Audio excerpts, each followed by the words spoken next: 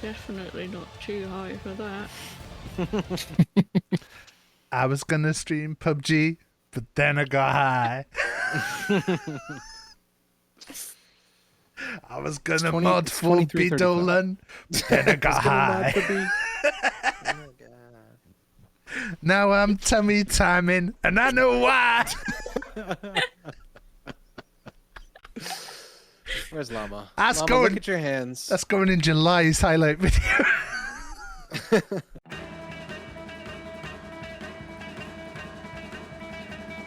Kada is my little suckle boy.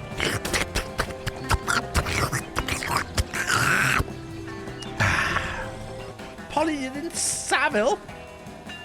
I thought he was dead. He's checking it twice. He's trying to find out who's in Taft's chat.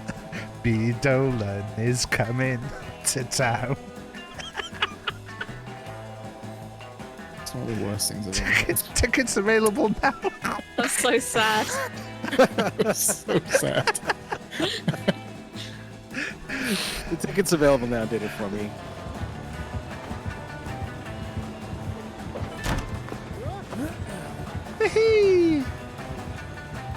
Should we 5%? 11, 12, 13, 14, 15, 16. Fuck. Oh, fuck. Spellwell cast brings with it knowledge you're tugging. I hope we're going to be tugging. Many spells.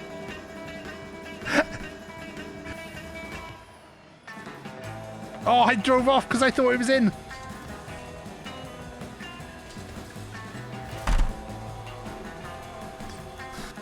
I've messed up, pals.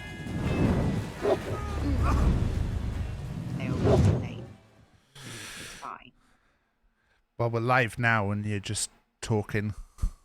So, Sorry. Well, I don't know I'm live.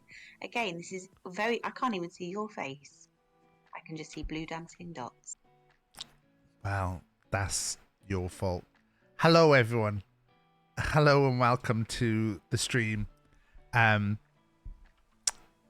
is here, but you can't see her yet because I've not gone to that that screen. Oh, I was waving. Can they hear me? They can hear you, yeah. Hi, everyone. And you'll be live in a sec. Rachel was just complaining about how late I was, but she doesn't understand that when you say you start at 10:30, that doesn't mean that you go live instantly at 10:30. You literally have to. No, I don't agree with that. If you're not early, then you're late. But Not on that's time. not. You should be starting at 10:27. Let's go over it, and I don't think I've actually got her. Oh, I have. Oh, nice that you're scratching your ear when you come on screen for the first time. I've got you on my phone, so I can half watch, I guess. I don't know. I mean, I could have been picking my nose. It could have been worse. I was only scratching my ear. Anyway, morning, everybody. Hello, Rach.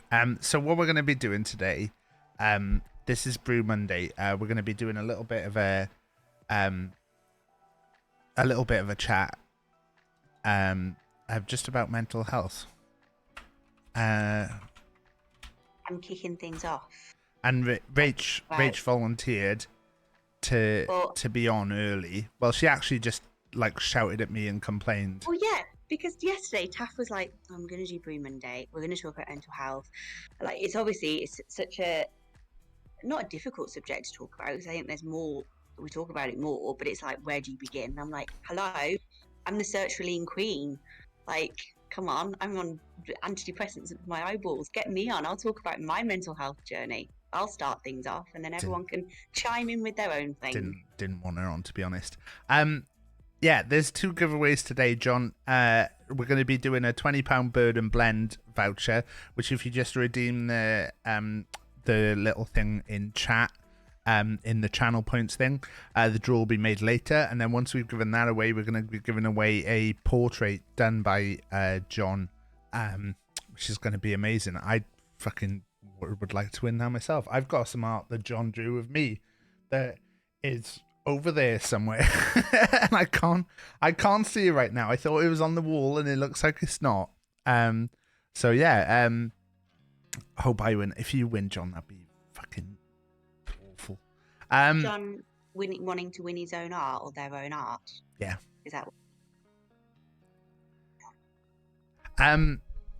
Yeah. So what we're gonna do is we're gonna talk to some people about but Rach does have to go in like very soon, so we're kind of gonna skip over some stuff and kind of just get straight into this with with Gotta go Rach, swing in 20 which minutes. funnily enough is something that you have Linked to found.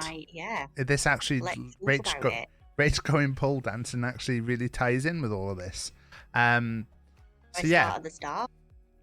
do you want to start with like, because I think obviously the thing is with mental health is there's lots of different things that can affect it, and there's a massive change that happened in our lives that really you really found difficult and kind of put you into a bit of a slump. So do you want to talk about that? So I'd never had issues really with mental health prior to having Jack.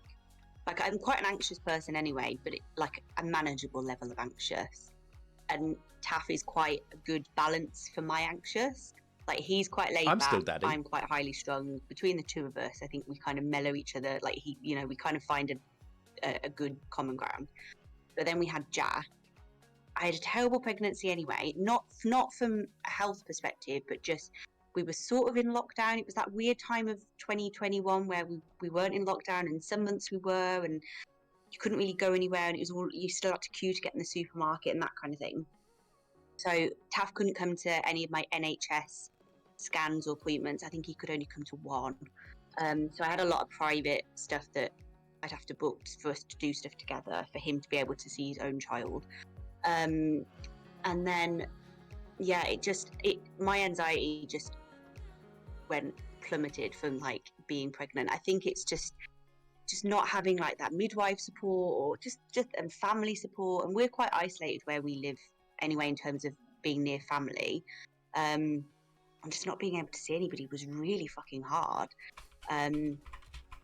Yeah, my anxiety was just always to the point that like we hired a private midwife because the NHS, because the system was obviously all messed up with COVID anyway. And she would come in like every week. I would like text her every day. It was verging on obsessive. And I had like, if I could have a scan like every day to check that this baby was functioning and growing properly, then it probably still wouldn't have been enough. So that kind of started my anxiety being not great. And then we had Jack, and I had never held a newborn before. I had never changed a nappy. I'd never fed a baby. Didn't know anything about breastfeeding. It just, everything was, because I think there was even a moment where, because Taff couldn't stay in the hospital for very long, again because of COVID, there was a time where he came in for one of the visits and he was changing a nappy, and I was like, no, you don't do it like this. Let me show you how to do it. Like, I'm a seasoned pro when I've seen a midwife do it like 3 times. Like, I know what I'm doing. But I had no clue, literally no clue. And I was so desperate to get out of the hospital and bring this baby home. And it was the worst thing that in hindsight we could have done, because being in the hospital was my own little comfort bubble where I had midwives that would help me breastfeed and look after this tiny little alien creature. And then we got home, and I think it just kind of fell apart from there for me. There was just a lot of... I think Jack was quite difficult at the start, wasn't he? Jack was a very, yeah. So we have Lucinda, who, so I will frequently say there were like 5 people that saved my life when I was like at my lowest. My mum, my sister, Chris's mum, Chris obviously, or Taff, and Lucinda, who is our night nanny. So even now that Jack is like 2.5, nearly 3, she still comes and does like nights with him, even though he sleeps great. He's a good sleeper now. But when she started working with us when he was like 6 months old, she helped sleep train. She was like, he's one of the worst babies I've ever looked after. Like, he wasn't great. And we still talk about it now. And we in fact, we spoke about it last night about high pitched and squeaky he was, and it was just it was hard. It was really hard, and just obviously sleep deprivation in itself is a killer. So I think we were maybe like yeah, and I think for you as well, you were very much like the sleep deprivation, because it's weird sometimes when we talk about this, because I think like even like at first when we were getting Lucinda, you still weren't sleeping very well because you were Right. still stressing. Like I had Yeah, to and get I you to think- turn off the cameras quite a few times, even though Lucinda would be here looking after. Yeah, and that's weird because I trust like Lucinda like explicitly with Jack. She's fantastic with him, but in the early stages, it's so hard to be like, oh, I've made this little human, and why is he not functioning, and why can I not fix him, and why is what I'm doing not working? And I would go down the Google rabbit holes of just like trying to find every single solution to help his sleep and to help with breastfeeding and any little thing that would happen with him. It was Yeah, the couldn't old find a Googling symptoms is always one yeah. of the I one of think the you had worst to stop things. me reading Mumsnet as well, didn't you? Because I was obsessed with reading Mumsnet because I would go on it every day, multiple times a day, Yeah, just desperate for somebody to give me an answer to all my problems. and this is And, that like, thing that sometimes like I find with stuff is that like you can often read stuff and that it takes you into like the worst case scenarios and stuff. Like the amount of times that I've been like, oh, I've not been feeling great today, and you've Googled what's happening, and you're like, oh god, it's instantly cancer, or you know, this Yeah, the worst when you- thing, and you're like, oh you've got- god. And when you've got anxiety and your anxiety is already ridiculous, unmanageable, to try and to go, you shouldn't Google things. You know there's that tiny, like I genuinely at that point didn't think I had a common sense part of my brain. Like I didn't have a logical part of my brain. Taff would tell me all the time, you've got to stop doing that. You've got to stop Googling. We can figure this out, and like there's just no part of my brain that will tell me that that's the right thing to do. Like no, I have to go on Mumsnet. Someone will give me a solution. Someone will tell me what I'm doing wrong. So I think we got like 4 months ish in to Jack being born, and I was just a mess. Like every day, like I don't think I'm You a was super great and emotional dismal, person, yeah. and part of it is like hormones. Your hormones are fucked, aren't they, after you have a baby anyway? But I was just nothing was manageable. Everything was I was the worst mum in the world. I couldn't do anything right for this child. It was just they were like the darkest days. And I think we got to a point, there was one day, I think I'd said to Taff, like, I just wish I hadn't had him. I just wish I hadn't had a baby. And those were the days when I would like drive in the car and I would imagine just crashing head onto another car, being like, I'm just gonna never with Jack in the car, but I'm just gonna die because that was my vision every time I got in the car on my own. And one of the things that would stop me is like, what if I crash head on into another car and I survive and the other person dies? I could never live with myself. Like, it's just, God, your brain is just fucking malfunctioned, doesn't it? It's stupid. We got to like 4. Well, I say it's stupid now. At the time, it was the only way I could function. That was the only way my brain would work. We got to like 4 months in. I was constantly in this cycle, and then Taff was like, we need to do something here. Like, this is not. I think it was. We cannot go on. It was like you said. It was. I didn't know how much you wanted to say about this, but you said it, so I'll say it as well. I'll talk about anything, but I'm not. But yeah, I'm there not was in the least bit.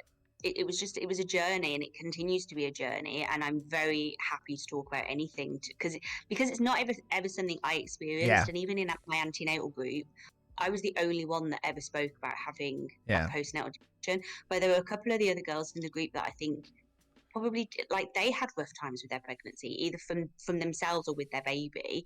And I think it's probably something that affected them as well. But we just like even in like post natal appointments, you don't ever like it's never about the mother or the father. it was all about how's Jack doing? Let's check Jack. You know, it's like I had a C-section. I had major abdominal surgery, I think we and talked my about that. brain is falling apart. Like We it's talked melting about out my ear. Thank you, Rat Slayer, for the £20. Because we talked about that a lot at the time of like that it was weird that like that it would be so focused on Jack, and then there would be a bit about you, and they wouldn't even like ask about me at all with stuff. And but also you, like yeah, it's not quite the same in terms of the physiological, like you know, you don't have all these raging hormones, but you're still also as the other parent handling a newborn that's completely come along and just changed our lives. yeah, So let alone me, there's nothing addresses the father. And I'm sure at the time that you had a touch of postnatal depression, because I think my sort of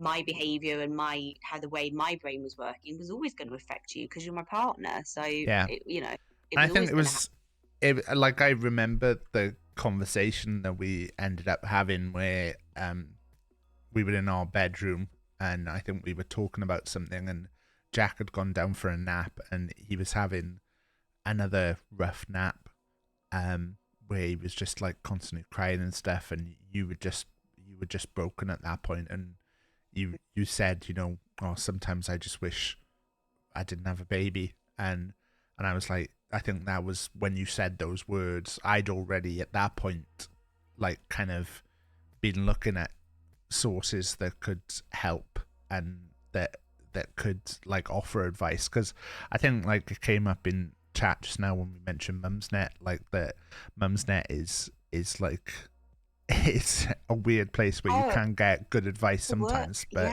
and that's the problem with kind of it's poison. Yeah, but sometimes there can be stuff on there that's right, and it's like the same way in anything that ends up dealing with mental health, that I think, and this is where like it was nice to support the Samaritans at the moment, because like I think often with speaking about mental health, you can go to sources that maybe don't have the training and don't have the ability, and that was the big thing with when you said about struggling with stuff, was that I'd already looked into like resources that we could like speak to, and like straight away as soon as you said those words, I think for me that was like the tipping point of, right, I can't deal with this in the way like that. I don't know how to deal with this, but I know there's people out there who can speak to, and I think I instantly said to you, like, you need to call these people and speak to them straight away. And having that as like a springboard into something else, because I'm keeping half an eye on the time, but when you need to leave, just let me know. I know it's so I don't want to like rush my story, but and obviously I'd really like to, I know I've got to go, but I'd really like other people to share their sort of experiences. I know that's the point of TAF's stream today. But I think it's so important, because what I've experienced will not touch on somebody else's experience with mental health. It's such a spectrum, isn't it? Yeah, and that's the thing with mental health, is there's so many, like, even just between the two of us, like, our experiences with stuff are so different. So we spoke with Pandas. We were trying to remember. I looked it up. It's Pandas Foundation. Pandas. So they dealt with like new parents and mental health, and the lady I spoke with was really helpful. But obviously, there's only so much that person can do, and I was at home when I called. I wasn't in a desperate situation where I thought I was going to, kill myself or anything like that in that moment. But she was very much like, you know, these are like the next steps that I think would be really helpful for you. So it was from there I went into therapy. My sister found, and we were really fortunate that I was able to do some private therapy sessions, because I think the wait list for NHS therapy would have been considerably longer, which again is just another shining example of how mental health is so low down on the pecking list of things to address in the NHS, isn't it? That somebody who'd be so desperately needing just somebody qualified to talk to can't. and that's why services like the Samaritans are so beneficial, because they bridge that gap when you've got, if somebody can't talk to a professional because they've got to wait down an NHS waiting list, then at least there's a service there that can help them in the interim. But yeah, so I went to therapy, and then I went to see my GP, and was straight away that those two things. So going to see the GP, who was like, "You've got postnatal depression and anxiety," like that. It's no question. And I'm pretty sure even Lucinda called it as well on one of the nights that we were chatting with her. And I don't know if you remember that. And then I started on sertraline, and between which again, fortunately for me, I've never had any major issues with that particular drug. But there obviously are so many out there. But yeah, the combination of those two things, starting therapy, and which was just talking therapy, it wasn't. I never remember what it's called. It's like an abbreviation. What's the other type of therapy, chat? What's it called where you do like? Oh, the words got out of my head. Anyway, I can't think what you mean. CBT. Who pulled that? Willow. Yes. Thank you. Yes. So it wasn't that, but so therapy and taking and starting sertraline, the combination of those two things was a turning point for me, and being more accepting more help as well. So like Chris's mum came up and looked after Jack a lot more. You know, my sister did as well. We obviously had Lucinda in the evenings, which even now it's like, even now my anxiety is not the best on nights Lucinda isn't here, which is ridiculous because Taff has no issues like with Jack in the evenings. He sleeps great, but it's like hardwired in my brain now. It's a weird thing to try and let go of, to know that he's nearly 3, he's fine. I think that conversation was like the kickstarter of us, and like I say, like with this, it's not like we're definitely not saying, oh, there's a cure or anything for this, but this is just trying to talk about little tips that these are the little things that we do to help. And I think you having that conversation and then like trying to focus a little bit more on yourself at times and finding these new hobbies. I spent the last year, sort of 2022.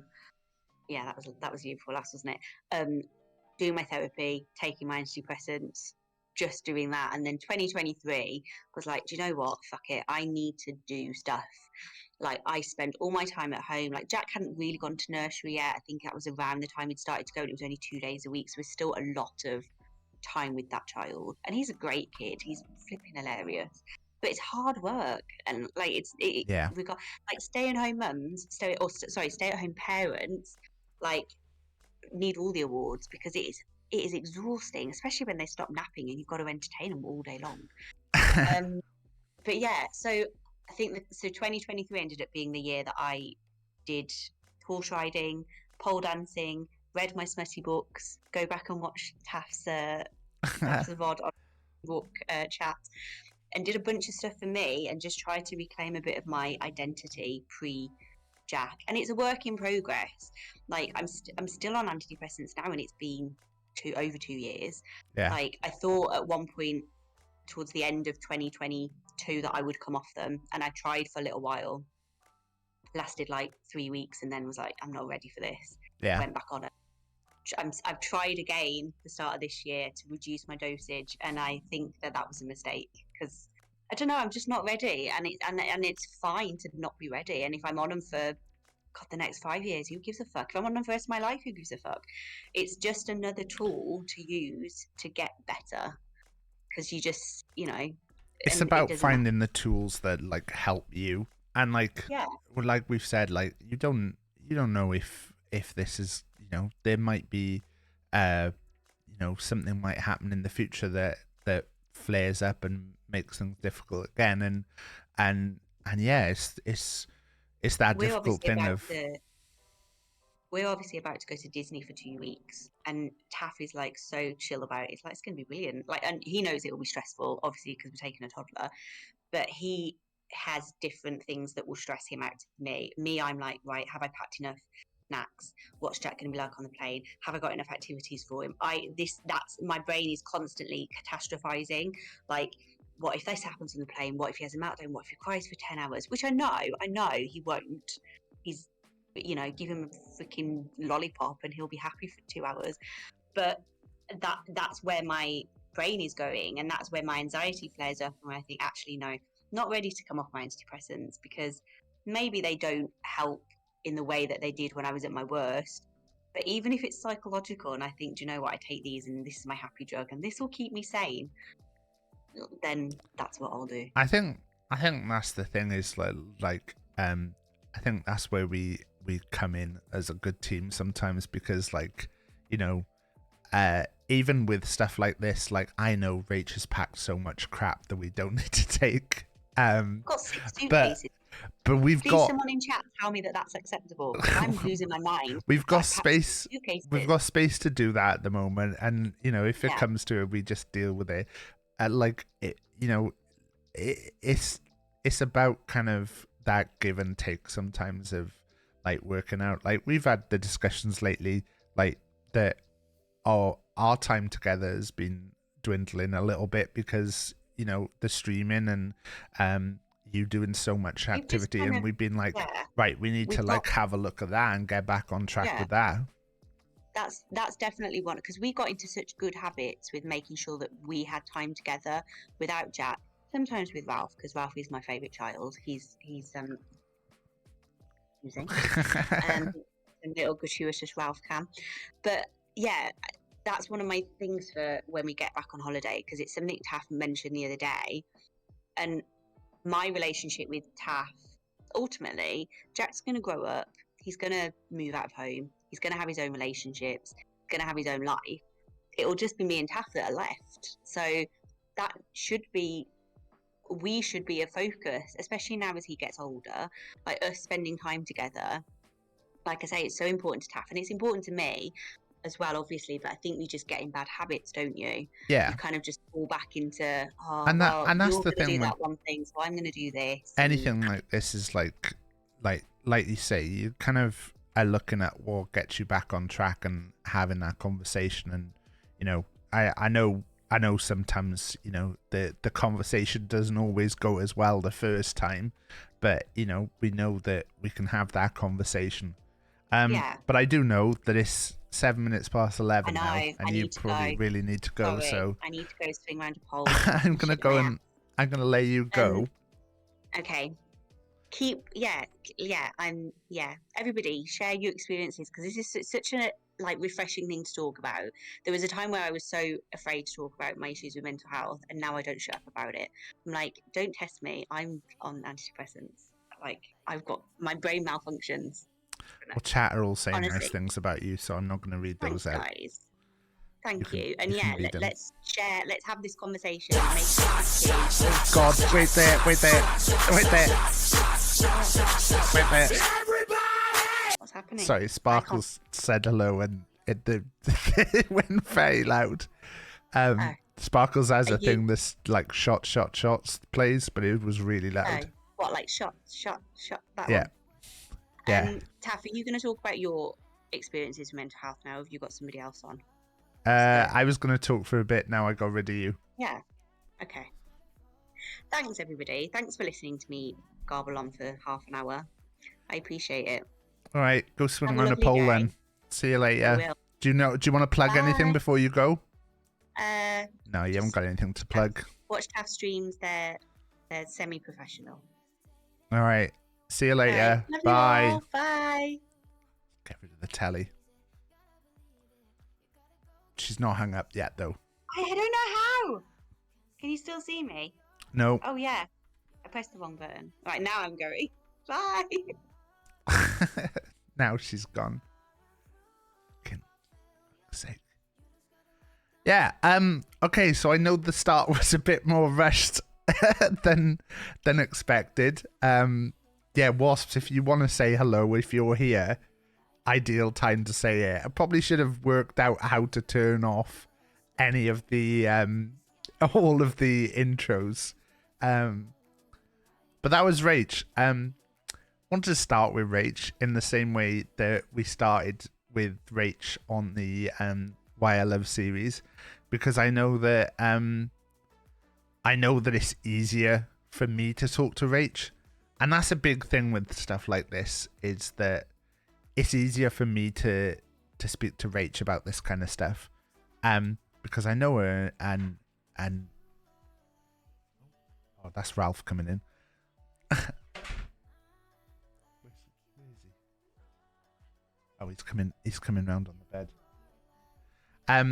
But it's easier for me to talk to Rach because we know where stuff stands. Ralph, how are you feeling?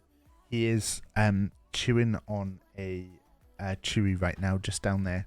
I don't think I can get Ralph cam working because this camera didn't seem to work entirely through that. I haven't said hello to everyone as well. Hello to everyone who's poked in. Look at what Ralph's done to the fucking green screen though. That's him that you can see right there. He's just chewing his chewy. Hello to everyone who's in. I appreciate everyone who's here and stuff, and has come to say hello. It's a little bit of a different stream. To be honest, it's a very scary stream because I think with this stuff, I say that one of my favorite things about being in this community is there's a lot of people with voices that speak loudly and speak well about issues that I don't always have the I don't know what's the right word, and that's part of it. They speak well about issues where I don't know the right words, and they speak prominently, and you know, people like Willow, Picklebee, Dolan, Pip, like they speak about things that I'm like sometimes like I wish I could talk about things and I could know about things like they know about and speak with the same passion about them, but I worry about that I'll say the wrong thing or that I'll get mixed up and confused, and so I always try and do my best to accentuate and amplify those voices of people who speak about things so much better than I do. And when it comes to like something like this, it's hard for me in a way because like even like last night, I was trying to work out and like the last couple of days I've been trying to think, what I'll do is I'll think of questions that I can ask someone, and then it's an easy way for me to kind of pre-send them questions and say, this is what I'm going to ask you. It gives you an idea of what we're going to say. And I think it's hard to do that. Like even last night, I spoke to one person, then they said, oh, do you know what you're going to ask? And I was like, I think it's going to be this, but I don't know exactly what it's going to be. Because I think it's just going to be a conversation about things, and you know, I don't know quite where it's going to go and stuff. Similar to the stuff about Mumsnet earlier is that I was quite aware that that there's been there's a little bit of that thing of there's a lot of like people's discords and stuff that have got mental health sections, and my Discord doesn't, and I actually most mental health bits in people's Discords I have muted. Thank you, Sparkle Muffin, for the £20. Most mental health bits in people's Discords I have muted. So if anyone's thinking, oh, I've talked about this in so and so mental health part, I probably haven't read it, and the reason for that is that I find it difficult on two fronts. One, and it's not that I find, if anyone ever wants to message me and talk to me about stuff, I'm quite happy to talk about stuff. I can't stress that enough. But also, like, for me, sometimes, like, I worry about people getting the right advice, and I worry about the right things being said.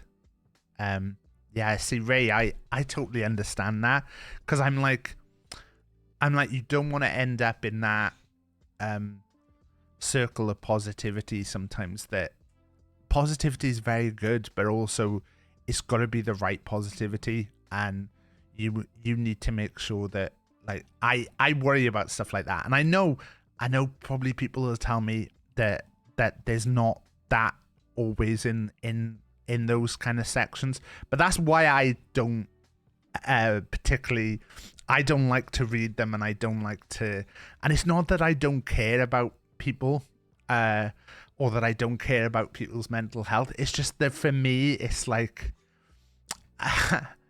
it's like I worry about someone, and I think I'm sometimes like a person, like even the last couple of days I've said something about something and it's been a bit more negative than everyone else, and I've thought straight away, like, my negative is not supposed to be like, this is shit. My negative is supposed to be that this needed to be worked on more.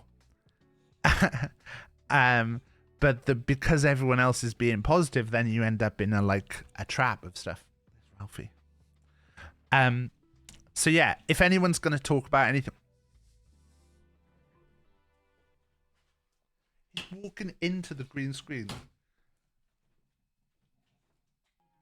He's just broken the green screen.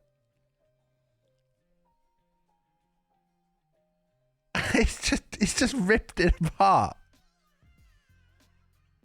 Come here.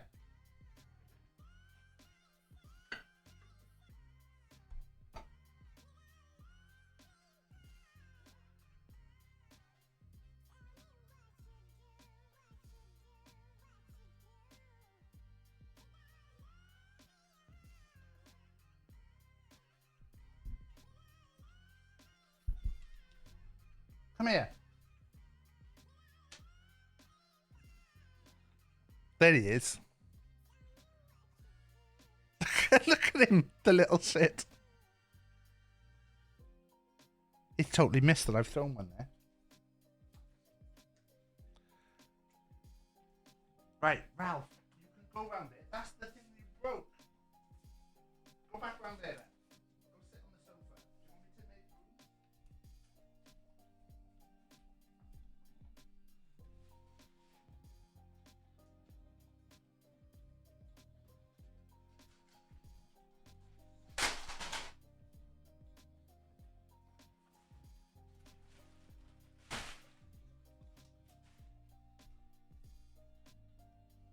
Right, what are you doing?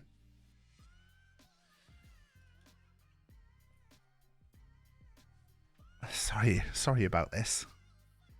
Here you go. Come up. Come up. He's not.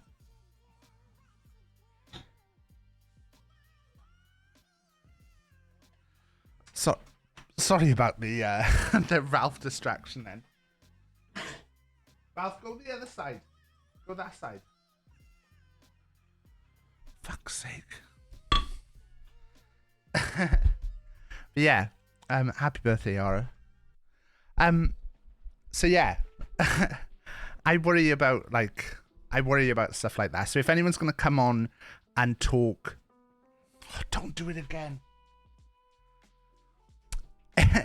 If anyone's going to come on and talk about something they've talked about in someone's mental health part of a Discord, like even Pips or I know Ad's got a section, and I'm not having to go at anyone who's got a mental health part of their Discord. It's okay if that works for you, and if you're happy that that it's in the right way, that's totally okay. It's my decision for my Discord to not have one. Look, now this is an example of me now panicking over something I've said. Prevs, I really appreciate that. Thank you. Yeah. For me, like, I talked about this quite a few times. I'm not the best at talking about stuff. Because for me when I talk about stuff, it's like that. It's. Oh, I don't want anybody else. When I think about you, I touch myself. Oh, I don't want anybody else. When I think about Taff, I touch myself. I touch myself. Right, there you go. We got that out the way. I just gave Ralph some treats to get him on the sofa.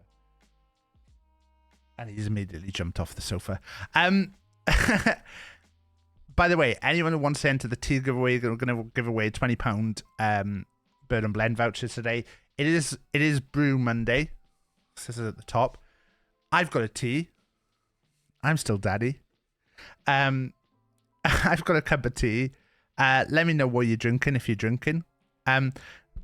Exclamation mark giveaway for details. Use the channel points. Channel points is 1 point, so it doesn't cost anything.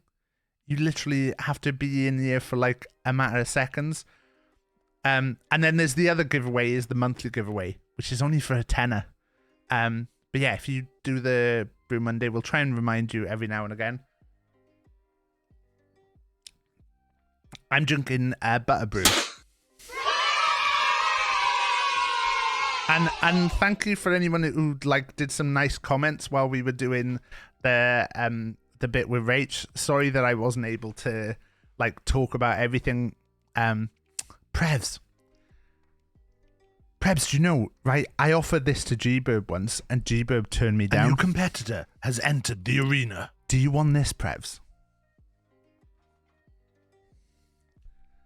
This is just for Prevs. If you want a Dead by Daylight entity pot, I've got 3 of them. I bought them because I was gonna give some away, and I've never done a giveaway for it. I've got some Dead by Daylight tea and some Dead by Daylight coffee, but this is the entity, which is a strawberry green tea. But I've got 3. G turned it down. It might be because G was like, G was worried about like people getting your address and stuff. I can totally understand that, because obviously you'd have to give me your address for me to send this to you. Or maybe G just doesn't like tea. But if you want it, Prevs, this is yours. Just drop me a message. It's up to you. Anyway, that was me just giving Prev something there. Sorry about that, anyone else who's watching. Yeah. This is so I think I've been meaning to say to you for a while, Prevs, and I just keep forgetting.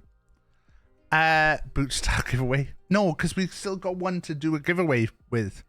But I feel like I can't do a giveaway of a tea for Dead by Daylight until I'm playing Dead by Daylight. And I haven't played Dead by Daylight in ages. So I can't really do a giveaway for tea from Dead by Daylight when I'm not playing DBD. But we got coffee from him as well. So we got Dead by Daylight Trial Grounds coffee. And I've never done the giveaway for that either. Just because we haven't really played DBD in a while. I'll get back into it. When I come back, I'll get back into it. Yeah. To talk a little bit about my mental health, like I say, like I struggle with, I don't so much struggle with talking about things. I struggle with listening, more than anything else. I've gone through therapy. When Rach went to therapy, I started going to therapy at around the same time. I ended up switching therapists.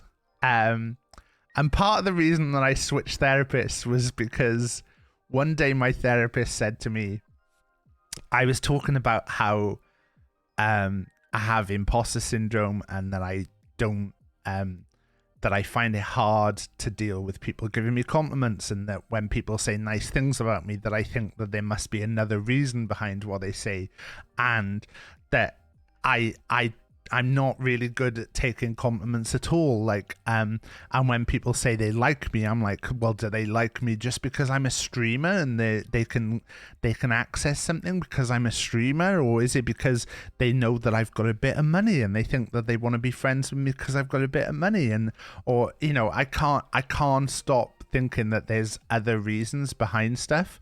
And so my therapist at the time then said, well, I think you're a good person.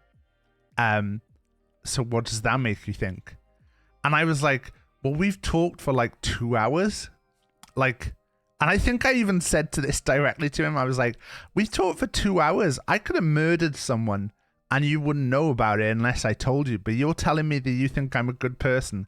And it was like the instant that he said that he thought I was a good person, I lost all respect for him because I didn't believe him. And so I ended up going to a different therapist then, for a while. It was kind of, it was a walk-in therapy. So it was a good way to get out of the house as well, and we would go and do a walk and talk about stuff. And I just found I wasn't really getting the results as much. I think that's the thing with this, is like different methods work for different people, and there's not one method. It's like Rach said with her being on the pills. There's even like so many different pills that work for different people, and different people's bodies react in different ways to the different kind of pills that you take. You know, it can be strange. You know, Rach has had it where one of the pills she was on at one point, her libido completely went, and that was weird. So, you know, there's not like with mental health stuff, there's not like an answer that works for everyone. And there's no like kind of cheat code or easy solution to all this. Like I haven't found my answer. I talk about this all the time. Sometimes I end a stream and it's been an amazing stream, and I like will have a breakdown. There's other times I've had breakdowns on stream, and I've talked about this as like a joke, but like there's been times where like I've kind of you've been kind of witness to me really struggling with stuff. And it's hard because like I find this streaming has been both a boost and at times a detriment to my mental health, because at times like now I'm able to talk about this right now, and I'm able to get out some things, and you'll probably notice my eyes are going all over the place, and it's kind of because like I don't want to kind of look at chat so much. I don't want to like see certain things being said that I'm like, that'll like kind of put me off. But it's like, it's good that I've got a spot that I can do this, and I can take this time to like be like honest and open and stuff with you. But yeah, having the ability to do this is great. It's also difficult. Like you can kind of go through, and I'm probably like one of the worst for doing this, but like sometimes you'll hear people say stuff on stream, and you'll be like, you know, like personally, I've stopped making jokes about Ad being a Tory completely, because it got to the point where it doesn't feel like a nice joke anymore. It doesn't feel like you know, it got to the point where it's like, it feels like it's getting a bit personal. And like, that's not to say that like, you know, if I was in a bar with him and we all ordered orange squash and Ad ordered an orangina, would I make an off the cuff remark then? Yeah, but I'm also not going to make one every single moment at every time that he does something, ever. Because, you know, and that's the thing. I'm very susceptible to being the person who makes a joke about everything. And it's one of those things that I've been constantly trying to work on for like probably about 20 years now. I think humor has got like to be such a self-defense mechanism for me, is the like, if I can make the joke first, somebody else can't make it, and I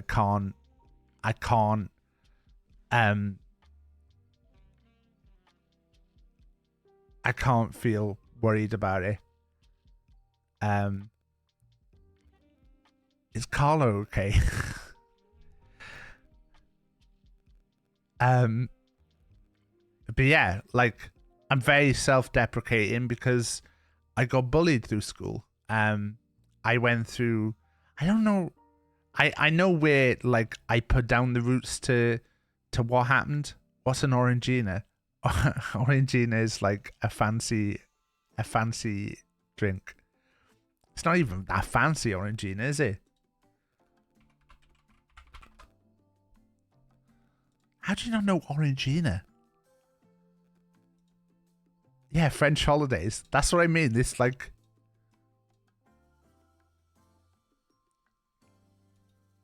I can't believe I'm having to bring up orangina on.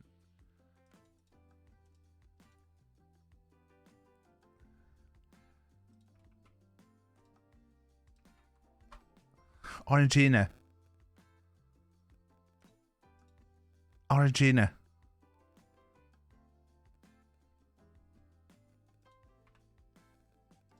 It's in a fancy bottle. It's just my way of saying, like, if we're all if we're all having orange squash and you're having an orangina, I might make fun of you. But yeah, I put like a lot of stuff down to I think in recent years, like, I found that in my head I often like say, oh well, I failed my A levels because of this. Well, I didn't fail them, but I didn't do as well in my A levels because of this. I didn't do as well as uni because of this. I think as I've got older, I've kind of gone, they're not as much to blame as you think they were. Part of this is because you didn't work as hard and that you could have worked harder. And weirdly, like, my bullying stuff always comes down to I missed one day of school, and we never used to miss school. And when I was in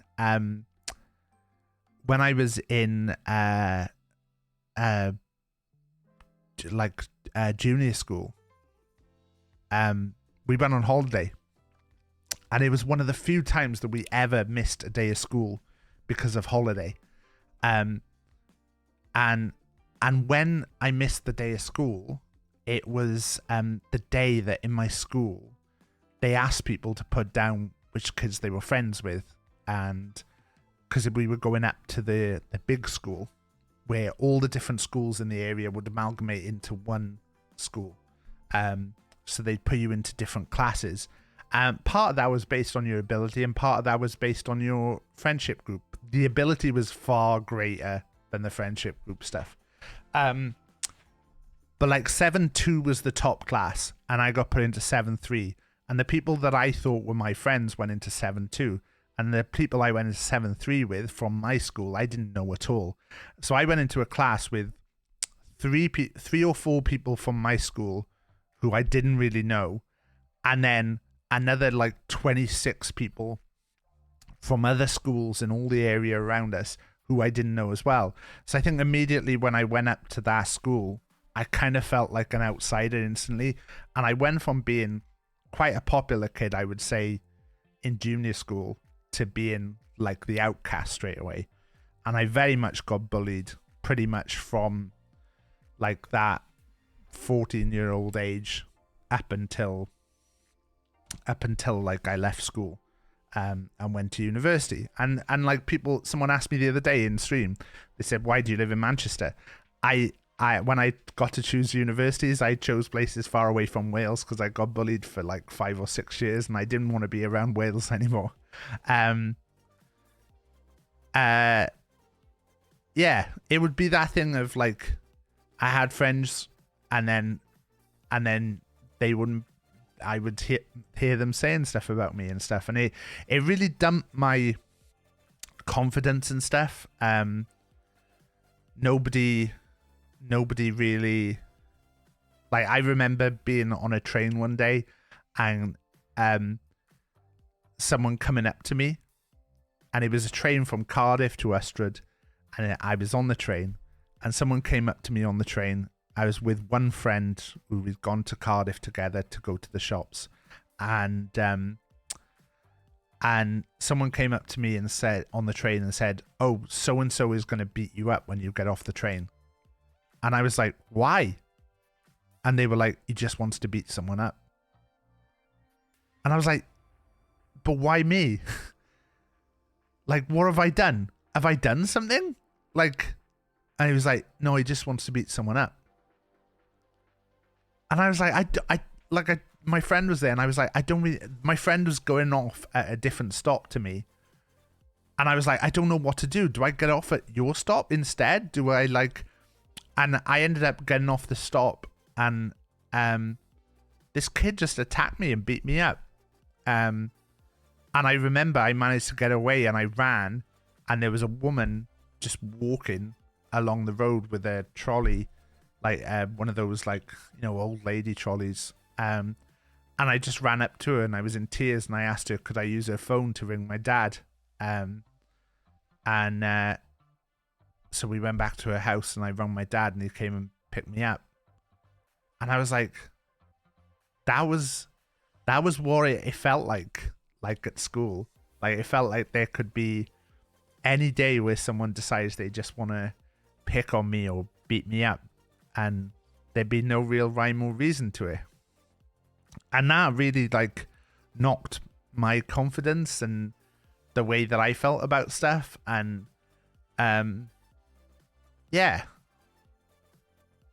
so I think personality wise, I don't think I have the best personality, because I think that it comes down to stuff like that happened, that I've maybe got these defenses in place that don't always allow people in as well, and maybe don't allow me to be as in with people as I should.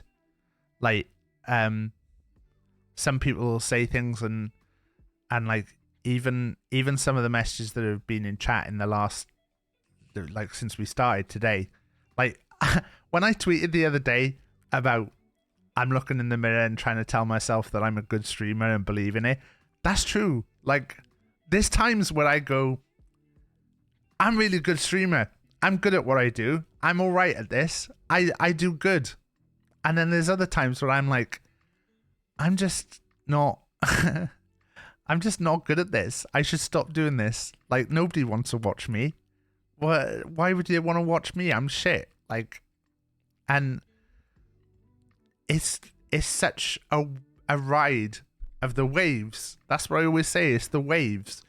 And that's your mental health journey sometimes, is that you'll go up and then you'll come crashing down sometimes, and then you'll be up again, and you sometimes don't know what's gonna happen.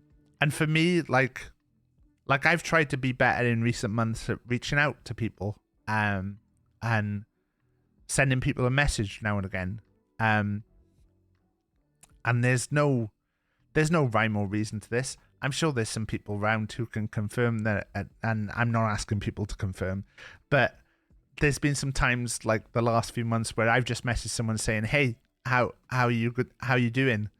And it's because, like, I'm like, I need to do that more.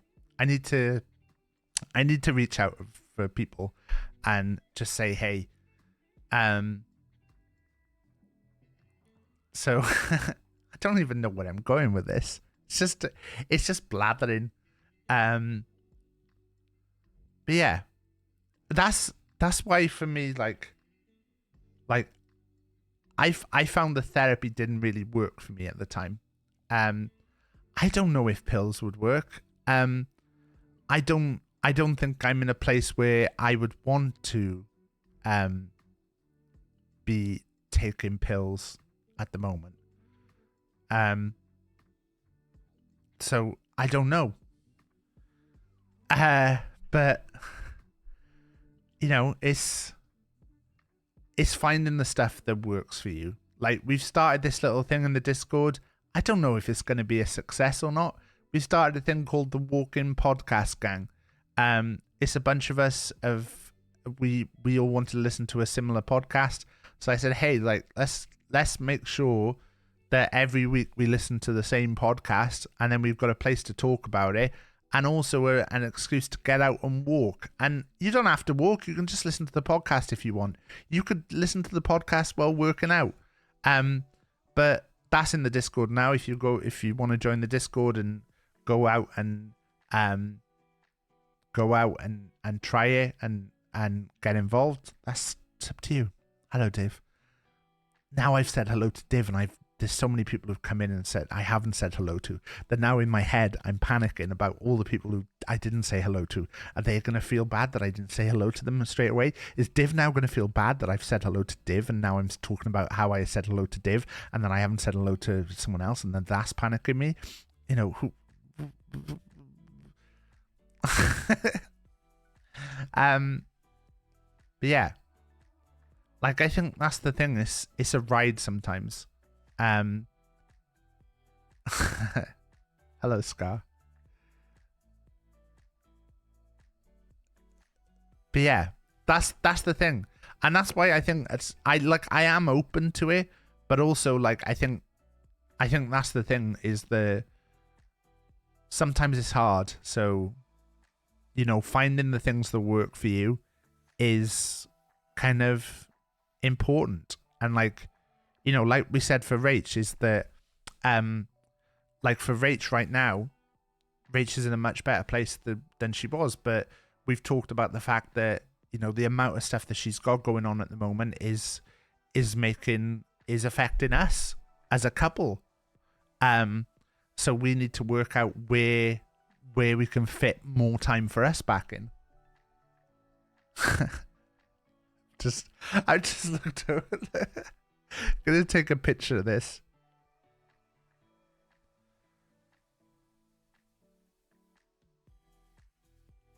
This is what I've got looking at me right now. Can you see that?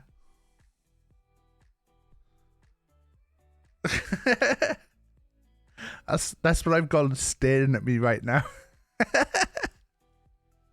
But he's just like, and he's brilliant. Like, I'll be honest, he's great. Like, I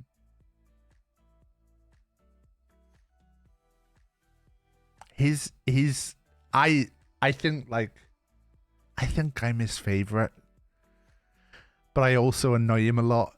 Like, I'll go over and have a little play fight with him and stuff. But also, like, he's not the cuddliest, but he doesn't mind. Like, I'll see him sometimes sat in a position like that, and I'll just go over and give him a cuddle, and you can tell he gets a bit annoyed by it. But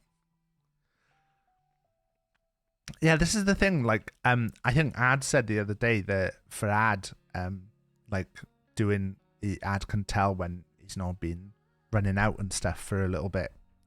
But yeah, I know this is a bit disorganized and stuff. That oh no, getting the little reward of the tick is such a cool thing. Like, I think I've been wanting for a while to start, like, a thing that I can put on the wall that I can tick off when I've done certain things, and even to the point of making it, like, really simple, like, left the house today, and then I can go and see, like, I've seen people have these journals where they color in the journals, like, different colors, like, with squares to do that. But, like, leave the house today. For a while, there was a time a couple of months ago when I wasn't leaving the house at all. Like, the walk-in podcast thing is, I mean, that's a given. Can't. anytime I see you in chat. Yeah, I think the problem is that you can go too far with it and you can get obsessed with it, and like you can get to the point where you're like, oh, you know, it's got too much into my head now. But yeah, like I even tried to gamify drinking water at one point. so yeah. I think I've just been talking about nonsense for a while, and I know that we had people who were gonna come and have a little chat. I know Willow, you said you were gonna be busy by about 1:15. Did you want to come and have a little chat for a bit, or not? You're okay if not. I understand, like, if anyone's got busy and wants to is kind of stuck or anything. That's me just unplugging my spare camera so that I can get it working. Yeah, and I think that's the thing, like being able to tick off things and kind of saying like, okay, this was what was achieved and stuff is just a big thing. Like, I've talked about the fact that I made a joke in Pip's stream the other day, and I said my goal for the year is to get the Pip's friend award, the Pip's friend role in his Discord, and it was kind of a joke, but it was also not a joke in a stupid way, because like it is a joke, because I don't think that I would get the Pip's friend award, because the Pip's friend role, because the Pip's friend role, I think the only people who've got it are like maybe B and 1030, who are people that have talked to Pip a lot more and known Pip for longer than I have. But it's like that thing of like, I think knowing that I was someone's friend, you know, like someone I think it was Ad suggested the other day, like, oh, get Pip and B to do the quiz, and I was like, I'm just worried I'd be annoying, like messaging Pip and B. I struggle enough with messaging like other people.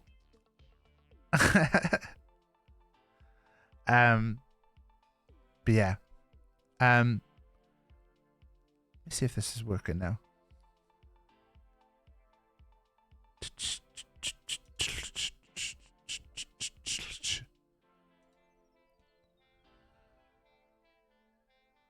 It is working. It's proper booch though. Let me just do something a sec. It's bad the booching has become like...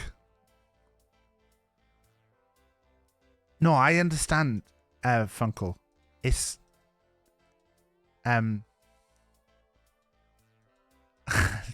it's not giving an award, it's giving...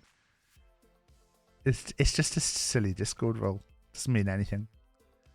I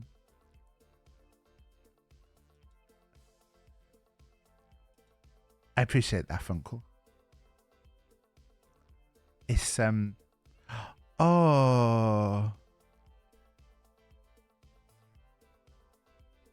no, there you go.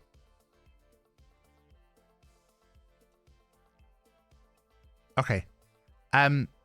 Willow, if you want to join one of the chats in the Discord, and I can drag you in. I can drag you into the call. If you want to put your webcam on, you can. If you don't have to put your webcam on as well. Don't feel like you need to have your webcam on. Anyone's open to come on and chat. And you don't either way. Hello, Willow. Hello, can you hear me? Yeah, you're a little bit quiet, so I'm just going to boost you. Say hello again. Hello. Oh God, you are quiet. Am I really, really quiet? Oh, you're better Is that there. better? That's better. Hello, Willow. How are you doing? I'm really nervous, Taff. It's all right. Do you want me to get someone else on at the same time? Would that make you feel better? Well, it's completely up to you. I'm okay. Well, Oh, it's- look at all these lovely people in chat. Yeah, see, It's just doing something that's new is always like a huge anxiety thing. yeah, it is. It is. I'm not gonna lie. It is. Like I think every time I come on here, like this is like a big stress for me. Like even like looking at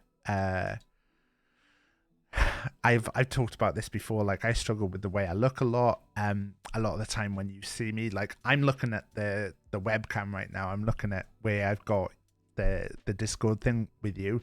But when you see me look like this, when I'm looking down here, and you can see my eyes are going over this way, that's me looking at me. Because like the whole time, like a lot of the time when I'm streaming, I'm not looking at chat. I'm not looking at like the game and stuff. I'll be looking at me because I'll be like in my head be going, oh, you look really stupid right now, and you look daft, and or your voice sounds stupid, and your laugh is dumb, and like and all of this is going on in my head, and so like I'm always looking at myself to check myself, like to be like, right, is something daft happening now? Have you got like is there like a bogey that's on the end of your nose? If you like spit and there's like spit going down your face. So I totally get, don't feel like worried about being on here, and plus you're on here with a pro. I'll look after you, I'll guide you through it. And if at any point you need to duck, or you don't know what to say, just that's okay. And if you see me fiddling with stuff, it's just a pair of trousers for an action figure, and for some reason I've got obsessed at the moment with putting my fingers in them. So that's what I'm doing to distract myself from all of this right now.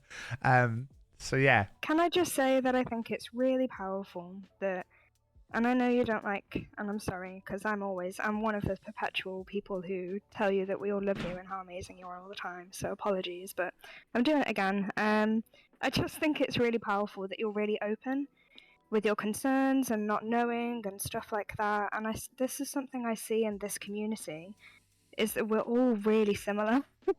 And it's so powerful it's almost like it's like a solidarity thing, that we all feel empowered by each other's difficulties, which sounds a bit backwards now I've said it out loud, but I'm sure you know what I mean. Yeah, I think it's always a weird thing of like, it's weird sometimes, like opening yourself up and being like, I'm weak. And I know that like being able to say you're weak makes you stronger. But like I've said, like when I went, I always like, I don't know if this was like kind of a very like a lot of you getting involved with this, but I had issues with my backside for a long time that ended up requiring me going to have surgery. I'm just making a bird with my hands. You guys can't see it, but Willow can. And I just realized. It's beautiful. I had issues with my backside for a long time that ended up requiring me going to have surgery, and having to like I think I was looking at my pictures the other day of like trying to find a specific picture, and there's a folder called bum doctors, and I was like, oh god, like I'd completely forgotten about how big a time that was in my life, where like I was having to go to the doctors because of the severe pain that I was having. I wasn't able to sleep, that I was stressing, and I was having to go and sit in a bath for like 2 hours just to feel better.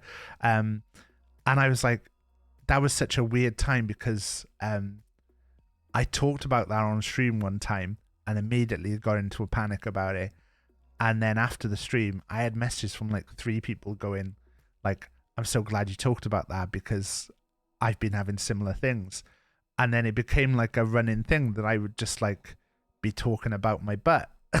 and it was like, at times it was like weird, because it'd be like, there'd be random people in who had not been in before. Like there's a lot of people. Robin said now that they weren't around for when I talked about that, but like I'd just be talking about the fact that I was going in for butt surgery or that I'd had to go in for a colonoscopy and have a camera shoved up my backside, and I'd be like, this is like super self-conscious because, you know, having to talk about this kind of stuff and then it was like the amount of people who would be like, I've gone to see the doctor about this because I've been having similar things and I'd not thought about what's ended up happening to you, and it wasn't anything serious. I had fissures, and fissures in the butt area are hard to heal because you don't get as much blood flow to your butt as you do to other areas of the body. So it was really weird time, and like you know, I've been pain free for like, you know, I don't know, ever since I had the last surgery, and it's been amazing for me. And like that's the same similar thing with the mental health stuff, is that like I think if I can be open about that, the same way I was open about my butt stuff, and like the amount of times that I've cried on stream and then gone off afterwards and felt like, oh, I feel really stupid for that, but also that was really good. So yeah, I appreciate you saying that.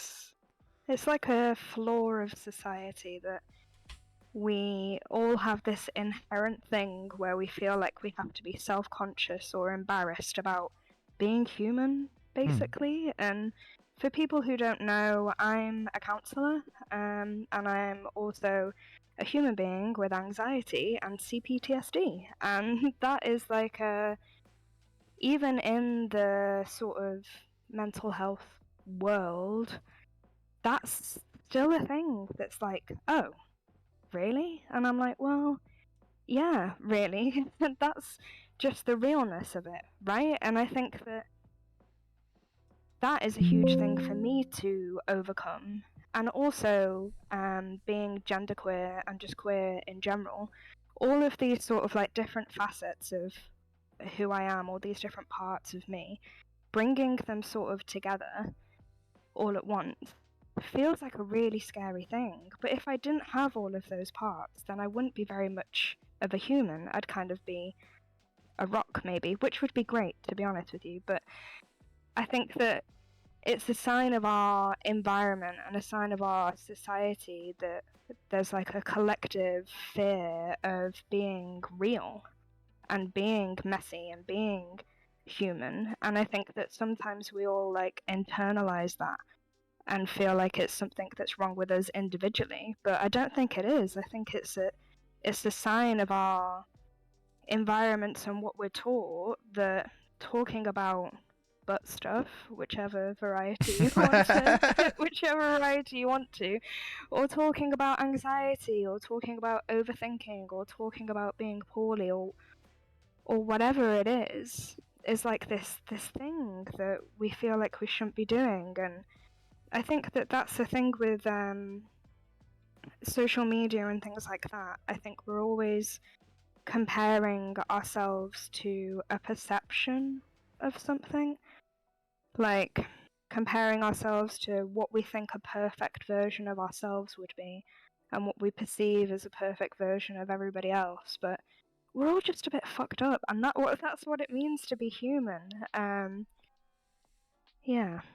Yeah, I think that's the thing, is like, I think it's obviously, like Rach mentioned earlier, it's always been a section mental health that gets so like not thought about with regards to the like the NHS and stuff, and it's weird because like you'll often read about such high profile people. I mean, I even listened to a thing with Mike Tyson the other day where he talked about for a while that without boxing he didn't feel like a person, and it's interesting sometimes the conversations that crop up from stuff like this, that like you see these high profile people who are struggling with their mental health, and you think, why does society not shine more of a spotlight on this? I watched the Robbie Williams documentary on Netflix recently, and it's basically Robbie Williams sat watching during his entire career. He pretty much would always have like a video camera around and filming himself and the stuff that was happening around him and kind of the people around him, and it's basically the entire documentary is him watching documentary footage from like back in the day that nothing's ever been done with it. And it was really interesting watching him when he was at the kind of peak of his career, like talking about like, I don't want to watch this next part because I know that the person in this is having a breakdown. And Yeah, it's that's heavy. it's like crazy to like go back and watch. And I think there's even a part where like you see him with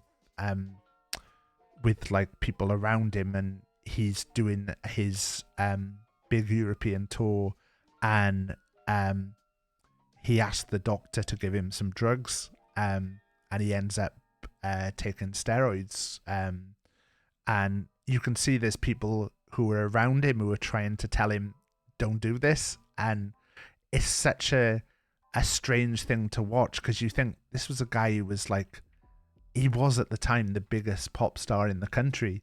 You know, at the time he was in a very close friendship with one of the Spice Girls that, you know, were two of the most famous people on the planet. And he talks about like how at one point a member of the press told him that the reason they were always at locations where he would be with Jerry Halliwell was because Jerry Halliwell was telling him that. And he was like, look, now I don't believe that at all. But at the time, like, I believed that, and it ruined my friendship with Jerry. And you're like, this is crazy to think that like there's a person who was like one of the most famous people in the world who was going through this, and you think, why do people not shine a spotlight on this more? And it's kind of like a kind of you know, people are afraid to sometimes, and it's hard. I think capitalism has a lot to answer for as well. I think that there's a lot of like, we're sold this illusion, this like myth of what a happy life is and what happiness looks like and what your life could be if you just had this or did this, and like the perfect thing, it's a myth. And it's the same with body image. So when I was a teenager, I had a eating disorder that nobody really, even myself, really like knew about. It was never diagnosed. It was only when I went to therapy in my late 20s that I realized the sort of the residue of that was still hanging over me. And I was kind of like, oh my goodness. And I started to look at magazines that I would have read back then, and media, and I think it's still probably just as bad now. And I kind of thought, well, no wonder if I was taking on board all of these things about what I thought I should be and what I thought I should look like and what I thought should make me happy, and I was never able to meet all of those things, you're constantly being set up for failure. It's like we're told that there's a perfect way or one right way of being, and it just doesn't exist. Yeah, I think that's part of, like, I often have and this is something that even as I'm about to say it, I'm regretting saying it, but we're in a very good financial position that gives me a lot of guilt over stuff, it's because then I stress, you know, sometimes, like when someone in chat will make a joke or when I make a joke about it, and I'm like, God, if someone is coming in here for the first time and they might think that I'm stuck up and stuff, like Fluffy said, money doesn't bring you happiness. Money makes certain stuff easier, but like I had a really difficult time at first, like going out and like even going out with friends and then like people that I've met since we've been okay financially. I'm like, are they friends with me because I've got money? Are they only talking to me because I've got money? Even like with with streaming, sometimes I'm like, oh, is it because I dropped some gift subs in the channel and then they think of that? Like I think it brings on different things, and like I'm not saying, I'm in no way saying that, oh, someone who's got money is finding it just as difficult as someone who doesn't have money, because it's very, very different. And I think it does. Money to a point does bring up happiness. I think money makes things easier, Fluffy. I think money makes certain things easier, because it gives you a freedom that people without. But it's just a completely different set of problems. I mean, it's just such a difficult thing, really. And I don't think that it's any better. Is kind of what I'm trying to say. Yeah, that makes a lot of sense. And I think even that in itself, the way that we're all like collectively talking about it, kind of makes it sound like there's this like a utopian space where if you've got the right amount of stuff, then you're going to be fine. And it just doesn't. Life is messy and just doesn't work like that, right? Yeah.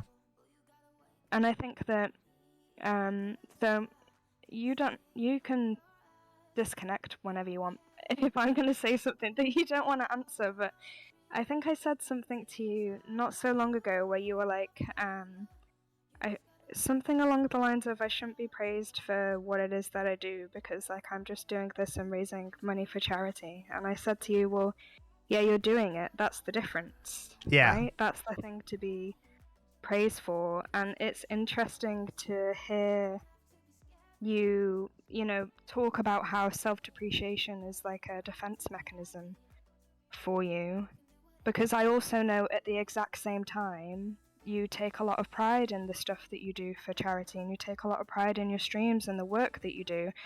And I think my objective in saying this is to sort of demonstrate that two completely opposite emotions and thoughts can exist at the exact same time. Yeah. And it's not like all wholly good or all wholly bad. It's messy, right? Like you feel pride about that, but it also feels icky for you sometimes. Is that right? Yeah, it's weird because it's like it's like there's times where like I've said, like just over on the left here, up here, I've got certificates that I've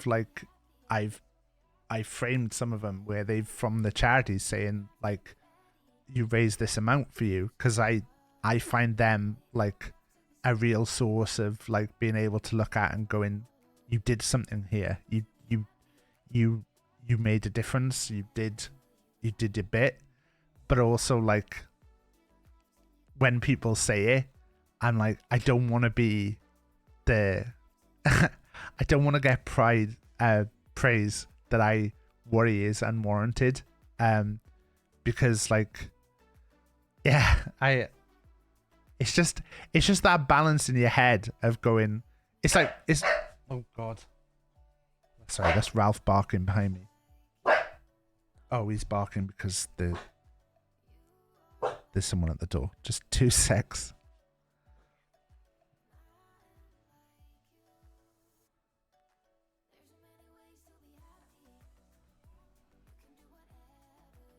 Thanks, Ralph, for being my alarm.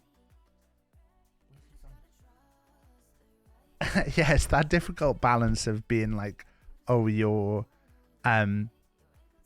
you've done good and I want to feel good about doing good, but then also like in the same way that even today, pre-stream, I saw someone tweeting about recommending creators for a campaign that they're looking to do, and I replied to it with oh hey look, I would recommend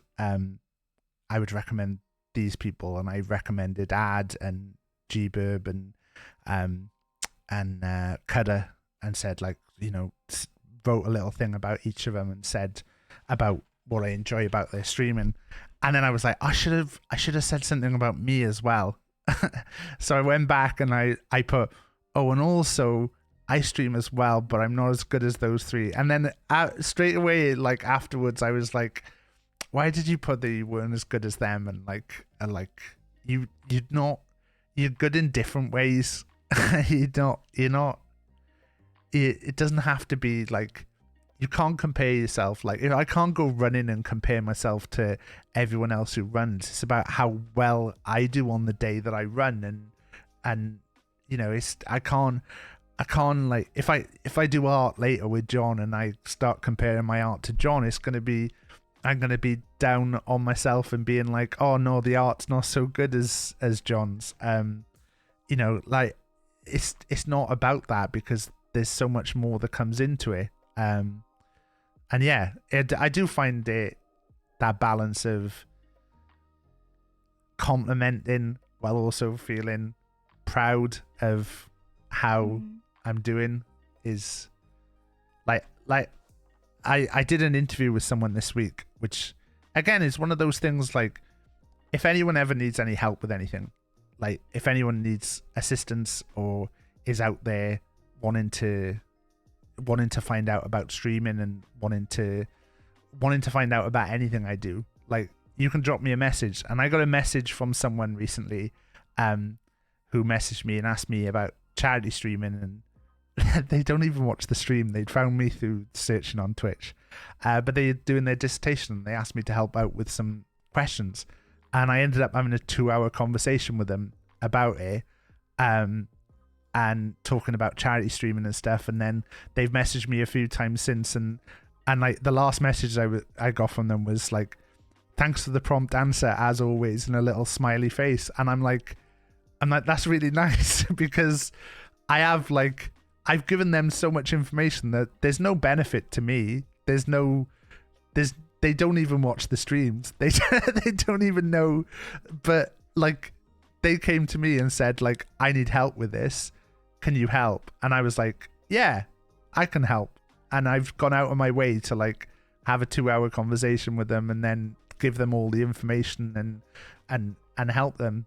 And so like stuff like that, I'm like, no, you are all right. But then on the other side, I've just talked about that now. So now that looks like I've only done it for looking good.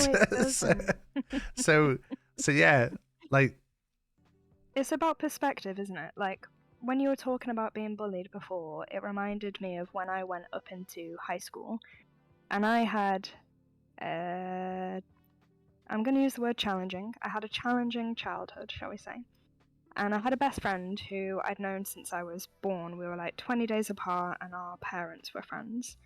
And when we went up into high school, she had a conversation with me. And she was like, look, I know that we're best friends, but this is who I want to be now, and you don't fit that. And I was like, what?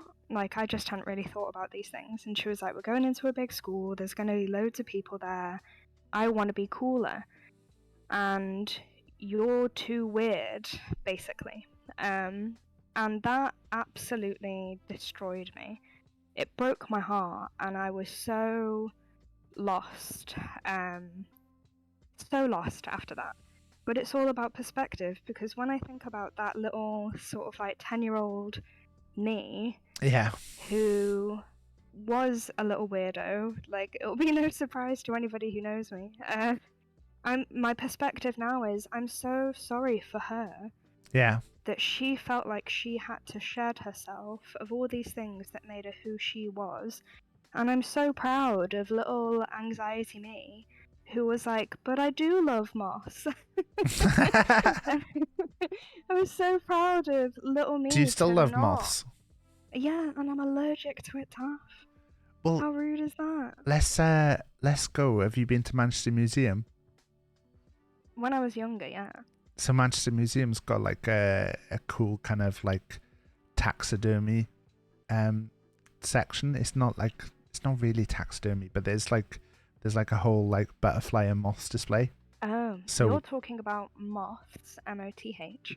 Oh, what are you talking about moss, M-O-S-S? But moss. And let us go to the museum together. Please. You're talking about moss?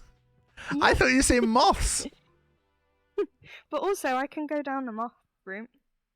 But yeah, what I was trying to say is basically it's your perspective. Thanks, right? Khan. Like, at that Thanks, Khan. Khan did think moths as well. So I'm glad I wasn't the only one, because chat have really given me a pasting over the moths thing now. Why Sorry. not both? See, Ironic Sparkles has got it. Why not both? Sorry, I Yeah, it's interrupted you. You're fine. It's about what I was trying to say is that it's about your perspective, right? Like my perspective on little me then was like, although at the time I felt like a mess and a weirdo and that I was never going to have friends again and all of this stuff, and I'm sure that some of those things are still sat with me.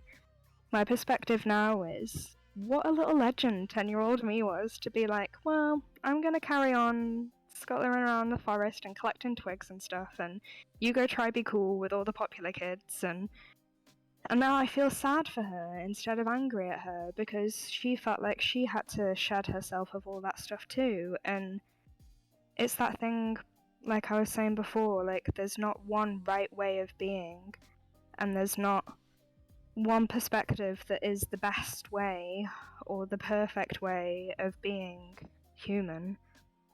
And I guess we've all just got to try and figure out with curiosity, like our little evolutions of Yeah. ourselves along the way. I think it reminds me of when I went to uni. As I said, like I got kind of bullied through school, and so like going to university was like a massive thing for me. Of like I chose Huddersfield as like a second choice, and I didn't get the grades that I should have. And so I ended up at Huddersfield rather than Manchester. And I'll always remember, like, my mum and dad drove me up to Huddersfield to like drop me off, and I was in a shared accommodation with 7 people that I didn't know. And I remember like my mum and dad had split up at the time, and they came up together in the car to take me up there. And I remember always just like worrying about that car journey home, where they were going to be in the car together, and they'd been split up for a while at that point. And I remember being in the room, and it was like a tiny room that was probably only as big as like my streaming area here now. And the hearing people in the kitchen, and like kind of gearing myself up to go up there, because I was like, this is my first impression of these people who I'm going to be living with for the next year. And like walking up there and being like, hi, I'm Chris, and all this, and like and them just saying like, we're going out for a drink at the student union later at like 7 o'clock, if you fancy it. And me being like, yeah, I'll be up for that. And then going back to my room and being like to my mum and dad, I went and talked to them, and they were really nice and stuff. And then my mum and dad leaving, and it being like about, probably about 3 o'clock at that point. And then basically sitting on the edge of my bed for 4 hours, waiting until 7 o'clock came, because I was like so nervous about, like frozen in it. yeah, like that this was going to be my first impression, and these were going to be people who didn't know, the guy who'd got bullied for like 4 or 5 years at this point, and they were going to just meet the new guy. And that was where Billy, that was where I started being called Chris. And I've told this story, it's Taff, and this is where I've told that story before, is that weirdly in the house there were 2 Daves and there were 2 Andys, and so at one point we decided everyone had to have a nickname to change it. And I was the last to get a nickname, and then one of the guys went, well, you're just a Taffy, you're a Taff. And I was like, yeah, I'll take that. And so I got stuck with that for all of uni. Everyone used to call me Taff. And then when I left uni, I was like, oh, I'll go back to being Chris again now. This will be, I'll be Chris now at my first job. And I went into my first job, and within like the first week, I think I was playing table tennis with someone during lunch break, and they went, oh, you're a Taff, I'm going to call you Taff. And I was like, for fuck's sake, I'm not going to get away from this. So I kind of embraced it now. And sometimes I introduce myself to people and I'm like, oh, I'm Chris, but everyone calls me Taff. And I'm like, don't do that. Just say you're Chris. And then I'm like, everyone knows me as Taff. It doesn't really bother me. Do you like it? Yeah, I quite like it because it sometimes feels like that's like the kind of, that was like the fresh start in a way, in the like I can understand why, like, you know, when people change their name and they or, you know, when people go through I guess through like something like transition and stuff, and I'm not really comparing myself to that, but it was kind of like the Chris era to the Taff era. And like Rachel sometimes called me Taff as well. Like she calls me Chris sometimes, she calls me Taff sometimes, and it's, you know, it's interchangeable. It doesn't really bother me, but it's quite nice that like that felt like a different era in stuff, if that makes sense. I get that. So my IRL name is not Willow, but I have always written and gamed and sort of thought of my like inner self as Willow. So when I started engaging more on Twitch and started to like came out of lurk and started to actually talk in chats and stuff, having people refer to me as Willow was like, oh my goodness me, what is happening? And then quite a few of you, I'm sure, will know Fluffy came to stay not so long ago. It was so great having them here, and they know me as Willow, of course. And now I've sort of come to the realization that Willow is it's like my authentic self that I guess when I was younger I tried to hide, and I imagine at some point in the future I probably will change my name to Willow. I was named after my dad's mum, who sadly I never met because she passed before I was born, and my dad's got dementia, so I don't want to distress him. But at some point in the future I definitely will be Willow, and I've, in my like circles of not on Twitch and not in Discord friendship groups, I've asked them if they wouldn't mind started calling me Willow, and it's really been a kind of like an emerging process for me. It feels really, really nice, but it was so it was such a strange experience when Fluffy came to stay, because my housemate here I've been friends with since high school, and they know that I go by Willow online and in my writing and everything like that. But it was so weird to be called, this isn't doxing because it's on my social media, but my IRL name is Joanne. So to be called Joanne 1 second and Willow the next minute was so confusing, but it feels really nice, and I don't have a problem with Joanne, but it felt really, I don't know, it was like a warm, nice, cuddly type feeling to be called Willow out loud, not just sort of like online or hidden in a sense. Yeah, I get what you mean, because I know I've had friends who have like kind of changed their names, and like not for like reasons that, because I think that's the thing, is it's weird that like that changing your name is like not a thing that people necessarily do that much, and it's often kind of seen as like, oh, you know, it's something that, you know, you do if you're, you know, transitioning or something like that, rather than being something that is open to. But like a name is kind of your identity, and to be able to control your own identity is like really important, I think. So yes, it's cool that don't worry about Robin.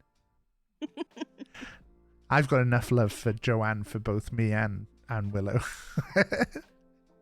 But yeah, it's like, it's strange how much of a difference it felt to, like, I know for my friend when he changed his name, and it was just kind of like, for him it was like to kind of move on and move on from his name, and yeah, like, you know, if that, I was just smiling the entire time you talked about all that stuff because I thought it was dead sweet. So Thank you. I also learnt so many real names for the London gig was, and then I forgot them all. So if I see any of you, I'll just refer to you as your names because I'm not good with remembering stuff.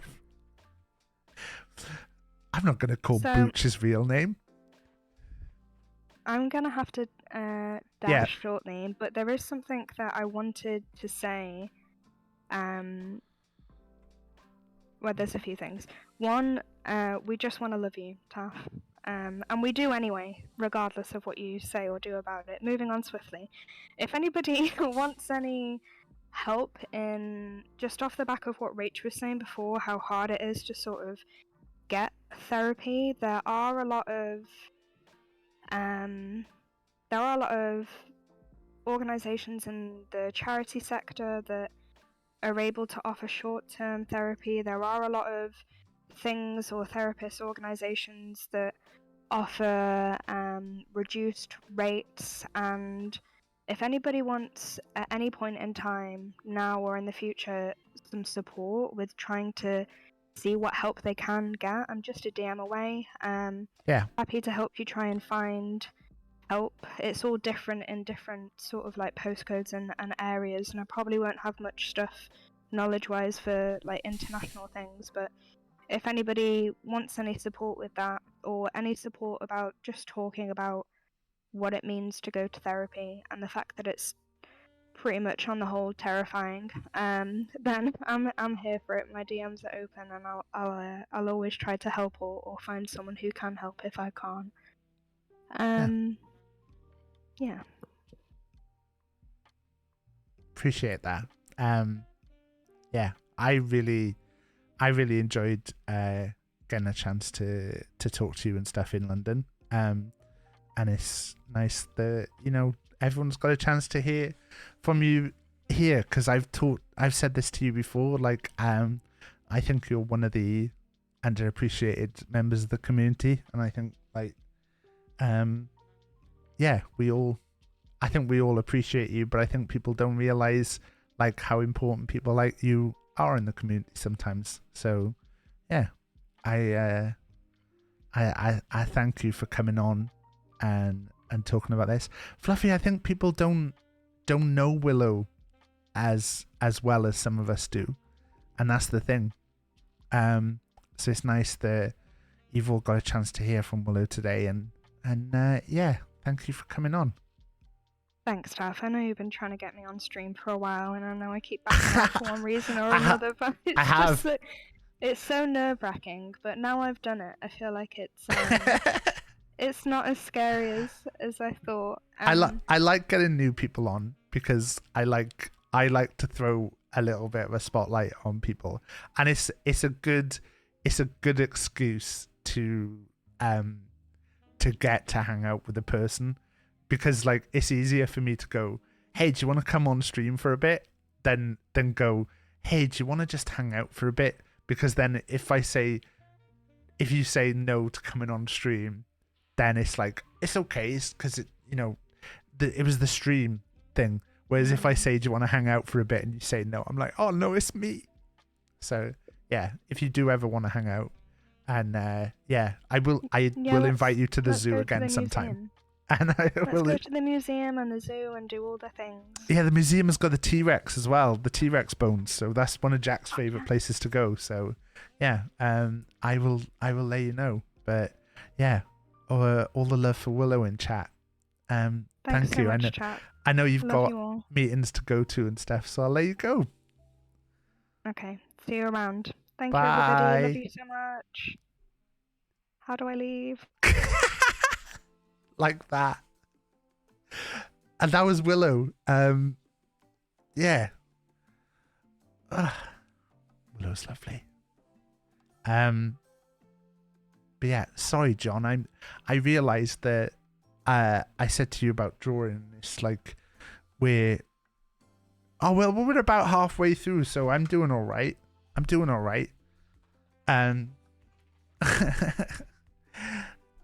It's just streams like this, I don't know how they're gonna go or what it's gonna be like. You know, it's I've stressed about this the last few days because, like I said at the start, like I don't feel like I'm the best person to have this discussion, and so it's nice to get people on that can talk about stuff. Why? Because I'm not the best at helping myself, and so it's a difficult subject. Like I said earlier, like I really appreciate like having people like Willow and Bee and Picklebee who like will put the stuff on Instagram and share things and post things that I can go and like I can look and I can read. And I know that, like, this is gonna sound like I'm slagging things off now, but I'm definitely not. That I know that I'll see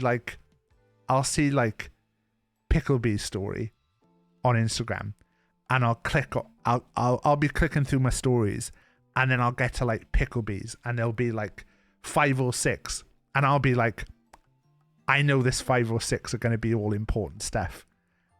Whereas the person before, it was just pictures of their dog, and then the person before that, it was just pictures of them in a mirror.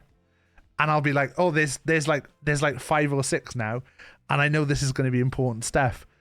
And you know, sometimes I will skip over it because I'm like, I'm not in the headspace to read all this stuff now. I just want to look at pictures of someone's dog. And then other times I'll be like, oh shit, like I've never thought about that. And then I'll read the next one and I'll be like, oh wow, that's happening right now, and I haven't heard anything about this, and I didn't know about this. And then I'll read the next one and it'll be like, oh, wow, like that's happening to that group of people and nobody's talking about it. And this is where I love having those kind of people in the community that I know they're much better at sharing and talking about this kind of stuff than someone like me. So yeah, more pictures are coming. Also, look at this, is annoying me now. This little. More pictures of Clem, less pictures of Clem. I hate Clem. I hate Clem.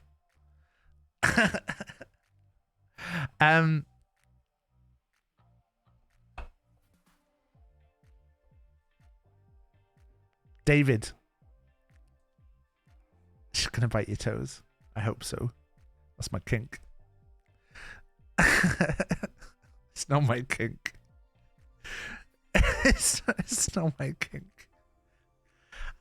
Imagine like I don't normally publicize my my streams and stuff in the like Samaritans section, but I publicized this one in the Samaritans section. Imagine if they're watching now. Like I worry about all the times that we get people from the charities come in and see me doing stuff. I think what I'm gonna do is, it is Brew Monday,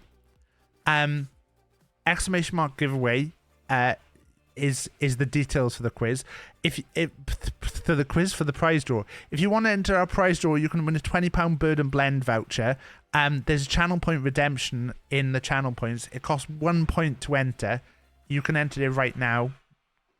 You can only do it once, and we're going to make the draw at some point. Alzheimer's research feeling for you, Meltdown. You can only enter once per stream, and we'll do the giveaway at some point. I don't know when exactly. We haven't got T's and C's for this one. I should have T's and C's. I'm just going to send you a voucher. What more do you want? I'm just going to get myself another brew. Because it is Brew Monday. So if you haven't and you've got to, make sure you've taken your meds. Estrian, thank you for the £65. Thank you so much. That's £700 raised through the Twitch extension. Oh, look, someone new. Okay, question for you. What's the weirdest thing you, that you would like to know more about, but are too afraid to look it up? £700 raised through the Twitch extension, and £1,266 through the thing. That means we're at £1,966.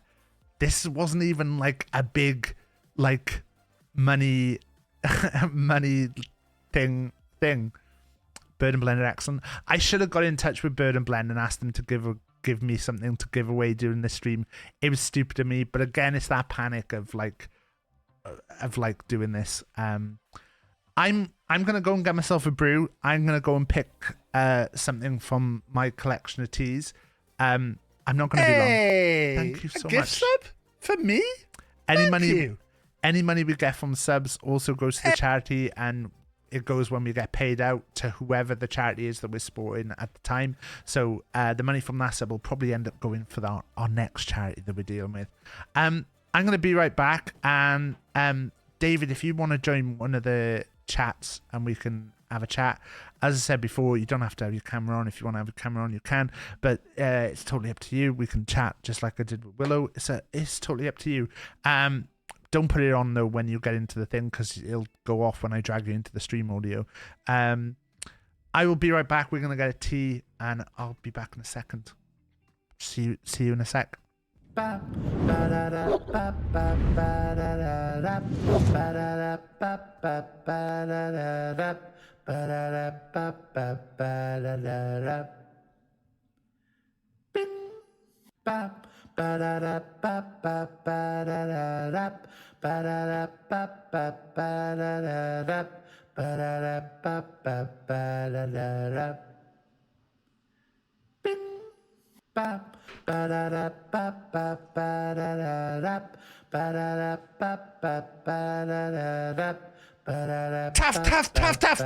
There's a load of gift subs.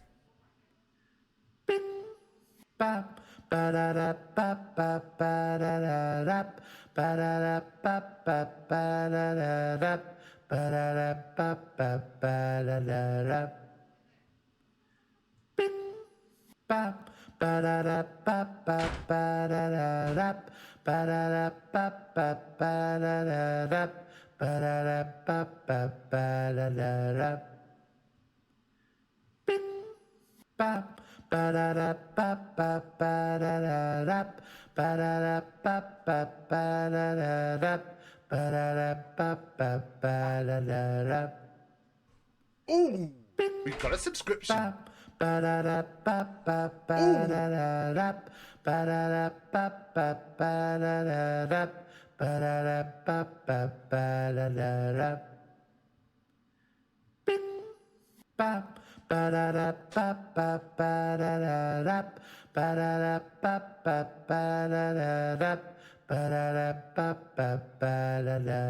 Hey, a gift sub for me. Thank you.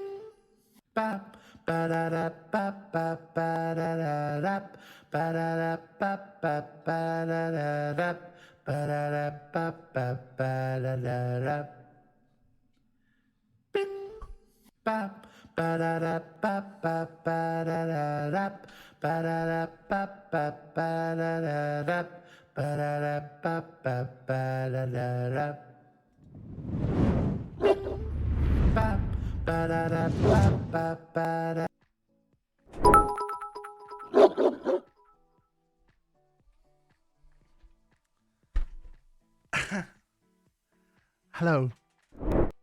Sorry, I went to try and sort some stuff out. I just realised as well I had some packages arrive. Been buying myself some action figures. Doc Ock from Spider-Man 2, which looks really cool. And then these Roger Rabbit figures arrived, which I was really confused because I didn't realize they did like a second wave. Ooh, So we've got a subscription. I've got this one of Roger Rabbit with his head in a heart, his ears in a heart. And then this one, which I think is really funny, is Eddie Valiant. Eddie Valiant, who's obviously Bob Hoskins. But they've had to cover his face on the packaging.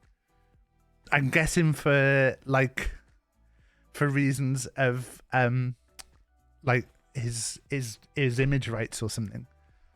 But really, really cool. And then also these. I got a bit sad the other day and bought myself lots of action figures, alright? I got a bit sad and bought myself action figures. That's what I do as a coping strategy. Thank you, Mino, for the sub. Which tea is my favourite? Eaton Mess is one of my favourites. It's like a fruity tea, and you can also cold brew it. I had cherry cola bottles the other day, and that's really good as well. If I'm going for a black tea, I tend to go for butter brew or chocolate digestives. This tea right here, this is Jammy Dodgers tea, which tastes a bit like the biscuits. And this is my special tea thing where I let it brew for. Look at this merch. I don't really publicize the merch, but there is merch. Look at that. It says Taff on the side. It's got Ralph on it. We've got a small fortune in Teenage Mutant Ninja Turtle figures. I don't even have the merch link. Look, I don't even have the merch link. Yeah, there's like Ralph mug. There is like a little tea quiz that you can do. Chinder's got one, look. Chinder's got one. Any pins? I do have the Ralph pin. If you do a donation to the charity, I can just send you a Ralph pin. They're not enamel pins. They're plastic. Where the fuck are they?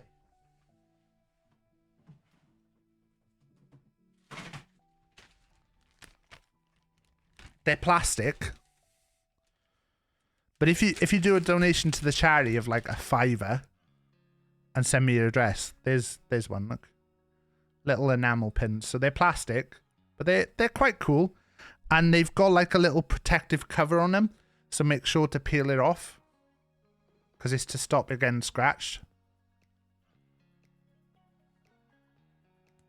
So you can see that one looks a bit scratched, but there is a little thing. And obviously, anytime as well, if anyone ever wants stickers, I need to set up a proper thing for this. But if you ever want Big Taff stickers, I've got like a little set of like 6 stickers. And if you're a sub, you can ask me for a pack of stickers at any point. You just have to send me your address and I'll send you Big Taff stickers. I can't see any of them here though.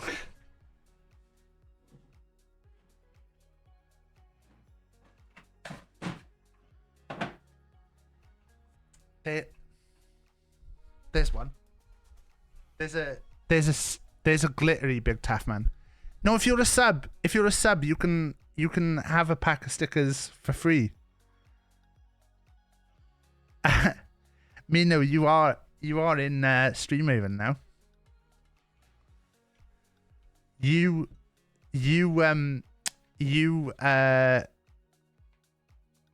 Now is a gift sub.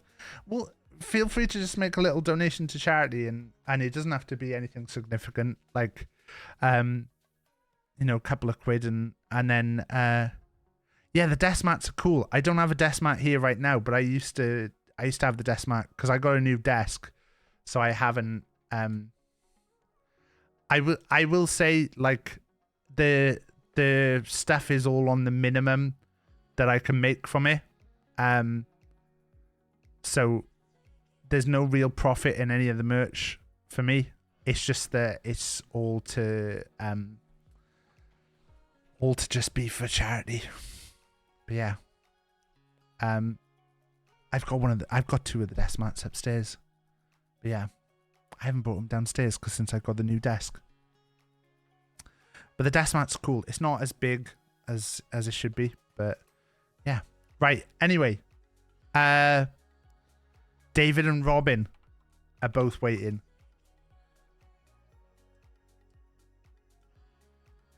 David, why is Robin here? Do you want Robin as well? I hate Robin. I haven't brought him in yet, so they can't hear this bit. All right. I better bring him in then. It's up to you. And we've got the lovely Robin here as well. Oh God. You are. What? I mean,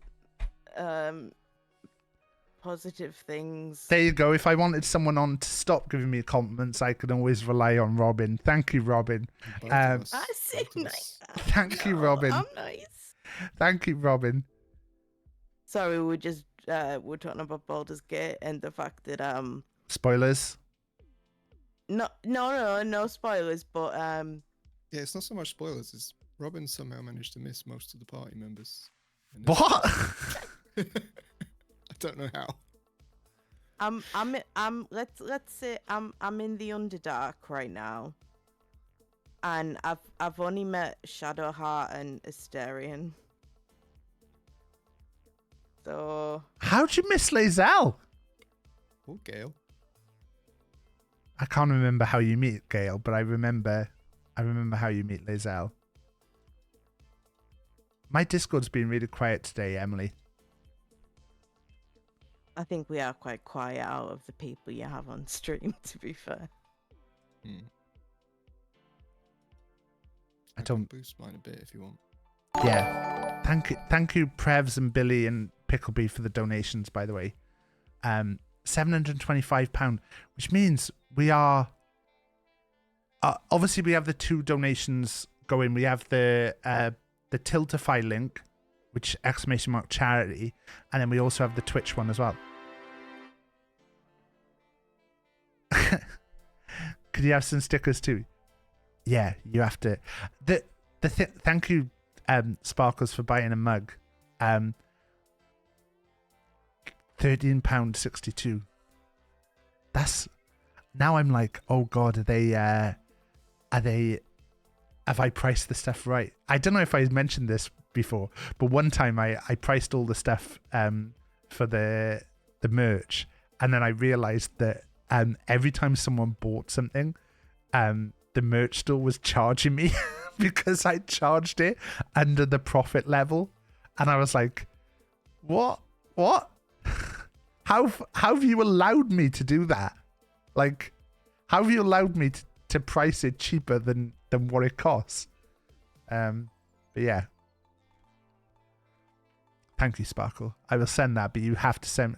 You can send me your address, but also the thing with Fourth Wall that nobody ever tells you, which is like I am kind of like cautious with it, is that the streamer can see. The person whose store is can see your order details. They can see your address delivery details. They can't see like the payment details or anything, but they can see your address details. And I always like to be open with that because I know some people don't like to give people their addresses or real names and stuff. And I know that you're comfortable with that, but there might be other people in chat who are not. And that's just something to be aware of if you ever buy something from Fourth Wall. I don't think everybody always says that, but yeah. Anyway. Robin's playing Baldur's Gate and missing half of the people in it.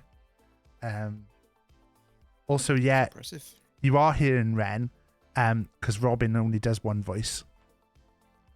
Hey, that's not true. That's not true, right? Listen, I've got an American accent now that I did on a Red M server for a good few months. And You'll never hear it. and You'll yeah, never you- hear it again, but it's there. you are just hearing Kennedy. David does other voices, but when it's easy, he'll just do Kennedy. Yeah, Yeah. it's much easier. And then there's me who's criticizing both of them for their lack of voices. When this week on Streamhaven, I had to say to the people in the game, I don't remember what my character sounds like, and someone just said Ralph. I was like, Yeah, he does. He does sound like Ralph, and then also when he gets confident and is trying to put on a persona, he sounds like RK. So I can do two voices. You've got three though, because there's also Sven. Sven. Who's also I'm not- your murder mystery doctor as well. The Sven is actually a different person who's not here at the moment. And also, I will preface that, and David's referencing here a bunch of people who played in Quiet City and some other people as well. We played like a murder mystery game together, where we played. We all got given roles, and it was really fun. And it'd be fun to do that again sometime, or do it with different people. But I got messaged to say, by Jaffa to say, I've given you this character because you could do Sven. So I just want to say that was Jaffa who put that in my head and said you can be Sven for this. So I was like, well, if that's what the people want, that's what the people are gonna get. So It's very good. not my fault. Do my tea, look. Put the mug and then put that. Look, it goes down into the cup. It's like Mum magic. just brought me a cup of tea. It's just a regular tea. And she didn't say hello. We weren't on yet. Look, you missed it. And now you'll never hear from her again. Booch, you are the man of 1,000 voices, but I will remind everyone that at one point we suggested an Irish character, and Booch muted his mic to test out his Irish voice, and then came back on mic and said, "I'm not doing that." So yeah, how are you two anyway? Good, thank you. Oh well, there's no point having you on then. Oh, that's terrible. Really terrible. So I'm happy to be here, but I'm not doing that good. here on stream, but not on the world right now. Yeah. Yeah, I suppose I did just do that thing of when somebody says, "How are you?" and I just went, "Yeah, I'm all right." It's just like, Oh, not that's really. my life. That's My- my life. My mum always says that, like, if you ask me how I am, and David, you're gonna have to boost yourself more because All right, let me see what I can do. I've boosted you to the max. Okay. That could- might be better. See if I can put any kind of gain on this. He's horribly quiet. David needs extreme beef. How's that? You're a lower level to us. Hmm. Can I boost this a bit more?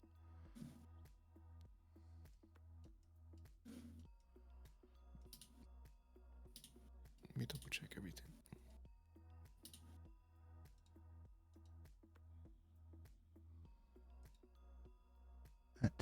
I'm double checking everything on my end as well.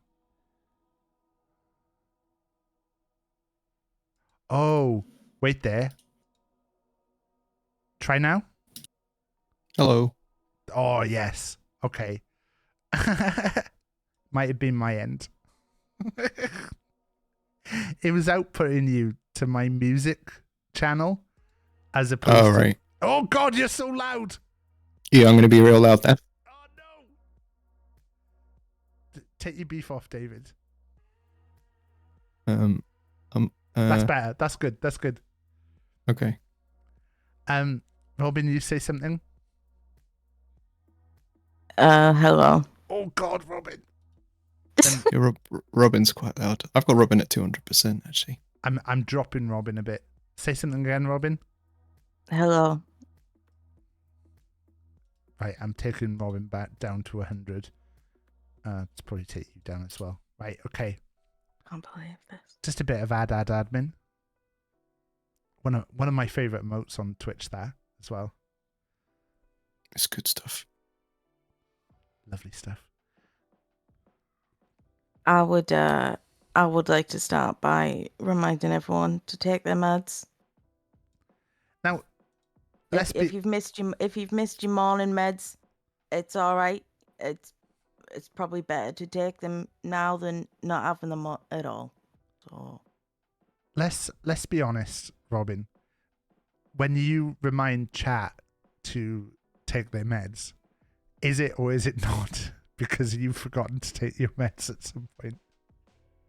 99% of the time, it is because I've realised I'm probably at least an hour overdue on meds, and I'm in a lot of pain, and Yeah. I've zoned out from it, and I've gone, oh fuck.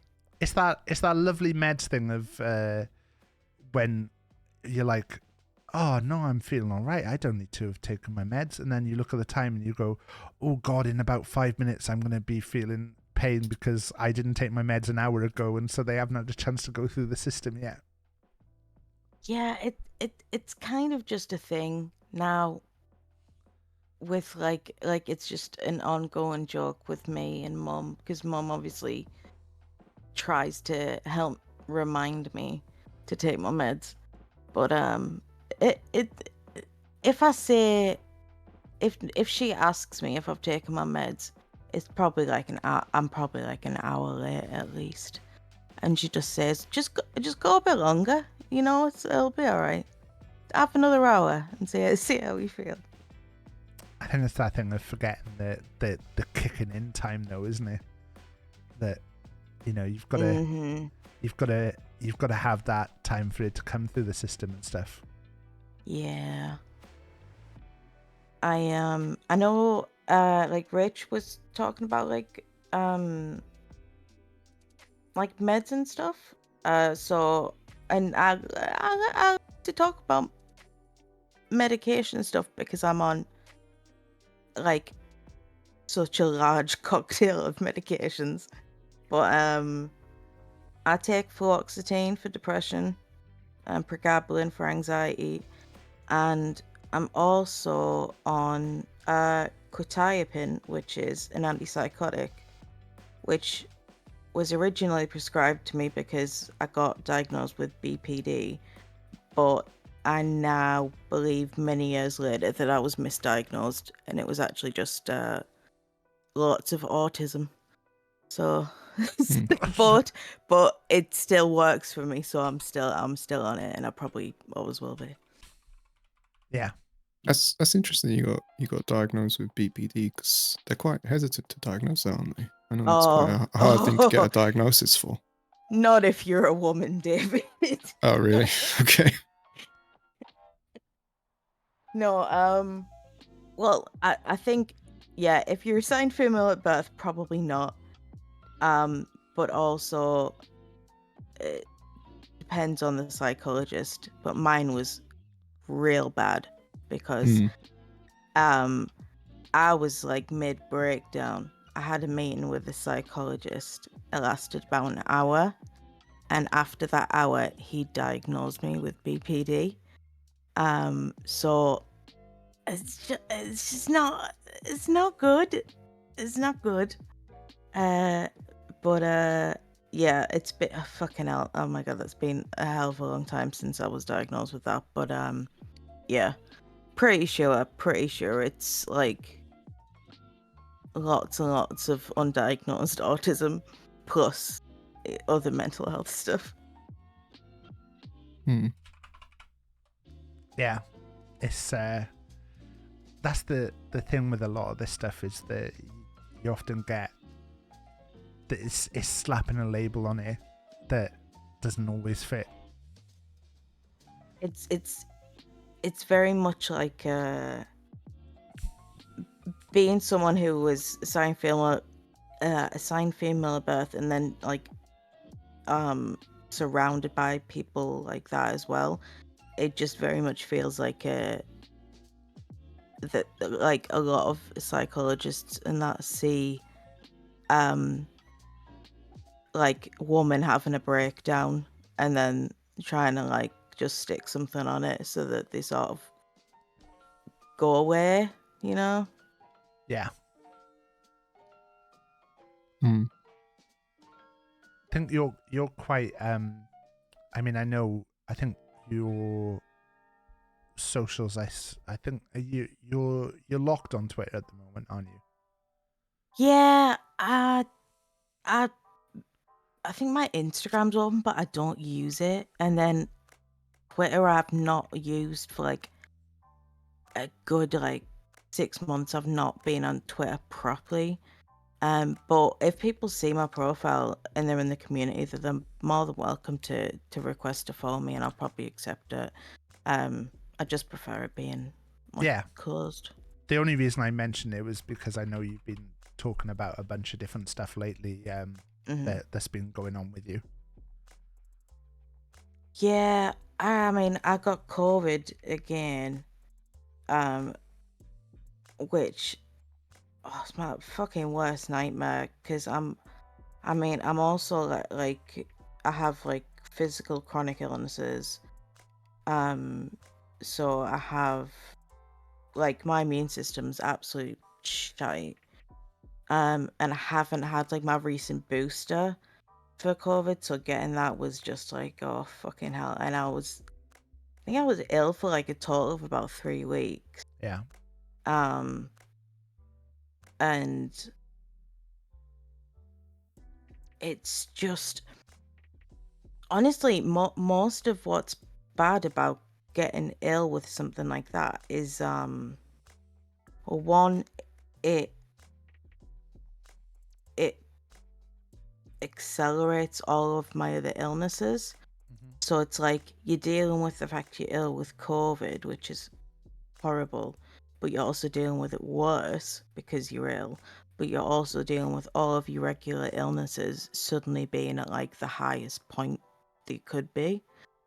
And then also being ill like that and having like certain symptoms also brings up a lot of like trauma from being ill in the past and being like in hospital and stuff.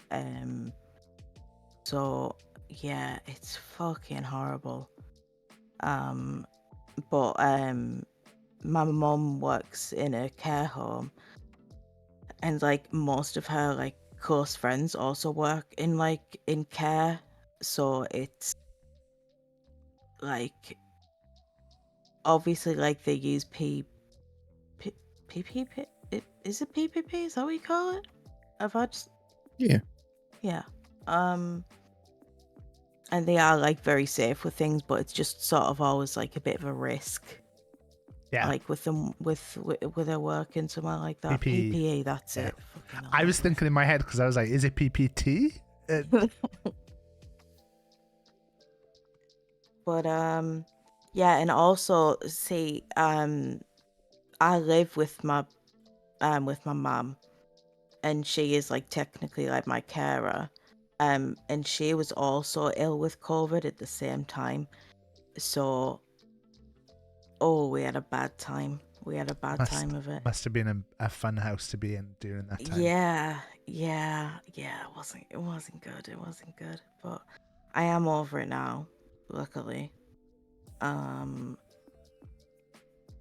But like once COVID had gone, I then had to deal with like a horrific flare to do with my neck, and subluxations, which I think pinched some nerves, and I was dizzy for like a good week, and I could barely look at screens. I could barely like walk or sit up. Yeah, it's things like that I would like people to consider when they sort of treat COVID a lot like it's like a normal thing now, and it's just like a regular sort of thing that goes around. Yeah. Because that uplifted my life for 3 weeks, and could well have like unknown effects for me like in the future that I don't know about. So yeah. Yeah, I think the combo of being sick with something that kind of leaves you housebound, as well as like the Sorry, Rachel's just walked in as well. As well as the like for someone like yourself with other issues that you've got going on at the time, it can be so kind of hard to deal with in your head as well. Yeah, honestly, there's something. It's like having a temperature. I feel like it's often seen as such like a small symptom of illnesses, but it's one that like absolutely fucks me up the most, and is Yeah. often one that will make me like extremely depressed and like panicked, and because I link it to like so many times that I've been ill in the past, and like some of those times were like extremely serious, or like I've been like in hospital with like I remember like having a temperature in hospital, and so my brain sort of like it sends my brain back to that time. Like Yeah. every time I get a bit of temperature, I'm like, oh fuck, like not again. And then my brain starts thinking like, am I gonna end up in hospital again and all that? And those that's the thing with like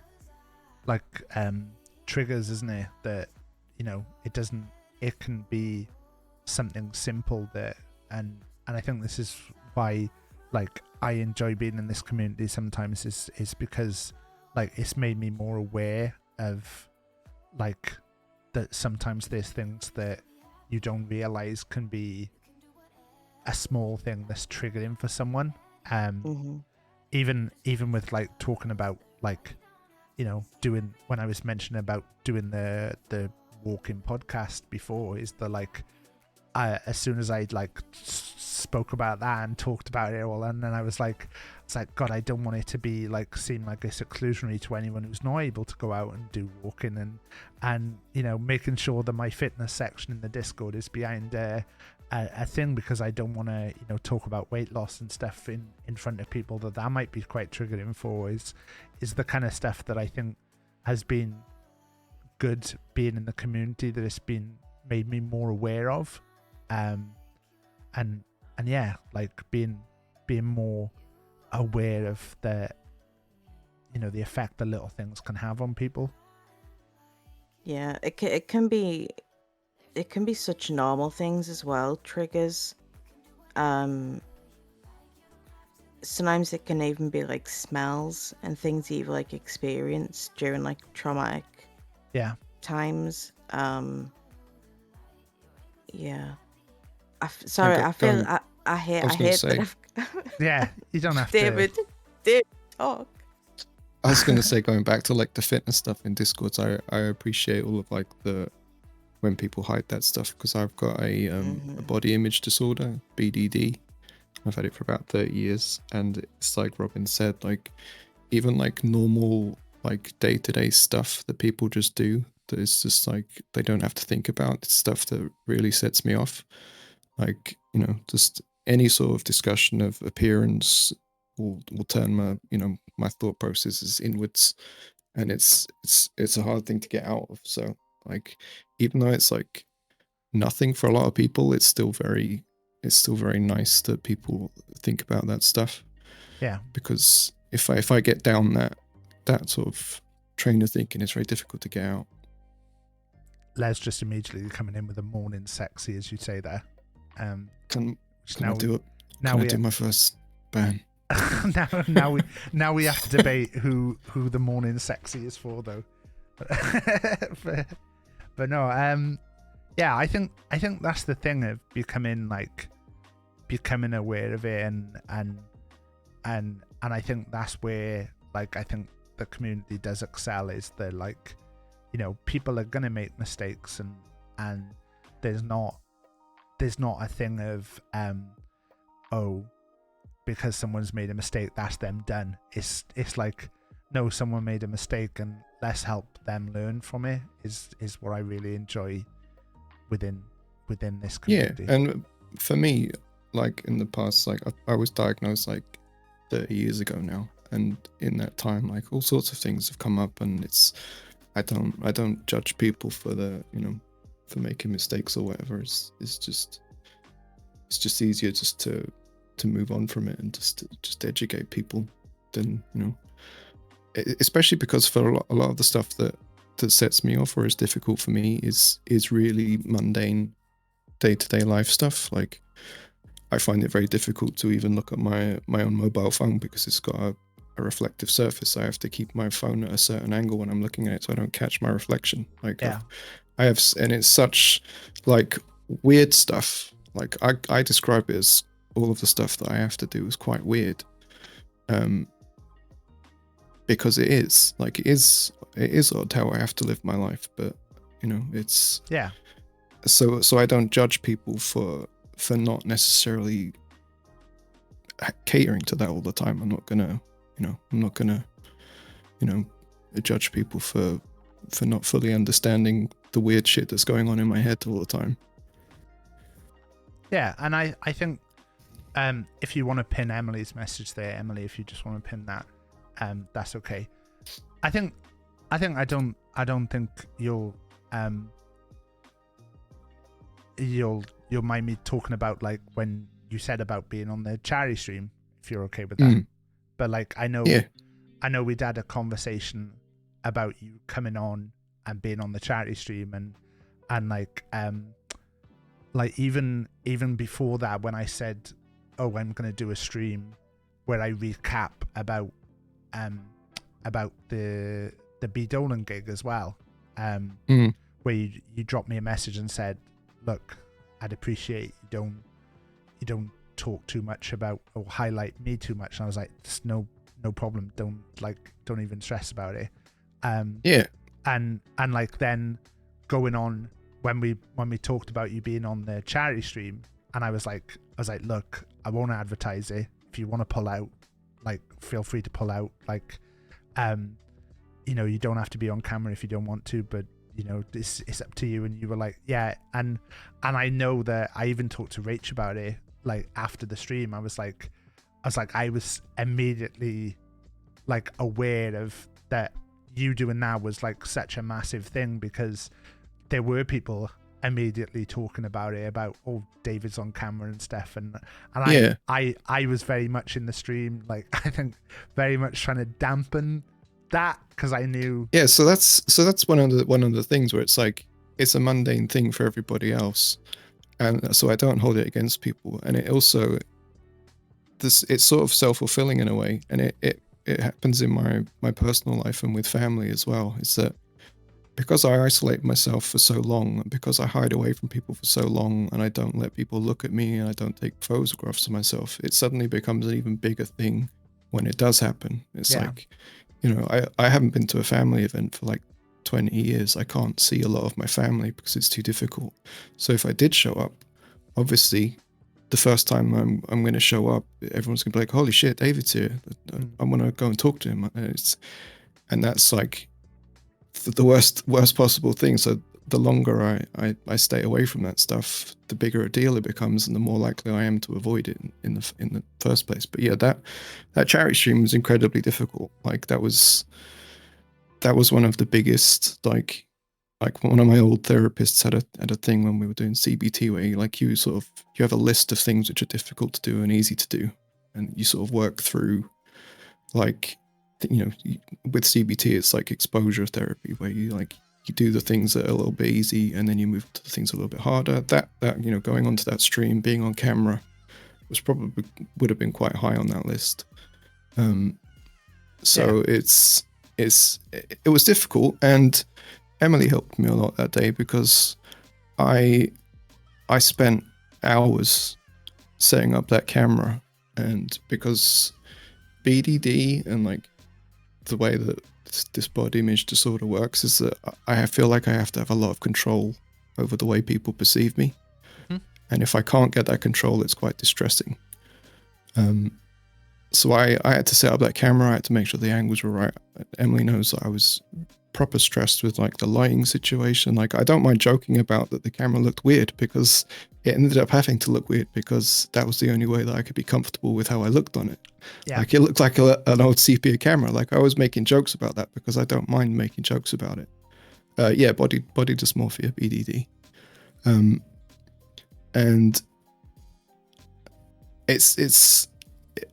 I was so fixated on it the whole time I was on stream. I don't know if it came across, but like I was just looking at my own face at the whole time. I couldn't look away from it. Like it's with BDD, it's a really strange thing where I'm repulsed by my own appearance and disgusted by how I appear, and I don't want anybody to ever see me. And I spend a lot of the time avoiding reflections and cameras and situations where I can be seen. But there's another part of BDD where you can become obsessive about having to look, and when it can go one way or the other sometimes. And if I'm confronted with my appearance in a situation where I can't necessarily get away from it, I will laser fixate on it. So I was just watching my face the whole stream. Yeah. And it actually went well, and it was like I didn't catastrophize too much afterwards. It went better than I could have hoped. Everyone was very nice. People were very nice. I saw Llama in the chat telling Pip to chill out and not talk about how much she was seeing my face. Yeah, and I really appreciated that. I would like to say that I made that classic mistake and was like completely unaware of it, because I think I messaged you on Discord immediately, and I was like, David, like, I know, it's so and nice to see your face. But so over the years, like I've learned to accept that, that's fine. That Robin's excited to see me. Like we're friends. Like they've not seen my face like properly. Like, you know what I mean? Like of course people will be excited. Yeah. Of course people are going to be like, oh God, we're seeing David's face for the first time. Like that's fine. Like I'm not going to judge anybody for that. But at the same time, it's nice that people are understanding that, that is a really difficult situation for me. And it was like, that was anxiety at its highest. That was full on peak, like BDD exposure. Yeah. There's obviously situations which go much higher than that. I was still kind of in control of the situation, which helped me feel like a little bit more comfortable, because obviously I could switch off the camera anytime. I could disconnect. If it became too much, I could just disappear. Like it's not like, it wasn't like being out in the world, or like being at work or at a job or something like that, or being out in a social situation. It was a controllable situation, so it was a lot more doable. Yeah. But I think things like the gig and stuff, like that was also like a big thing. Yeah, and I think I'd like to say as well that like I realized that like I think this is again where I think like the community has been like a real help, is that, for someone like myself, I've not experienced necessarily being around people with certain issues that we've talked about today, and but like being in a community that's so like understanding and stuff. I mean, like I can say like when we talked about it and stuff, like I was like well, I'm gonna make sure that everything that happens, and that's like, even when I remember at the end of the quiz, and at the end of that round when Dando was like, oh, David did all the work, and I was like, I'm gonna leave it totally up to you here. Like I know you might not want to be on, so like I'll let you. I was getting close to a limit. Yeah, there is like I would describe it as like a battery. Like it's a very small battery, and I can bring out every now and again, but it runs down real fast. Yeah, and doing that, I was doing fine. I was enjoying it. I was having a good time in the moment. A lot of BDD stuff comes up after the fact. Yeah, you learn to, if you get to a situation where you can be outside. Generally, if you were outside, you were in a state of mind where you can deal with it. Otherwise, you wouldn't be there in the first place. But then a lot of the BDD comes afterwards, in like the thinking about, you just sort of think back to the whole situation. Like, you're aware that everybody could see you from every possible angle. Like, what was the lighting like? Did you see any pictures getting taken that you weren't aware of? And that's stuff that I'm always aware of in a social situation, is camera phones. I'm always aware of who's taking pictures. I'm always aware of when pictures are being taken. I'm aware of every reflective surface in the room. I'm aware of the lighting in a room. Yeah. I'll always be standing in a place that is comfortable for me. Like, there's a lot of control involved. It's like this old stuff that I used to talk to a therapist about. Like, when I used to go to London quite a lot, when I was at my worst point, I would leave the house just to go to London because it was very busy and I felt like I was quite invisible. And I remember a couple of times going through Leicester Square and you get tourists taking pictures, and I would always turn like subconsciously towards the camera at the angle that I really needed to be in that picture. But that's a picture I'm never going to see. Yeah. Like, it's like, you know, a tourist taking a picture of a site, but like, I need to know that I'm in the background of that shot in the best possible way that I can be. Like, there's a lot of real bizarre behavior that I have to deal with and do when I'm outside. And sometimes, you know, that I don't know how well I came across at the gig, but like, it's constant like input and control, and it makes me feel very on edge all the time. It makes me very like aware that I can't necessarily be as social as I'd like to be. Yeah.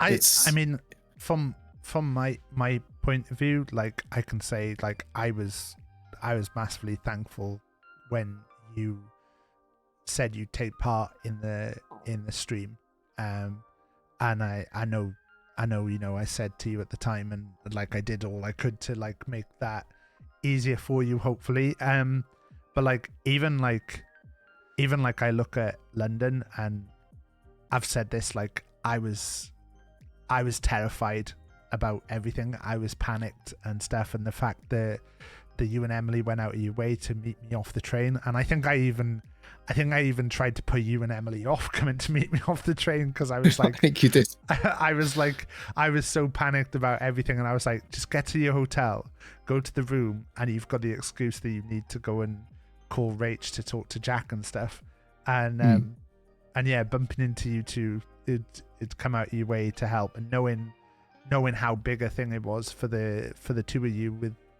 coming to the thing as well, meant a lot to me as in that sense. And you know, I know I can be like, at these things I can be a ball of energy and like be all over the place with stuff, and yeah, it was really nice to like get to hang out with you two and chat and see you, and yeah.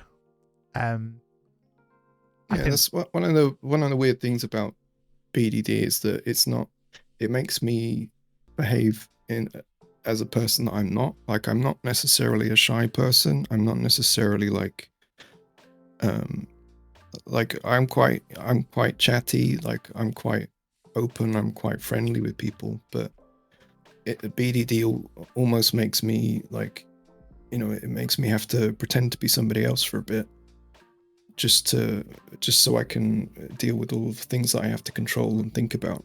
But ultimately, underneath that is somebody that is, you know, I really enjoyed the gig. Like, I really enjoyed being out. I really enjoyed meeting everybody. I really enjoy talking to people. But BDD makes me into a person that it just doesn't let me do that. You know, on a regular basis. It got to that point where it needed to end in your control. Yeah. And like, after that gig, I was burnt out for weeks. Like, that was such an expenditure of energy, like of social energy. And like, I'm quite happy to say that I am like a full-on, like fully isolated shut-in quite a lot of the time for scary amounts of time. Like, there was a time in my 20s where I didn't go out for maybe 2 years. Like, when I had to go back home after losing a job. And like, that's like a literal 2 years not stepping outside the front door. And it can get that bad. And I think it's probably on one hand the amount of times I've been out since that London gig. Like maybe 5 times I've stepped outside the front door. It's just extremely draining having to be out in the world and thinking about those things. Yeah. Whereas, like, you know, I can, if I'm in my house, that's my controlled situation. I know what's going to happen. No one's going to take any pictures of me here. Nobody's going to appear, or I'm not going to have to deal with anybody without knowing about it. Yeah. So kind of like an openness to Robin as well. Like, what kind of things do you find that you really like find help you with coping with stuff like this? Because I know obviously we've got sources like the Samaritans where there's always people available to speak to you and talk to you, but obviously for different people, different things are things that help. I know for me, talking is not always the easiest thing for me to do. What kind of things do you find that like help you? I'll let Robin speak.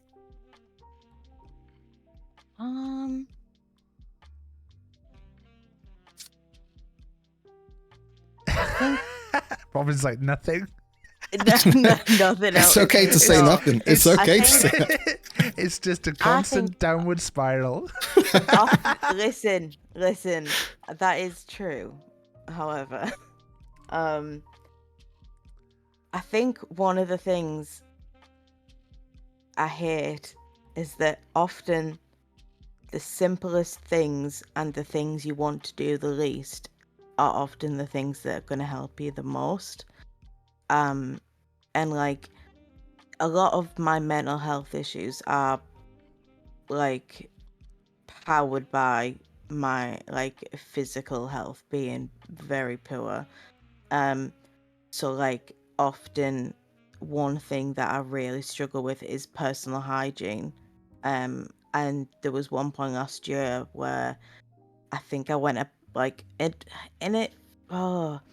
I went about 4 months without having a shower because I was so incredibly ill, like both physically and mentally. And it's like having a shower can be like such a simple thing to so many people, and also be the thing that I least want to do, and I'm so sure that like it won't help at all. But like it lifts me up every time. Yeah. Or like one thing mum does a lot is say like, oh, just come out your bedroom, you know, just come and sit in the living room for a bit with me and the cat. And I'm like, no, like I don't want to, it's not gonna help. And every time I actually manage to do that, it helps, even if only for like the time that I'm there. So like the time that I'm sat in the living room with my mum, or the time that I'm in the shower, even if it's only helping for that amount of time, like it does make a difference to sort of break that not leaving your room sort of vibe. And I think I'd like to stress with what the stuff that we're talking about here is that like there isn't an answer that's the same for everyone, and you know what works for one person is not going to work for another person. I mean, from my point of view, I know that when we got into the situation where I stopped working and I kind of had no direction, and weirdly like a time where we were in the best financial position we've ever been in, and that we didn't have to worry about, you know, those kind of things anymore. I also had stopped working and had no plan of where my life was at the time, and I was getting up at like whatever time, going to sleep at whatever time, you know, sitting there playing, you know, Call of Duty or whatever game I was playing at the time until like 4 a.m. some days and 6 a.m. on others, and just getting up whenever. And I remember going and chatting to a friend at the time who was doing his job was kind of self-employed and kind of ran his own hours, and he said, look, the big thing for me is that I don't know if I'm going to have work this week. I might not have work for another 2 weeks, but what I do is I try and keep a routine, and I say to myself, right, look, on a Monday you're going to do this at 9 o'clock, and you're going to make sure that you do this at 9 o'clock on every Monday, and then on a Tuesday, at 12 o'clock you're going to do this, and you do this every week. And it doesn't have to be like something dramatic like getting out and running a marathon or doing anything like that. It could be getting up and writing for a while, or you can be getting up and making a couple of things that you can eat for the next few days, that you just give your life some routine. And I think whenever I find that I'm slipping a little bit, it's often because I'm coming out of routine a little bit too much. Is always a help for me, is that getting back on track and going like this streaming schedule is massive for me, because I know on what days I'm gonna be streaming and know what I've got to build towards. I mean, it also caused me panic, because like the last few days, knowing that this is coming up and feeling underprepared, but also feeling like I don't know what to do to prepare, has been difficult. Like sitting here Googling the last few days, I think if you looked at my Google history, I've got questions to ask about mental health and what's the right things to say about mental health and stuff. And the thing is, there isn't a right answer. No. And yeah, like I said before, like what works for me won't work for you, and what works for you won't work for me, and that's okay. And that's the weird thing. I mean, I always say, like, you can tell when I'm down because I play Raft on stream. Thank you for the £10 donation. That actually takes us above. That takes us to £2,001. Thank you. Jesus. This wasn't even a special period. This was just a standard month, but we did these quiz streams and this today, and it's been nice to just chat about this. I like the year, indeed, Les. And yeah, even like, I'll tell you, like, from the moment the Les said hello sexy and I made a joke about it, and then we ended up pinning the comment, I've immediately been like, oh god, I hope Les hasn't taken offense at that. I hope Les is not worried about that. I hope the Les is not gone away and been worried about that. I know yesterday we played FIFA and Les played a game and had loads of issues and ended up leaving after the first game, and I ended up messaging him in the evening to make sure everything was all right, because I was like, I hope you're not stressed about this and stuff, and like that's stuff that like goes through my head all the time with this stuff. And it's even, there you go, running into that, why is Les not inviting me to Tarkov lately? Does Les hate me now? But it's weird the way your mind works with everything. Like, and yeah, and obviously this has been nice having different people on to talk about different things. So yeah, and I know for the two of you, it's nice to see all the messages in chat, and it's also difficult to see the messages in chat. So I mean, like, speaking of like things that help, when I had some of the best years, when I was most out there and most being able to work and stuff like that, is when I just started CBT, and I decided to start just telling people that I had BDD up front, because a lot of the BDD stuff there's a lot of like hidden stuff that you have to do and a lot of shame involved in it. And I realized that if I just told people that I had BDD, I could cut out a lot of stuff that I had to do and a lot of the pretending that I had to do. Like, when I first moved down and lived in London and I had a job in London, I actually started not being able to go into work quite a lot and ended up losing the job. But I would pretend to my flatmates that I was still working. Yeah. Because I didn't want people to know that I was ill or struggling. So I would sit at home all day. I would leave work. I would pretend to leave for work after they'd left, and I would move stuff around in the flat, and I would move my shoes so it looked like I had been out and come back. And like it was obvious that I wasn't doing it, but it was like I felt like I had to, because there was so much like shame and secrecy involved in what I was doing. As soon as I could cut that out, it made things a lot easier for me. So Yeah. like when I get into relationships with people, or when I used to post on Twitter a lot more about like having BDD and stuff, just so people understand me a little bit better. One of the best conversations I had was with a best friend who knew me when I was 16 and when I was just starting to get really bad with the issues. I used to just ditch him all the time. I used to not show up when we arranged things. And like this, like I'm obviously very old, but we didn't have mobile phones back then, so we would arrange to meet somewhere. And if I didn't show up, then he's got no way of knowing where I am. And you know, you would just have to arrange to meet somewhere. And like he would go into London, and I'd say, "Oh yeah, I'll meet you at King's Cross or whatever." And then I just couldn't do it. And we spent like years. Like, and I just kept ghosting. I kept like leaving him at places and not showing up to places.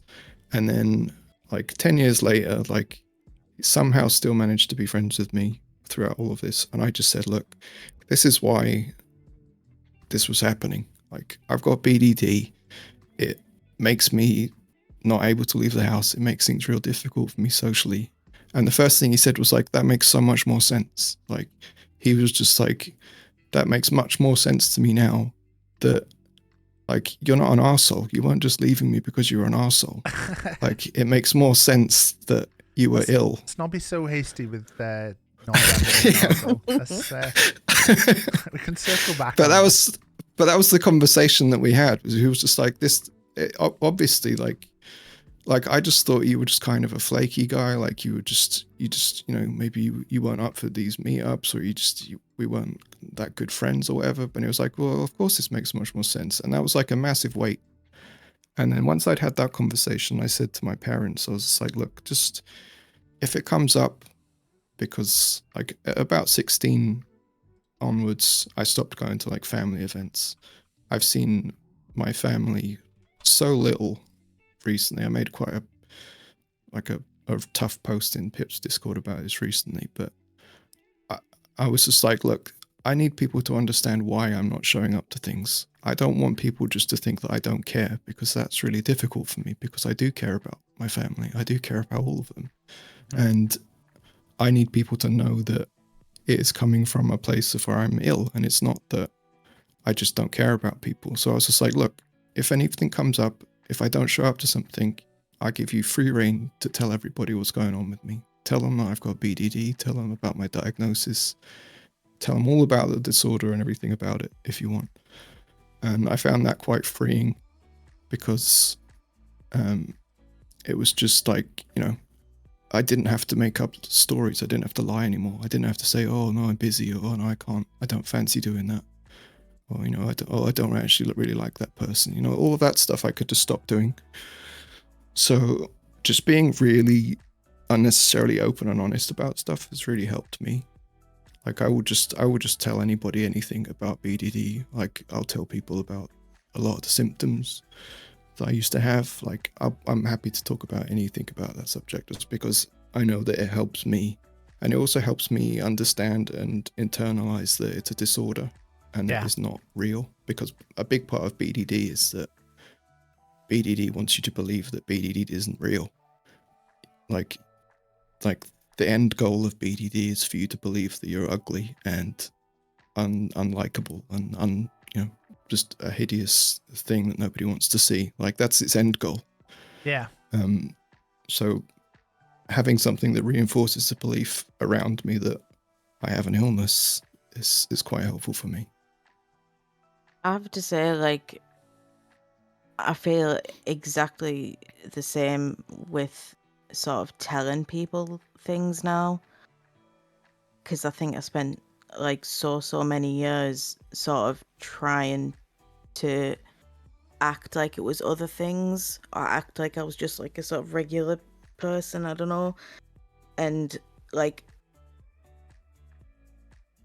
now, and I think I've definitely, I think, tried to do this, and I hope I have with this community, sort of tried to just come in and be like, right, I'm trans, I'm very autistic. Wait, what? And like,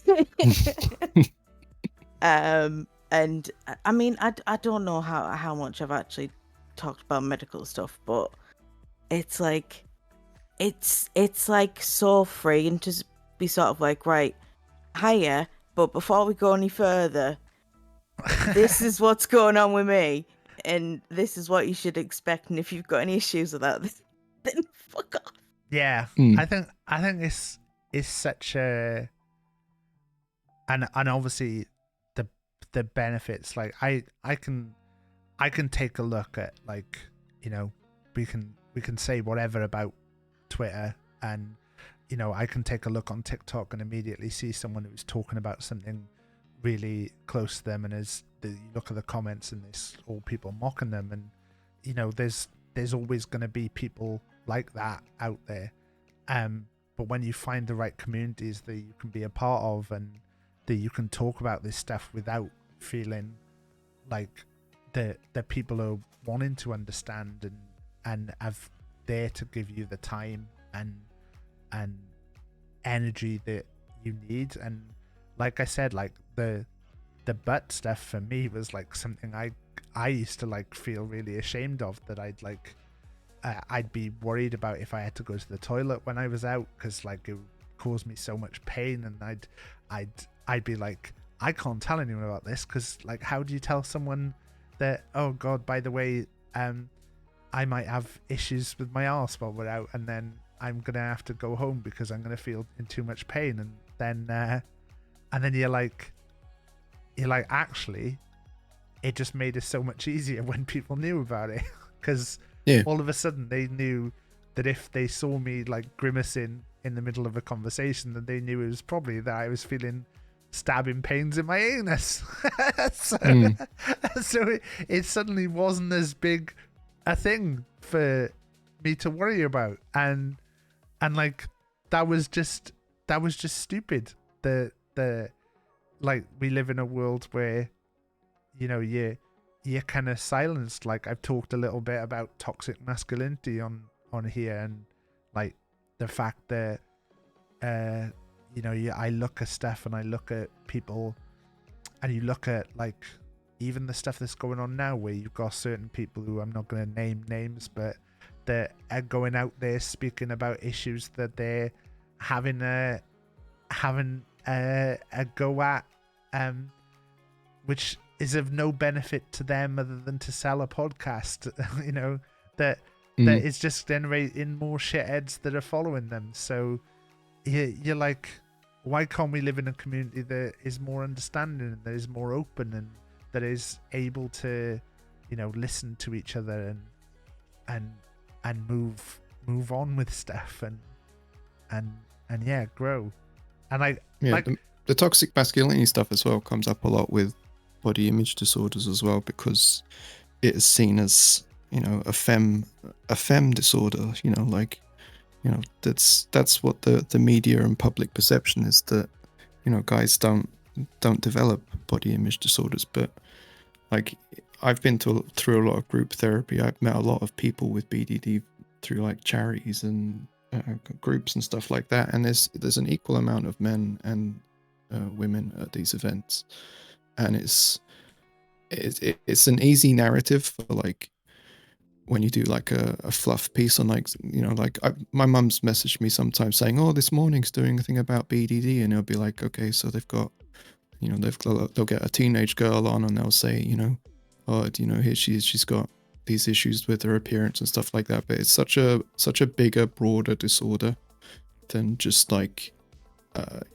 obviously it still affects it. Like, society is obviously like very bad for women and femme presenting people with like image stuff, but you know, there are a huge amount of men as well that are dealing with like body image problems. And I just saw earlier when Charlie Wen said that they had the perception that it was like a gym bro disorder, and that is part of why I also like to talk about it, because it is such a complicated disorder that can affect so many different aspects of how you look, and it can affect, it can affect men and women equally. Just for an example, like when I first Big Taff Man. I really hated body hair on my body. So I would tweeze individually out every hair on my arm. That was me laughing because B. Dolan came in and he was shouting in my ear. I just want to be clear. That was... That's okay. But like, it's like there's like a media perception, and it's just like girls just want to look pretty and the boys just want to be like strong and muscly, and that's what body dysmorphia is. But it's so different and so all encompassing. Like the only like descriptor that actually covers everything is that it is a disorder where you have a fixation on some part of your appearance. It doesn't matter what it is, but it has to be a debilitating level of fixation, and that's all it is. So like, I had this issue with like the body hair on my arms, and I would tweeze all of it out individually, and it was incredibly painful. And that was just like one of my initial things. And then because BDD is like an actual mental disorder, like it moved on to a different part of the body. Like it doesn't ever let you fix the issue that you wanted to fix. And a lot of people that have it deal with a lot of issues with plastic surgery, where they'll go for repeated surgeries to try and get the thing fixed, and it won't work, and it will never work, because that's not the core of the problem. Yeah. The core of the problem is it's an imagined flaw with something deep down in your body, and it will move, it will shift around, and it covers so many different parts. Like the things that triggered me and set me off when I was 16 are not the things that bother me now, but I've still got BDD just as severely and just as deeply as I had back then. I've had different periods of like being more healthy and more successful and being able to deal with it, but it moves, and it is like a shifting disorder, and that's why I like to talk about it so much, because it does cover so many things. And I sometimes the media depiction of it is quite detrimental. So I know a lot of people that do have BDD, especially like guys, they like to talk about it like in groups and stuff, because there's a lot more to it. So like all of that speaking is a lot more helpful. I think You follow it. Question for you. What's the best thing that's happened to you this month? I think like obviously Apart I talked a little bit that is earlier now the best thing about like how when I'm streaming I'm looking at myself and stuff, and like a lot of that came from like being picked on at school. Like I don't normally talk about this, and I'm gonna mention it now, and it's already freaking me out saying I'm gonna mention it now. But so two of the things that I got picked on a lot in school was people made fun of me for having a big head, and I'll say now I do have a big head. Compared, if you look at pictures of me with other people, I do have a slightly bigger head than most normal people, but I don't have a big head to the point that it's like that. As you're sitting there now, when I've mentioned this, that you're gonna be like, shit, like he's got such a big head. But I remember like I remember being in the car with my dad once, and my dad didn't know that people at school had been making fun of me for this, and I was kind of leaning forward, and he shouted at me because he couldn't see in his mirror, and said something about my head being big, and it was like that stayed with me for like 25 years or something now. Like I don't even remember exactly when that was, but like that is always been a massive thing, and like is always something that I panic about on here. And the same with I've always had an issue with breathing through my nose. My nose is slightly crooked. I think I must have broken it at some point when I was younger, and it's I don't breathe through my nose properly, so I'm very much a mouth breather. And sometimes I'll take videos and I'll hear myself breathing on the videos, and I'm like, I can't post that now because like I can hear myself breathing because like I'm breathing through my mouth. But people used to make fun of me that my bottom lip sticks out, which it does a little bit because I have my mouth open a lot, so it looks like my lip sticks out a bit. And I've never really mentioned that on stream because I've never wanted to put it out there, because the thought of putting it out there, nobody's ever mentioned either of those things on Twitch. Nobody's ever said to me on Twitch, you have a big head, and nobody's ever said, oh, your lip sticks out. And I've never mentioned them on Twitch because nobody knows them right now. So nobody has power with those two things. And the fact that I mentioned them now is like, I'm now in my head, I'm like, this is all right. Everyone's fine here. But then also I'm like, everyone now knows something that is very much like a weakness of mine. And Yeah. I know it's not something to be worried about because I know nobody in this community is going to use it in that way. But it's also like that weird, terrifying thing of, yeah. The thing for me as well is like with that sort of stuff and like the way that my BDD has worked, it's that I have all of those memories as well. Like I can recall like so vividly off the hand comments that people have made like 30 years ago. I can see everybody that's in the room. I can see everything about it. And it's they stick with you. Like they fully stick with you, and like they're almost like they stick with you like out of trauma. Like it's like a little trauma memory. Yeah. I don't ever wink because I once played a game of what is it called, Werewolf or something like that, where we were all sat in a corner at school and we started playing Werewolf, where we decided that if you wanted to kill someone you had to wink at them, and the cop would have to watch out for whoever was winking. And I winked at someone and they immediately went, oh, we've got to stop the game now. And I was like, what? And they were like, we've got to stop the game because someone has just done something at me and I don't know whether it was a wink or not. So I don't know what they were trying to do. I don't know if it was just a weird facial tick or something. And I was like, since then, I've never really winked. Like I'll do like like that occasionally, but like I don't wink because of that comment like years and years and years ago. Is so weird how that little thing just sticks with you. And that was yeah, they stopped the game because they were like, I have to stop and find out if I've actually been winked at here or whether it's just someone's eye going funny. And I was like, that is so dodgy and weird on behalf of that other person. Like, who yeah. But at the time when What you're the like fuck? when you're like 14, 15 and you're like, you don't really know where your place is and stuff, you're like, oh right, okay, well I can never ever wink again. I can never wink again for the rest of my life because someone might say that I look like I'm doing something weird.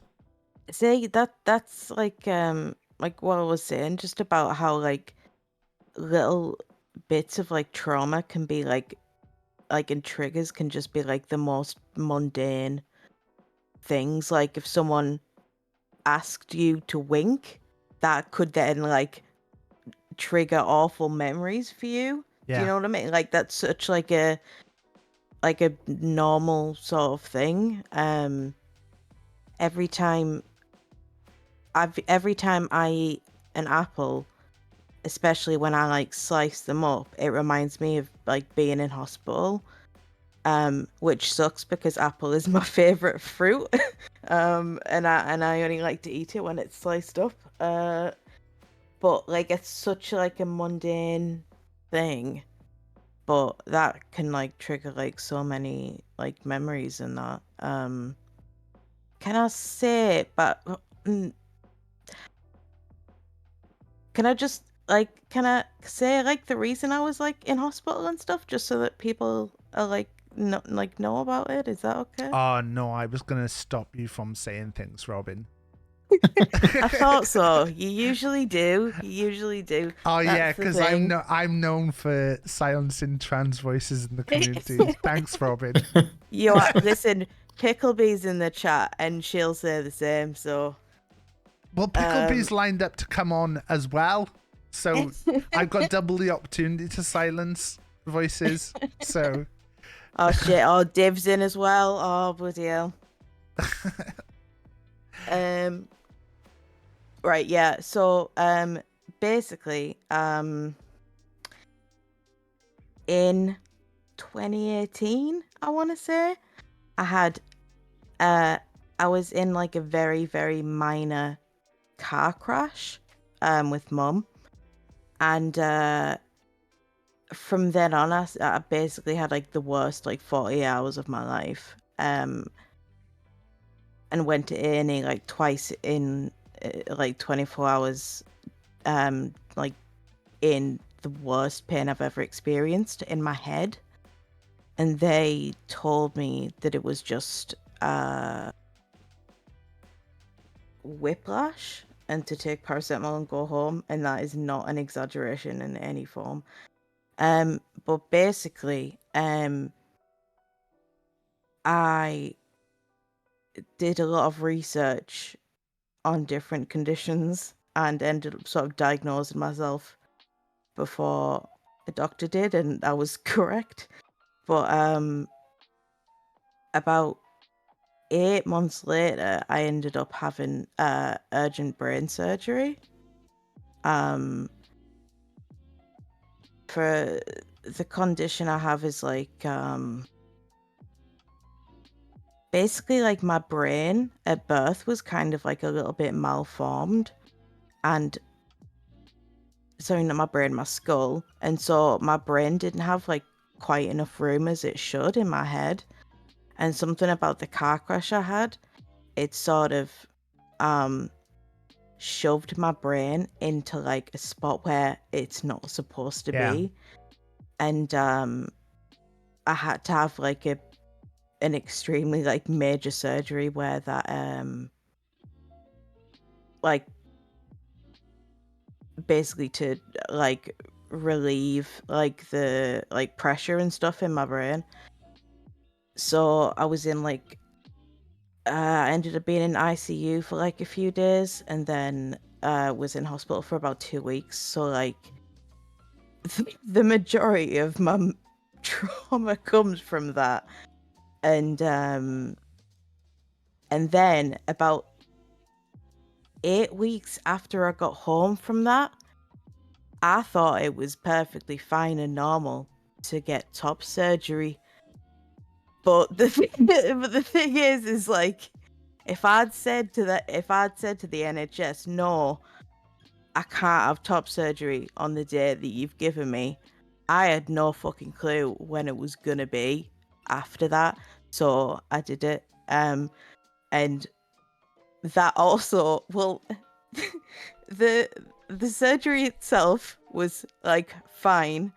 I had no problem moving after surgery because my hypermobility, they were like, oh, you're gonna have issues like raising your arms above like your waist for like quite a while, so you're gonna have to have people helping you.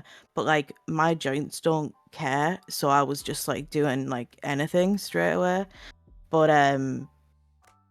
then like I had like an awful time in hospital as well because I had to go to Hull, and mum couldn't come with me because she couldn't afford to and couldn't take time off work. So I was just like alone in the hospital for a few days. So like I have trauma around hospitals. That's why. It's pretty understandable to me. I don't get it. Even so much, right, that it can affect RP stuff as well. Like on the server that Diet is on, that I mentioned the other day, I wanted to start working in the hospital, and like I genuinely put it off for so long because I thought I wasn't going to be able to, because I was like scared of being like triggered over stuff. And like I had to read something, and I saw like a what do you call it, like a diagram of someone who was getting intubated, and I would like my whole body just like had like a visceral reaction to it. I feel like I feel like there should have been like a lesson at the end of that little story about everything I just went through. But it is like that's the thing with stuff like this is like even with like stuff like RP, like people don't realize sometimes that like RP can be so much more deep than anyone really realizes, and there can be things that like I know there was things that I didn't get involved with RP because they're not particularly triggering, but they're not things that I like enjoy being a part of. The same way as there's been people who've streamed certain things that I'm like, I don't know if that's going to be a game that I would necessarily want to watch and experience, and so like I'm going to stay out of that stream while they're playing that game, just because I don't have to face it then. And it's about looking after yourself. It's about making sure that you're Sparkle. Like I've not watched a lot of you playing that game that you're playing at the moment because I'm like, I know there's a lot of triggers in it, and there's not anything that I've particularly seen that would be triggering for me, but like I know that you've been aware of that and that you put warnings up and pinned messages with stuff like that, and I think to kind of circle back to like part of why I've ended up doing this stream, organizations like the Samaritans are important for having someone who's there to talk to about. I mean, one of the things that I really liked when I was doing a poke around their website and stuff, like I've not personally used them to speak to, and like I said, part of that is because that I'm not great at speaking to people about stuff at times, but I enjoyed that. Well, enjoyed is the wrong word. I appreciated that when I looked at their website, they actually talk about what they do, and that they actually had a section where they said, look, there are more specialist services for certain things, and I think I've got the link here, where they said like, if you're looking for more details about a particular issue, we've got organizations that we would recommend talking to about these particular issues, rather than like trying to pin themselves as we are the solution to everything. So they've got a range of different organizations there that people can speak to, rather than them. And I think that's kind of where stuff like that gets important, is knowing places that are good for this.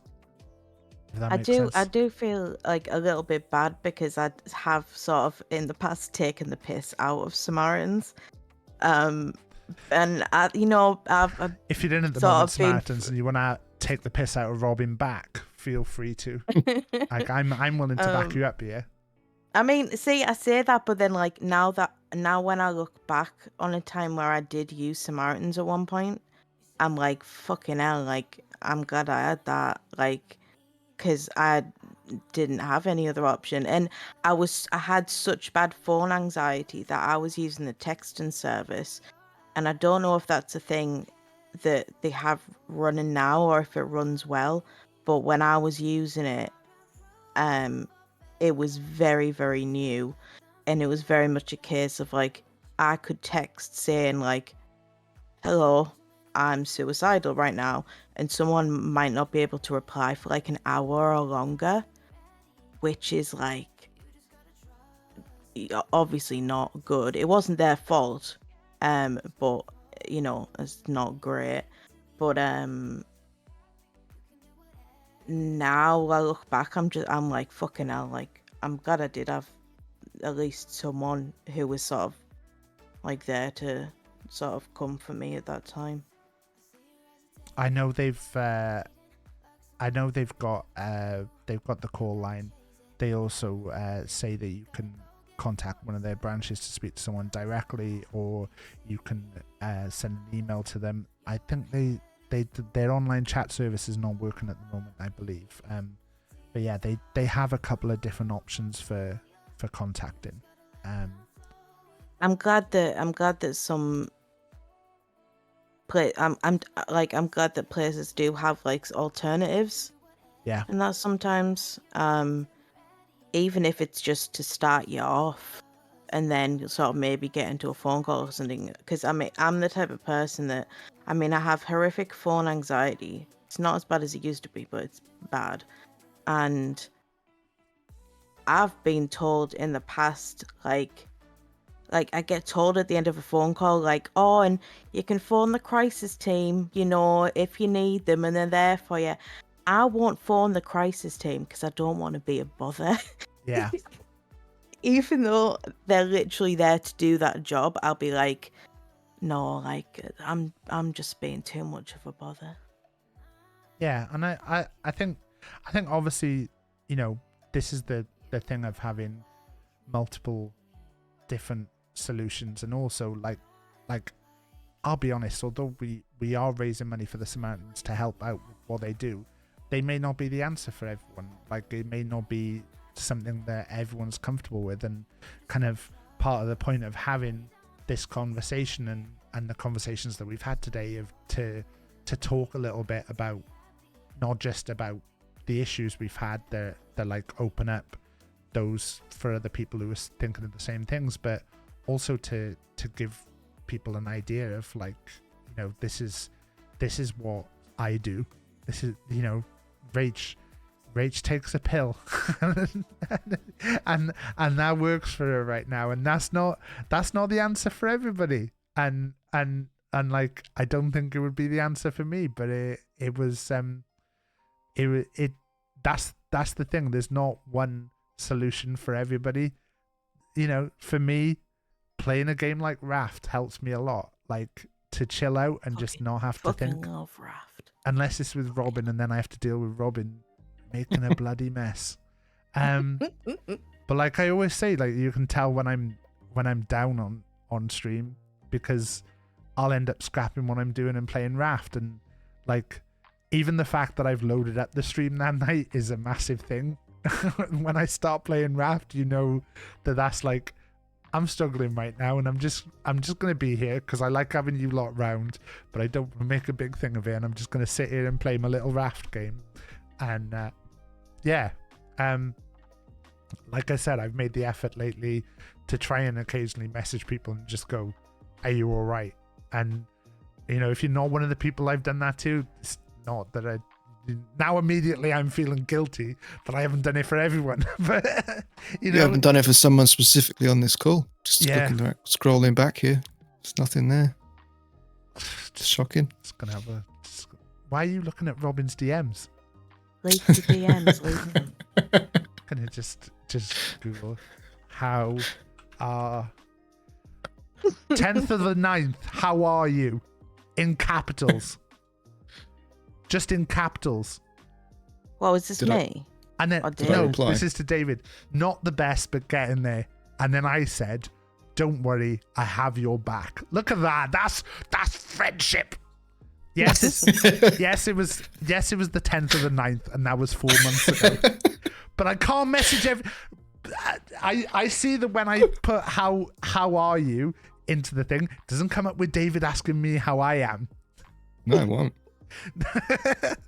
and then it also says your next message to me. I won't say what I said next, but you put, I bloody love that Jeb. So I do love Jeb. And then there's a picture of me and Jeb with Paige's game in the background. And I won't put what I said about Paige's game. That's a joke, Paige. I didn't say anything negative about it. Oh God, that's me done. That's me. And I feel like I've talked a lot, and I'm now I'm getting like really self-conscious. But I will say, you're not going to say something nice about me. No, I'm not. I was gonna highlight what Ironic Sparkle said in the chat, just about people being a bother. Like, I want you to bother me. Like, I don't care if you take up my whole day.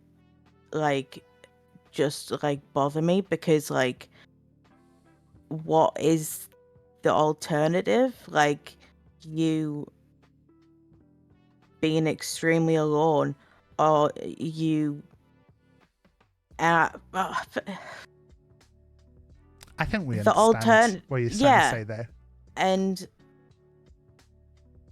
I lost a friend to suicide a few years ago, and they were like, fucking hell, maybe like 26 or something, and it's just like not something I ever want to experience again. And literally anyone in this community can bother me. I don't care. I'd absolutely love you to come and take time out my day. I don't do anything all day, so I've got a lot of spare time. All right. But yeah. And the reason I wanted to say sort of like the fact I was in hospital and that is just because I like when I said about I like being upfront about stuff, it's so that people are aware as well in case they have similar problems. If someone is struggling with rheumatoid arthritis, I know fucking loads about that, you know, if you wanted someone to specifically talk about something. So yeah. Yeah, same with BDD. Like I've got like 30 years of talking about it, like therapists and group therapists, and reading about it and being, you know, going through all of the systems.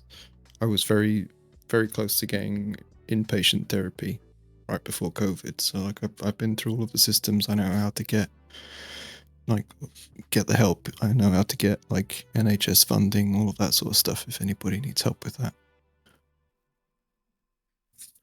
Yeah. Appreciate the both of you. And I'm just going to put a quick link to a charity as well, if that's all right. Yeah. There's a specific BDD charity that's very good, and I've worked with them before.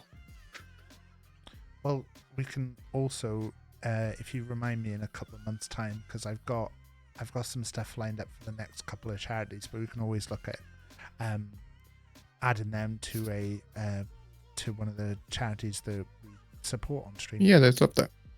Yeah. Thank you both for coming on. I'm aware as well that it's 2, and I'm only got about an hour of streaming left. And I told John that I feel awful now that John, a lot of these conversations have gone a lot longer than I expected to. So I'm really sorry, John. But I'll let you two go. Oh my God. Sorry, I just looked at mine and David's chat and realised how long we've been on here. I'm so sorry. Yeah, I know. I looked at it, but it's flowed. Don't feel bad about that, because I looked at it at like 1:15, I think it was, that I looked, and I was like, okay, I'm on track here. I can talk to Picklebee, and then I can maybe do some drawing with John, and that's gone out the window. So yeah, thank you for coming on and chatting, and I will. That's all right. I will. Yeah, no worries. I will let you both go. Anything to say? Anything to plug before you go? This is good because I know you both don't have anything to plug. Anything to plug before you go? No. No, but don't you fucking dare, Robin. No. Don't you fucking dare. No, I wasn't gonna. I was gonna say that I really hope that the Picklebee has a cam on, because I don't know if you saw her stream, but she's looking amazing after surgery. I'm sorry. I'm not gonna put Picklebee on now because of that. Wow. Picklebee's off. Okay. All right. Okay. All right. See you later. Bye. Bye. Got rid of him. Boom.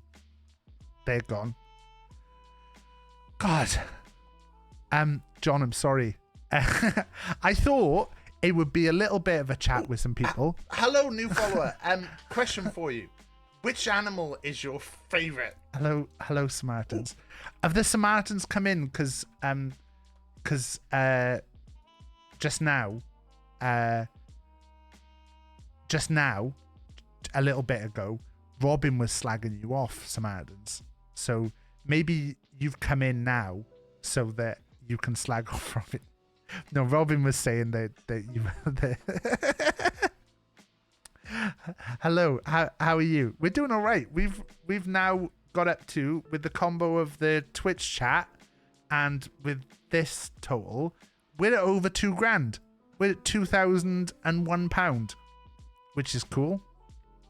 So yeah, we've just been chilling, talking. We've had lots of different people on talking about mental health this morning. Just having a general chat about stuff. We were supposed to be doing some drawing with John, and I feel really bad that we've not ended up getting to that. John, if you didn't know, drew the amazing Barbenheimer picture, which is absolutely amazing. In fact, what we'll do now is we will do the giveaway. We'll do the giveaway for the Bird and Blend. If anyone wants to get in a last minute, Robin, it was amazing, and it was all great. And I would have kicked you off if it was not. So, if you want to do the giveaway, the Bird and Blend, we're giving away a £20 Bird and Blend voucher. It's all from out of my pocket. You've got about 2 minutes, and then I'm going to do the draw. So if you want to get a last minute entry in, you can win a £20 Bird and Blend voucher. That's whose tea I've been drinking today. It's all out of my pocket. This is not sponsored or anything. It's just I really like the tea, and it's just because it's Brew Monday, we're just going to give a little giveaway. And yeah, John, we were meant to have on doing a little bit of a giveaway. Look, I just searched Barbenheimer and John's art came up.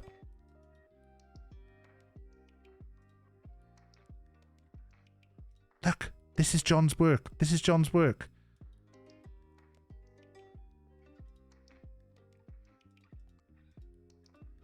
This is John's work here. This Barbenheimer picture. This was John. John drew this. Why have I not just opened just that tab? This is what John drew. And it's so fucking good, isn't it? And we were going to get John on, and we were going to draw some art with John. But we've ended up getting really distracted. And talking about loads of stuff. I'm going to do some drawing with John at some point. We're probably not going to get to it today, John. Because that is someone else selling it. Well, don't go to that link. Oh my god, I just literally go, oh my god. Get it reported. It is someone else selling it. Oh, the scumbags. We're closing that. We're going back to John's. Open image, new tab. This is John's. This is John's art. And if you want to see John's art, you can go to John's Twitch, or you can go to his Twitter, which John, post your Twitter. Post your Twitter, John. So I can share it. But this is John. John drew this. John's amazing. And we were going to be giving away. Should we just do the portrait as well? There you go. There's a link to John's shop. And you can buy prints and stuff properly. John's amazing. We're going to do our... John, I'll get you on. Let's draw together another time. But we've had so many like deep conversations and stuff. I've got about 45 minutes left. I need to finish by around 3:15 to do it. Let me get... let me close this.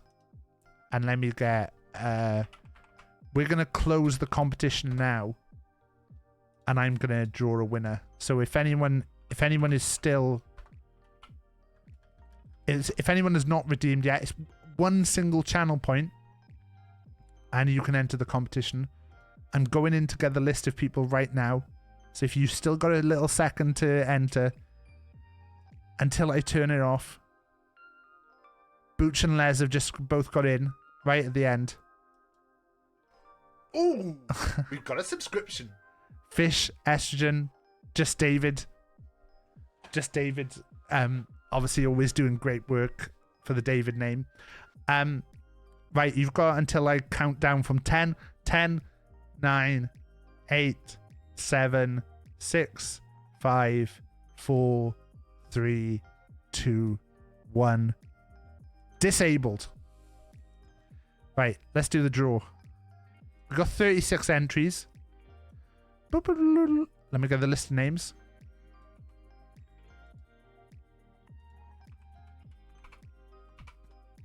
And we're giving away a £20 Bird and Blend voucher.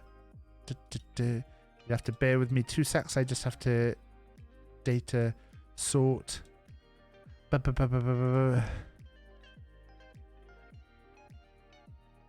And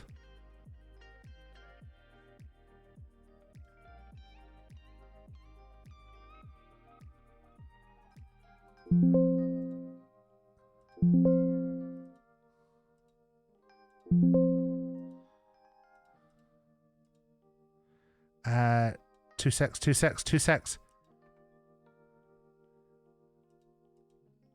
It's good though, David, because you got the other David in trouble once. It's good because you got the other David in trouble once. it was good. It was good because people were like, David rated my house on yeah, it was you. Someone was saying that David done something on Rust, and at the time David wasn't on Rust, so I got a message from David, all confused, saying, "Is someone pretending to be me on Rust?" And I was like, "I don't think so. Why?" And he was like, "I got a message that someone's pretending to be me on Rust." I was like, "Oh, I don't know about that." And then I realized, like, a couple of days later, I sent him a message and I was like, "Oh, it's just David. It's a different David." Right, this is showing Howie won this car. Addy Philly. Let's not put your name in, Addy Philly. I'm just going through the list of names who've entered the competition. Addy Philly's in. Horrible David is in. The Rat Slayer's in. A Little Willow isn't in. A Little Willow is in. Tild is in. Sparkle Muffin is in. Sheep Boy is in. Paige. Prevs. Ray. Siamese Dolphin. Roseb. Tom Stew. Kaioken. Kaioken is in. Hecker, you're in. Oh no, .jpeg, you're in. Mr. Billy White, I'm just double checking my list of names while I do this. Picklebee, Fluffy, Free Coli, Chinder, Div, Hereford, Blaketown, Ironic Sparkles, Jabberoo, Beam Shilkrugi. You're the other person who wasn't in. Okay, I've got the full list. 3 of the names disappeared. Beam, Les, Booch, Wolfie, Estrogen, Dirty Fish, Just David, and Mino. You're all in. Right, let's get the draw up. I was gonna say Div entering is the second entry for you, but I didn't wanna expose you. Look at this. Look at this.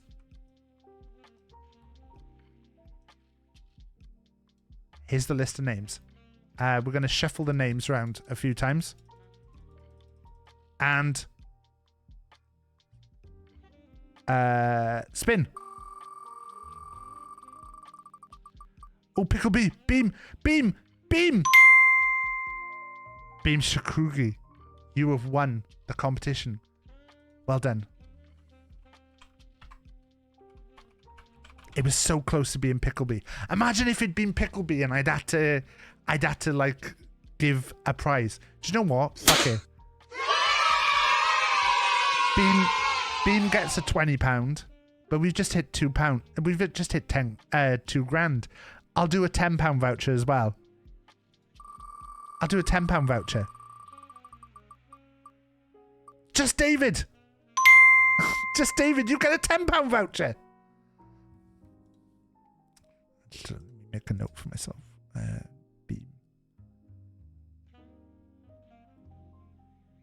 Beam. Do you know how often it's been? I mean, I can hear it. Now a £50 voucher.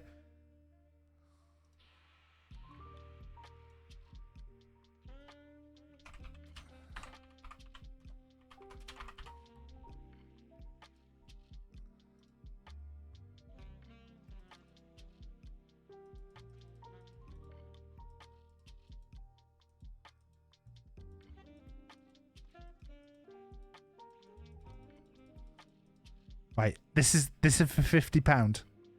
This is for £50. This is for £50 for Les. God, imagine.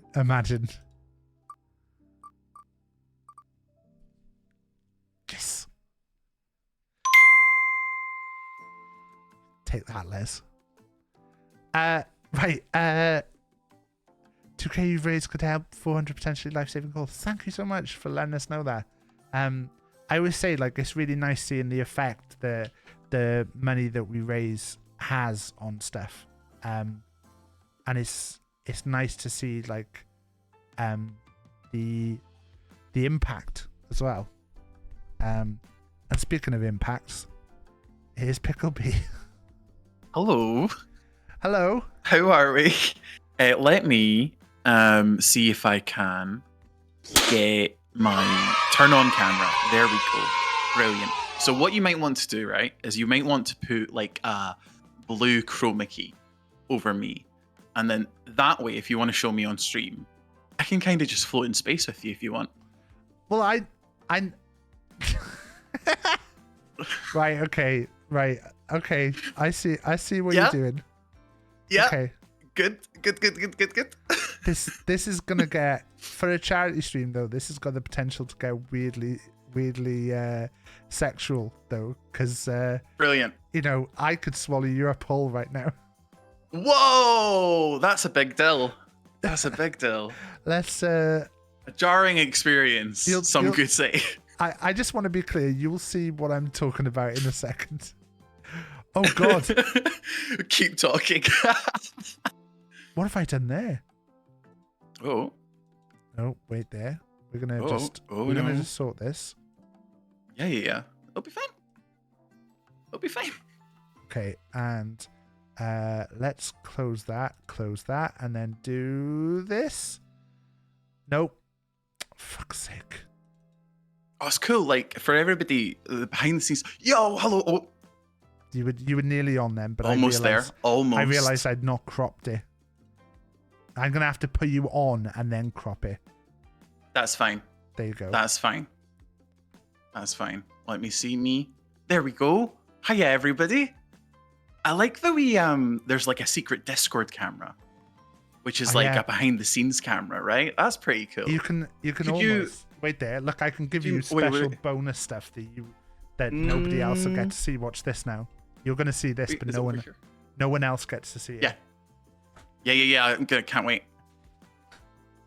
Oh, everybody! Oh, wow! You can't see this, everybody, but oh my gosh, what is happening? What is that?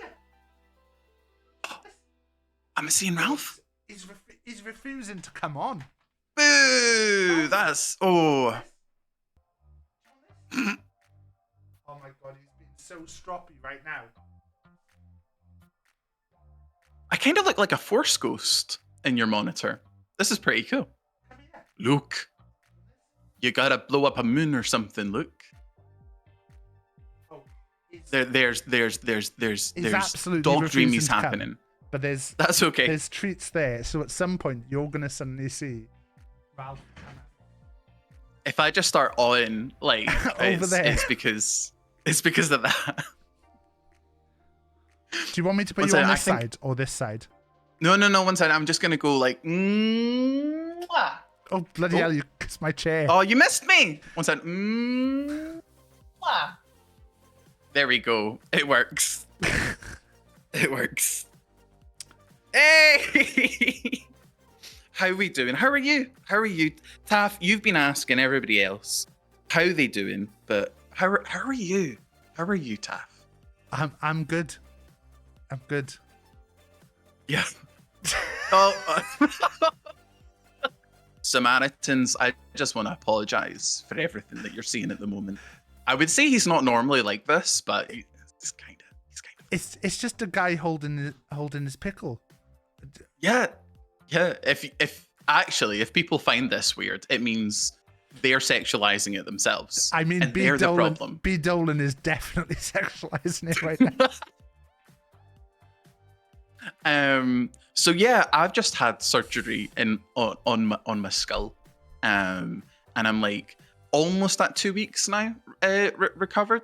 A little bit under two weeks, but half of my face has kind of healed really well, and then the other half is still swollen. So I look like a weird, like, sort of emoji or something like that. So that's what's happening at the moment. Pickles don't talk, but and dildos do, Les? Dildos talk in your experience? What's going on there, Les? What's happening? No, Les was doing most pickles don't talk, but this still do. Right. Oh, I got done. Yeah, that was an own. Dildo, yep. Well done, that's good. It was actually quite good for Les. Yeah, it's a wee pickle pun. I thought I uncovered all of them, but that's pretty good. That's pretty good. I might appear like a little bit tired throughout this. It's because I can make you bigger right there. Yeah. You're slightly better quality then as well. Wait, where have you gone? Oh. Bye everyone. That's me. Wait. I saw Les Dennis called me a dildo and I'm out now. Oh, there you are. Fucking hell, you're big now. Oh my. Oh, hello. All right, gotta get your hair back in. Fucking hell. Stop moving. Oh, wait. No, I'm putting you back on this side. Wait, I don't want the pickle like behind my shoulder looking at it. Oh god. Harder pickle. Harder. Yo, so I originally saw G-Burp do stuff like this, and now I get it. Now it's fun. It's fun. I don't need to do any makeup for this. It's magnificent. It's really, really cool. So how are you, Picklebee? Because I do notice you did ask how I am, and then immediately started talking it's just about the yourself expected instead. thing, isn't it? Yeah. You didn't wait for me to answer. You started talking about yourself. So that's true, actually. typical Twitch streamer. You know, for anyone who's out there thinking, God, these Twitch streamers, it's good the way that they're able to talk about this stuff. No, they like talking about themselves. Look at me with all my issues. I'll just project it onto this camera in front of me for all the people inside my computer to talk about. Yeah, all the not real people who live inside my PC. They're a little bit real. Hello, people in my monitor. If you believe they're real, then they're real, you know? So there we go. The thing is, though, I just had... Yeah, go ahead. Sorry. I think you're unreal. Aw. Well, actually, no, I'm real. I'm actually real, Taff. So I think you should take that. No, I'm joking. Thank you. You look like you're just about to dip your pickle into my cup of tea.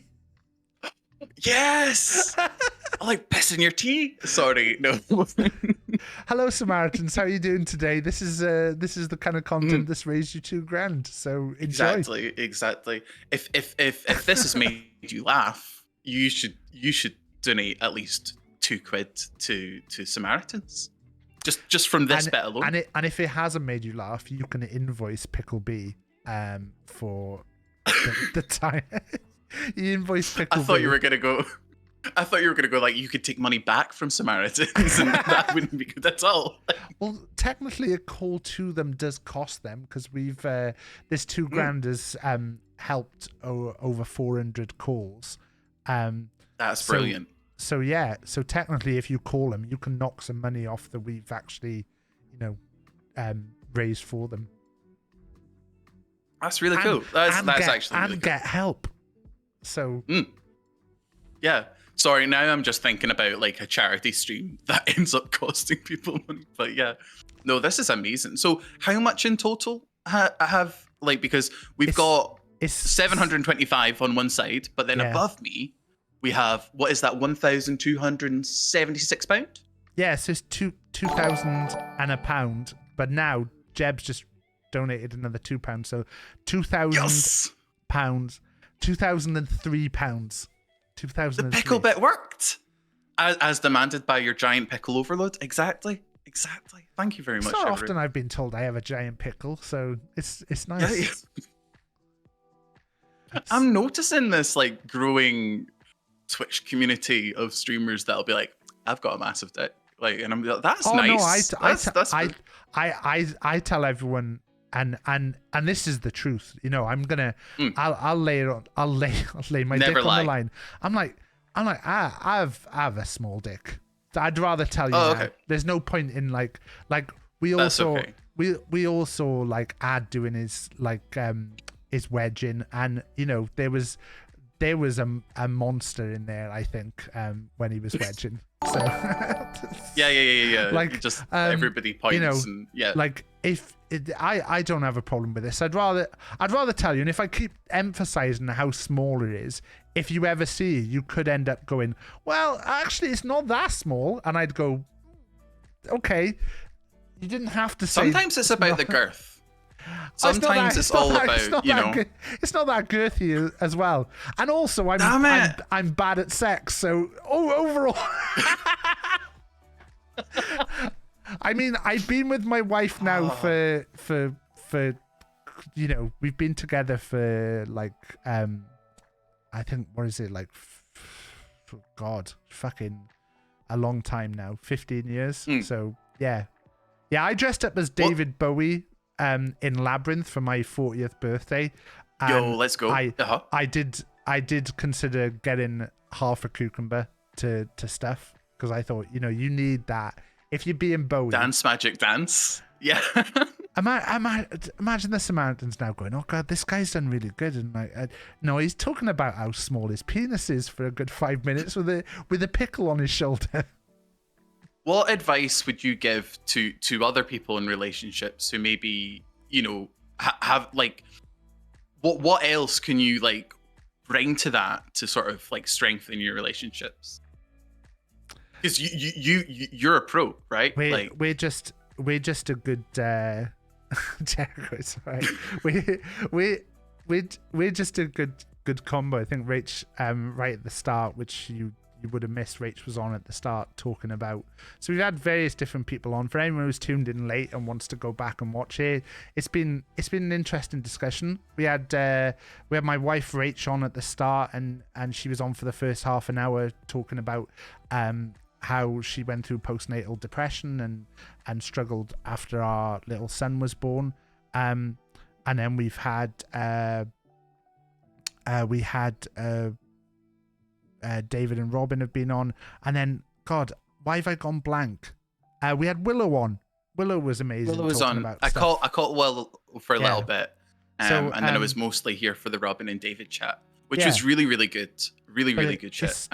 It's when we talked to my wife, we said about like my wife has been really like we've always been a good bounce off each other. Like, even to give the example, like she has been prepared. We're going to Disney on Wednesday, so we're away for 2 weeks, and she's been like, she has lists that she's prepared, that she's had everything in her mind of what she needs to pack. She's packed way more stuff than she needs, but I know that makes her okay, like feel more comfortable.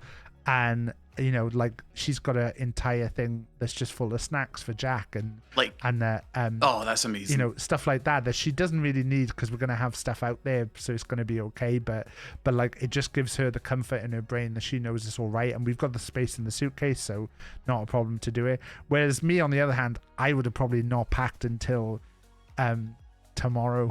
Like, and even then I would have probably like left it until like we were getting ready to go to the airport. So it's like we have different strengths in different areas of like different like things that we help like each other in, and it just makes things easier. I think I'm a lot more chill with stuff.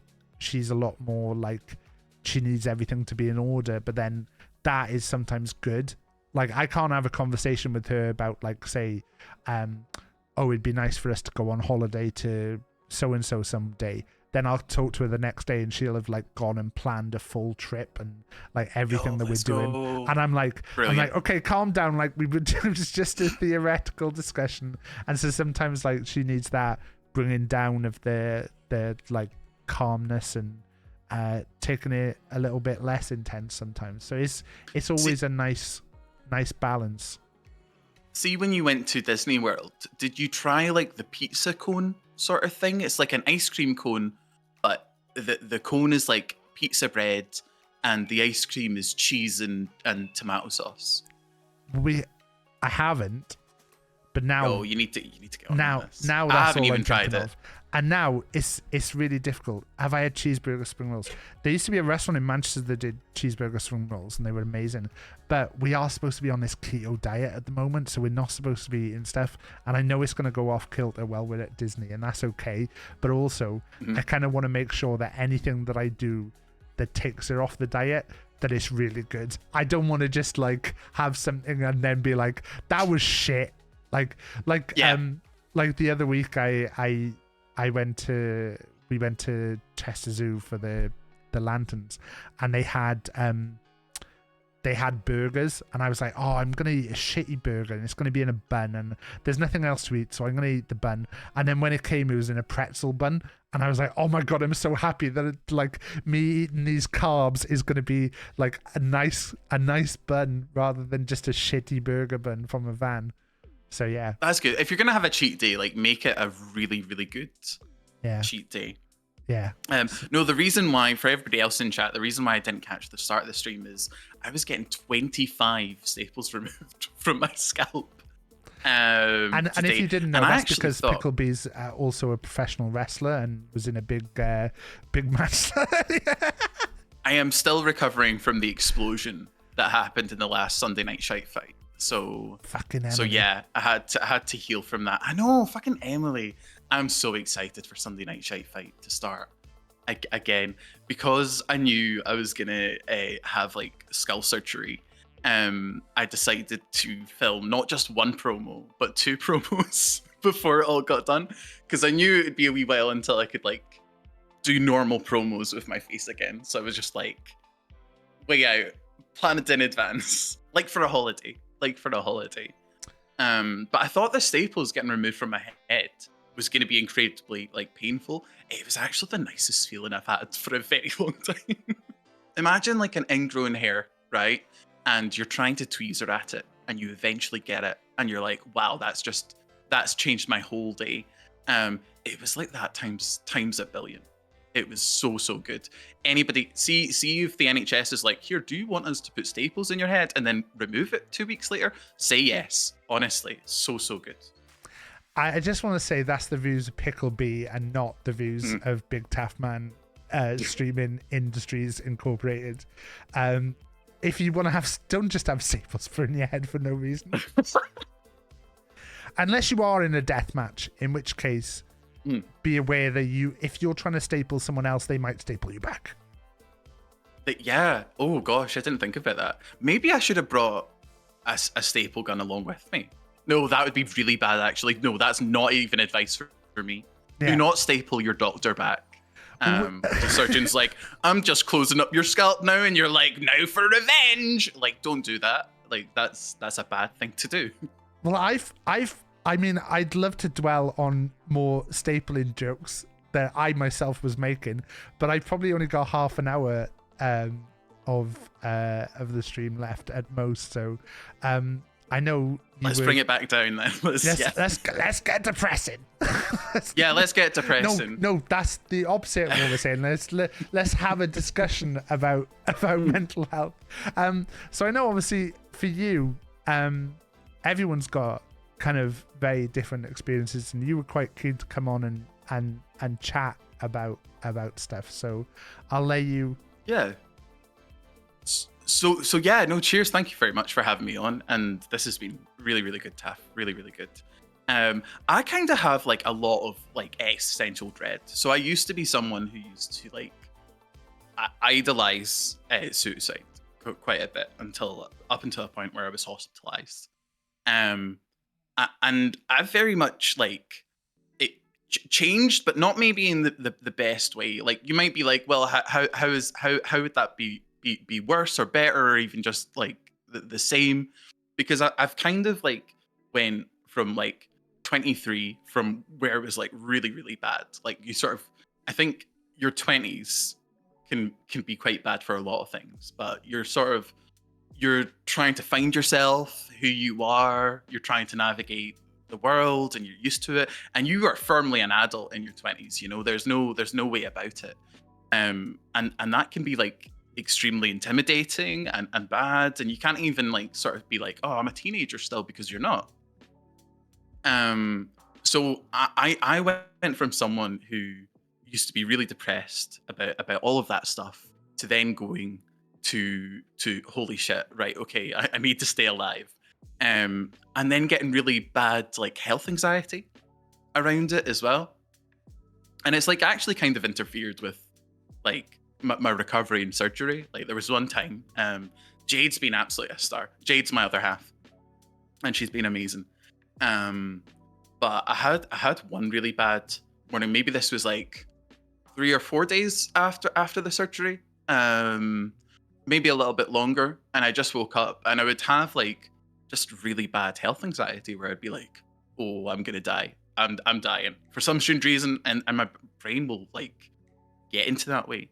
And I've had to really get good at like coping strategies and stuff like that, and because otherwise you can literally just get into a really bad like panic attack and anxiety. So my recovery in terms of mental health has been U-shaped and squiggly and messy, and I don't know if that like really speaks to other people. I think, and obviously, always, like as I always say for me, like the analogy that I always use is like I feel like my mental health is like the ocean, and I feel like it's always in waves, and like I know there's going to be times where like I'm up, and there's times where I'm going to be down, and like you know, sometimes the big downs can be straight after the big ups, and the big ups can be straight after the big downs. I don't know where on a given time that I'm gonna be, and it's never a straight line. That's the thing. It's never like, oh, I'm bad this day and then I'm recovered, and I think the point as well that you said about like your age is, and this is probably like something that David can back up as some of the like more senior members of the community, is that like I think we're both in our 40s and don't have a clue where we're at still, and like I think there's often a conception of like when you get into your 20s that you should know where things are in your life, and I'm not sure you always do know where things are. Like I think the fact that you have to make decisions at like 18 or you know even 16 about what things you do at school and what you do at university and things like that can affect you massively for the rest of your life, and it's crazy sometimes that's such a big decision that absolutely affects everything, and I think, for the next time. And I think as well, like when you're in that early point of your life, and you can kind of see the world for what it is in a weird way, and there can be some depressing aspects of that. So for example, I do a lot of activism and stuff like that, but I think there can be a realization sometimes where you can perceive the world as maybe getting worse, or it's not going to radically change in your lifetime. And even that can be like a proper gut punch, because you now kind of need to sort of navigate a world which is quite hostile, and you don't know what that's going to be like you know, throughout the course of your life. And even that can be like really tricky. And I think what I've sort of really sort of got good at is trying to just get your head to be present in the moment. It can be like, especially with like existential dread, you're like kind of like, well, what's going to happen at the end of all, and it can be really bad, and you can get into a total swirl. But then there another fear, another aspect of it, and I'm sorry if this is a little bit too dark, is that, you know, what if I just use up my whole life worrying about this sort of stuff, and I don't have a chance to sort of like enjoy the present in the present moment. And that's something I've like really tried to work on a lot, because, you know, you could look at wider events internationally. And I think you said earlier, you know, you're talking about Instagram stories and being very mindful of what content you're soaking up online or in the media as well, and having to be quite selective, because it can be quite frustrating, and you're only one person and there's a whole world outside in front of you, and that in itself is like very, very intimidating. So I think really trying to sort of exist in the present, but exist in your present as well, and not other people's presence, is important for people to be like informed about a lot of things. But there can be a doom spiral as well, and you're not going to help the world change. You're not going to help yourself change if you're just stuck in that constant doom spiral. Yeah. And I think that's where we where when I say like, that's why I always appreciate voices like yourself and people like B and stuff, that you amplify the right things that I can then go, right, okay, like I know, like I can read the things that you've posted or the things that you've shared and get myself better educated about things. Am I a bit quiet? Have I gone quiet? Oh God. To be fair, we're both very loud people normally. Am I? You are my son after all. Well, need a touch of DB from Pickle. I think okay. I think I've adjusted some stuff the wrong way, but that's okay. That's okay. It's for some reason my sound things have gone a bit crazy. Your sound has went up on my end as well. I'll manage my sound on my end, but all good now. Cool. Right. But yeah, like I say, that like I had even had a conversation with someone recently where I talked to them about like about charity streaming and stuff, and saying like it's difficult sometimes because trying to like work out like the right things to say sometimes and the right things to talk about. And like I stress, like I had a whole conversation with someone last night saying like, I'm really worried about tomorrow's stream because I don't think I'm the best person to talk about this kind of stuff. Like I think that there's other people in the community who would be far better at hosting something like this. And I knew that was, you know, not necessarily probably partly right, but also not necessarily completely right, because with what I do, I can do things in my way. And like I say, like we know that, you know, a source like the Samaritans, it may not be something that's for everyone, but knowing there's a source there who is able to talk about, and we talked about this earlier before you guys came in from the charity yourselves, but the fact that you've got like extensions on the website that are there for, you know, we may not necessarily be able to help you directly talking about this subject, but here's sources that you can talk to directly about this, and having people like David talking about the people that he's contacted directly about BDD, and Rach talking about like that she's talked to people directly about postnatal depression. It's not just that there's one answer and one source and the one space that works But for to everyone. go back to the start of that sentence, like I think I said earlier in chat, like you were an anxious little bean, like, and in some ways that makes you like the best person to host stuff about this, because I've seen you on incredibly good days, and I've seen you on bad days too, and I think, you know, that's okay. And I think, I don't know, sometimes you can get in your head a lot, and I think, you know, relax and you know, stop having so much imposter syndrome, because you're a good bean. I mean, and you're just a little anxious bean as well. That's my massive thing. I mean, I talked earlier about the bullying and stuff, and like it is like I second guess every relationship I have and every discussion that I have, and that's why I think like I go out of my way to do stuff is to kind of try and give, but then it's like I do immediately go to putting myself down over stuff, like, you know, like saying with the charity streaming. But anyway, we're talking about you anyway. Yeah. Stop coming back to me. Okay. Yeah. We're talking about me enough. I think like I related actually quite a bit to what I don't want to say horrible David, because David, you're not, you're actually like, fucking change your name. I'm calling you out right now to change your name on Twitch. But anyway, I related to a lot of like what horrible David was saying, and You can just call him David. also You some didn't of the need to stuff. say horrible. Yeah, I could, could've just- yeah. But then we've got like 8 Davids in the chat, so David off time. Get the hair product.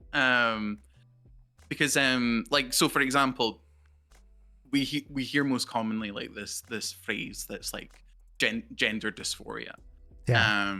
And there's a lot of similarities between gender dysphoria and body dysmorphia. I think if you look down the symptom list of each thing, you will find a lot of similarity, and so much so that sometimes you could be looking at both and you could be like, wait, is gender dysphoria just trans body dysmorphia?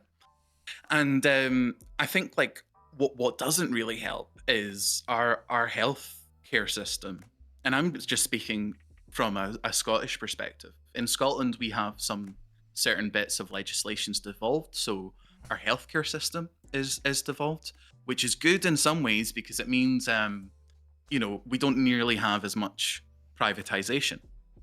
But there's still a lot of similarities across the whole of the UK in how healthcare is done and how it's, you know, segmented off, and, you know, trying to get healthcare as a trans person in this country, it is incredibly bad, because there's a lot of aspects of gender dysphoria that should be treated in our main healthcare system, rather than shoot off to the side where, you know, the waiting list for most gender identity clinics is they'll have an official waiting list, but then you'll talk to some activists and they'll be like, well, this is actually how many years it is actually, and it can be decades before you get seen. And therefore you can have a lot of trans people who really have body dysmorphia and aren't getting treated at all because of that, because the doctors are just like, oh, right, okay, but you need to wait for a system. And then even things like hormones, which is essentially, you know, gender affirming healthcare. And there's other aspects to it that fall under gender affirming healthcare. Like, if a cis person needed gender affirming healthcare, they would go to their GP, and sometimes they would get treatment on the same day. The doctor will print off, your GP will print off the prescription, and they'll be like, here, take that to your pharmacy, and then you'll get it prescribed near enough on that same day. And that's not the system for trans people. And there's been a lot of incredibly damaging history of like psychotherapy that's been done with trans people. Whole stuff like, I'm not going to explain it in chat, but the whole sort of paradigm of AGP versus HTST, which is this sort of almost belief that you can split trans people off, or maybe even just trans women, into two categories of acceptable and perverts. And really that's what it is on the sort of if I am to dumb it right down, and those sort of theories have had lasting, really damaging implications, where certain types of therapies are still like talked about in the UK. We're like up in Scotland, we're just about to get to legislating on conversion practices. Yeah. Which is a type of, I say this, you can't see me doing air quotes, but believe me, I am doing them. This type of therapy, air quotes, that you could do to change someone who is gay, bi, or thank you very much, into someone who's straight, or someone who is cis. And it's really bad, and it shows the importance of, you know, maybe we don't need so much like segregation between what's typically seen as trans healthcare versus cis healthcare, because gender affirming healthcare is very much the same in some circumstances, like, because the hormones that I take isn't different from, you know, the hormones prescribed from a cis person taking it. It's literally all the same stuff. I can open up the packaging and show it all. And I'm just reading Robin's point there, that it took 2 years for a first gender clinic appointment. And I'm in a way, right, I'm very privileged, because facial feminization surgery, that's my brow reduction that I've had, isn't given across all your health boards across the UK. And I'm very lucky that it's in Scotland, but the waiting list for me to get that took 9 years. And it's really depressing to be like, 9 years is privilege. Having to wait that long is seen as a privilege. So there's a lot of, I feel like there would be a lot of problems solved if we didn't like push trans healthcare into its own sort of silo, because it leads to a lot of pain. Yeah, and there's a massive postcode lottery as well. Sorry, I just saw. No, that's that's all right. I mean, this is obviously the kind of thing that you're so much better, not just educated, but experiencing right now, that you can talk of a lot more than me. I mean, I was just gonna say, like, it's weird how like the media and stuff has like drop things out of proportion and stuff. Like I had a conversation with Les recently where I was telling him about that I spoke to someone over Christmas about like how I really enjoyed that in our community that there's so many people of different like ethnicities and sexualities and genders and all this, and they went, do you know what I don't really get? And I was like, what? And I was like, this is going to be bad. And they were like, I don't get the ones who want to be cats and dogs. And like That's at the time, like, no, it's not even just furries. Well, I thought they were talking about furries. So I was like, oh, well, I actually have some furries in my community.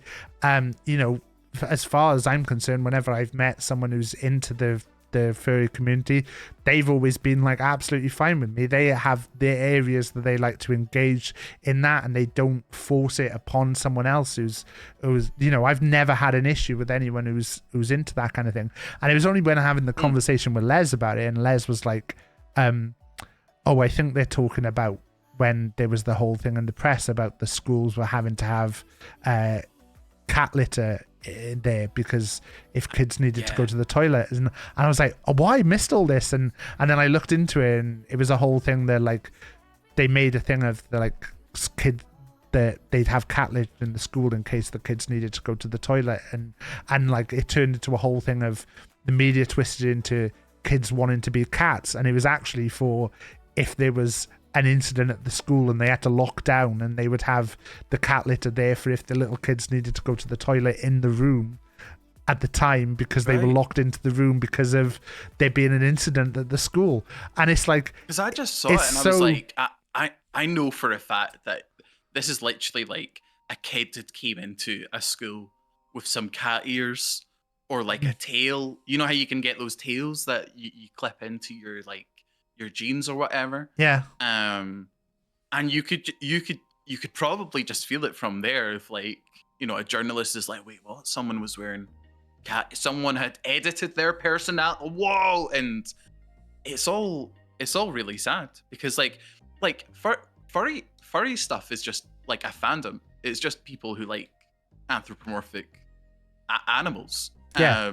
So for example, like your Disney Robin Hood is probably one of the most big examples. Like Goofy, Mickey Mouse, like there's a lot of that, and it's just like I've talked to people before. Like we have a couple of people who are regulars in my chat who are members of the furry community, and I've said to them before, like I'd love to like. I remember having a direct conversation with one of them where I said, I'd love to like have a chat with some people about furry fandom and about like what it's like. And they were like, look, I'd be happy to have a chat with you, but my experiences are totally different to someone else's experience, and the things that I'm into regarding that are totally different to what someone else is into. And it was really interesting like having that chat about that, like even like that being a little basis. And I said, when I do the things I love like chat, that I know we've talked about doing one of those, I'd love to have someone on to talk about that who's got experience of it, that can like put some of these misconceptions of what it is to away a little bit, to because like, you know, as far as I'm concerned, if someone's into something and they're not hurting anyone else and it's, you know, consensual and let them be, you know.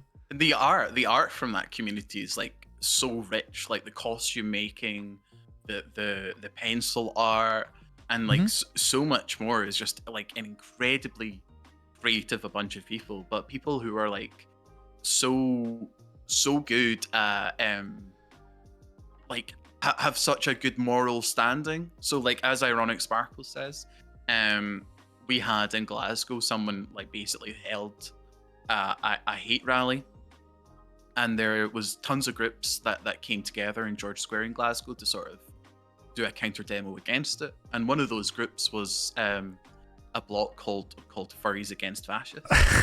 And it was just amazing. It was really, really cool just to see a bunch of furries like go and counter like fascist hate in your community, and incredibly lovely to see.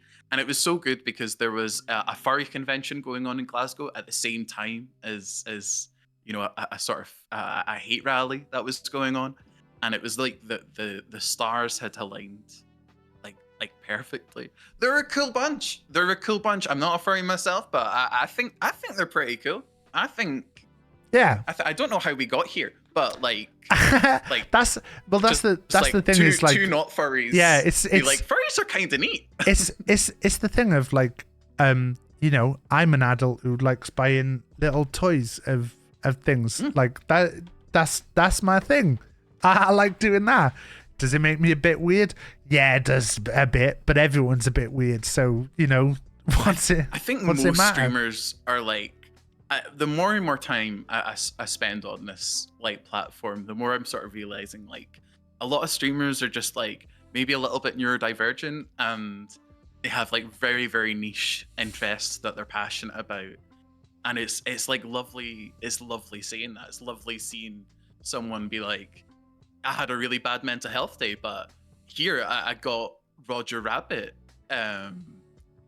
you know, action figures, and here they are, and it's just it's really nice. It's nice. His ears are formed into a heart. So his ears nice. have. Do you want to know a crime? Do you want to know an actual crime? I haven't seen the movie. It's actually really good. I need to, because And I was brought up on Space Jam, and a lot of people are like, Space Jam is shit in comparison. I like Space Jam as well. I've got a collection of Space Jam figures downstairs. Did you see the new one? I have seen the new one, and the new one. How bad was it? The new one is different, is what I would say. and I think I hesitate to say like that it's bad because I think it's a different era and a different thing, and it's ultimately it's a kids movie. So Yeah. you know, I like the guess. people who are sitting there criticizing it, you know, they're probably not sitting there criticizing it. It is weird because it's got Elmer Fudd in Casablanca, and I don't really understand why they've got a scene where Elmer Fudd is in Casablanca and how that is a bit that Eddie kids would get. It's also got, it's got an Austin Powers scene in it, which is really weird. Oh, it does? Wow. Yeah, like there's a whole 'Cause bit that's where really not kids. there's a whole That's bit really where not kids. yeah, The Pulp Fiction bit was cool. There was a Pulp Fiction bit. yeah, and they have the Now I people kinda from have to see Clockwork it. Orange in the background. So the whole idea That's of a it bit- is that it's going into the Warner Brothers like archive. So anything that's Warner Brothers, like there's a load of the Game of Thrones characters show up as well, but they're kind of in the background. They're not actually as part of it. But there's a bit where they go through different parts of the Warner Brothers world. And so they pop into the Austin Powers films. They pop into Casablanca. It's very weird. Yeah. I think I'm very multiversed out.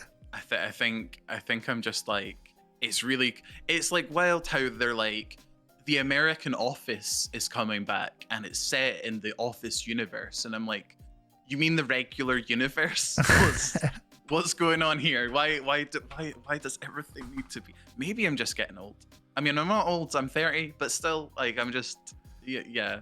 Well, I'm going to be a pain for you here because I've got about 5 minutes before I need to leave. Can I? So Yeah. I know you probably got let things you me- want to say No, it's okay. rather than talking about probably, Space Jam. Like some of the things I know, right? Some of the sort of things that I feel like really help. I touched on like staying in the present and trying to exist in the present moment. And when I get panic attacks, sight, sensation, smell, you know, and just if everything is like closing in and you can feel your POV starting to narrow, think about things around you. What can you taste? What can you smell? Like, what are some objects that you can see is really, really good, like grounding exercise. And I think the other thing that really, really helped me, and this sort of really helped in getting away from like really bad suicidal ideation. I know sometimes we can't control our own thoughts, right? It's very hard sometimes to sort of censor what is just naturally occurs in our brains. If I say don't think of a pink elephant, you'll probably think of a pink elephant. But also at the same time, bad thoughts about yourself can be quite addicting. It's actually can be very addicting to be like, oh, I suck. Oh, what I did then wasn't good. And you know what? Also, I look like this and that's bad. And maybe I sound like this and maybe this, that, and the next thing. And what happens is like your brain sort of wires itself into sort of fast coding. And it starts to sort of crave you thinking like these bad things about, or at least that's how I found it for myself. And trying to almost see that as maybe not addiction is the right word, but trying to observe that this is a very unhealthy, bad habit. And you can't give in to your own brain constantly thinking that you're the worst piece of crap in the world. Because if you do that, it will slowly devour up the rest of your brain. And it will be the only thoughts that you'll only have left. So for me, one of the biggest things that I ever did was really trying to push back that and fight against it. People talk about having like a sort of a logical Vulcan in your brain to be like, that's not logical.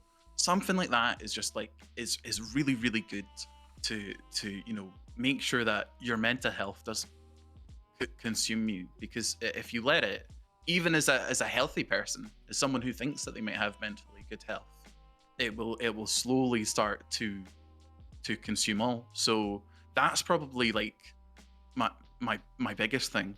Also, pregabalin's really good. I'm also on pregabalin. I think, and that's yeah. Hi. Yeah.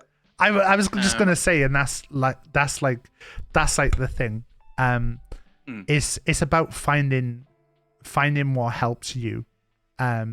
Is the big thing, and as we've gone through this with everybody's got slightly different techniques, and not always that what works for what works for one person is not going to work for the other person, and having the spaces that you find comfortable, and that like I said, I don't have a mental health bit on my Discord because I don't always feel comfortable with it.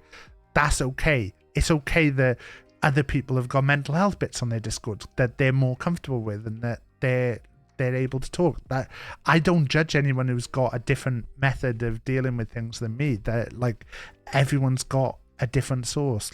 And knowing that there's all these places out there that we can talk to, whether it's going to try and speak to a doctor, which can obviously be a difficult thing to get through, whether it's calling the Samaritans and speaking to someone on their helpline and getting help, or whether it's talking to someone more specialized in a certain area, then there's different things that are going to help different people. And yeah. Absolutely. Right, let me give me a kiss, and then and then I can go. There we go. Look, I'm like just behind you. I can do it. It's on the back of the head. That worked perfectly, actually. Right. But no, thank you very much for. Pregabalin is more for physical symptoms, is it? No, it can actually be for mental health as well. It's also sometimes prescribed for people who have seizures as well. It's most commonly prescribed actually in Northern Ireland, and that is because mostly of the generational trauma of the Troubles. So there's a wee tidbit about my prescription. So it can be used for all sorts. It's really good.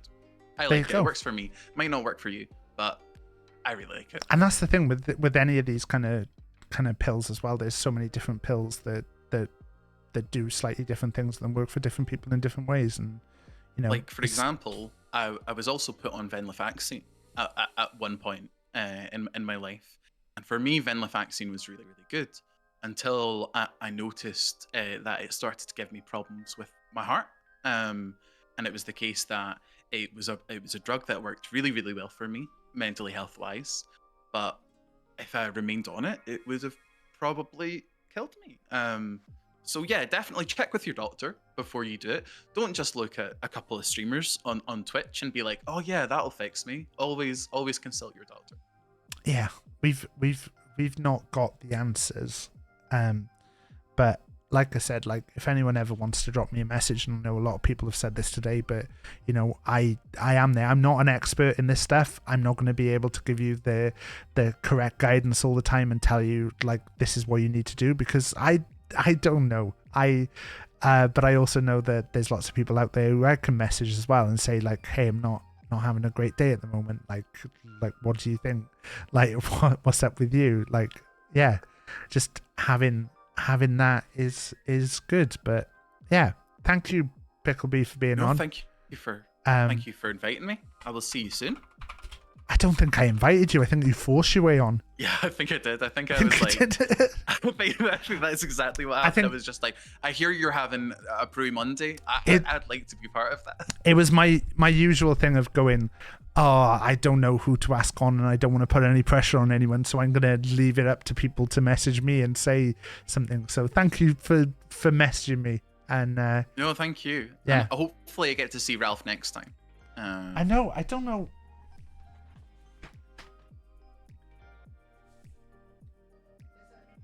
There's a line of treats there, but he's just not gone for the treats. He's on strike. Clementine does it as well sometimes. The woes of being a streamer's pet. I know he doesn't get to come on the streams often as well.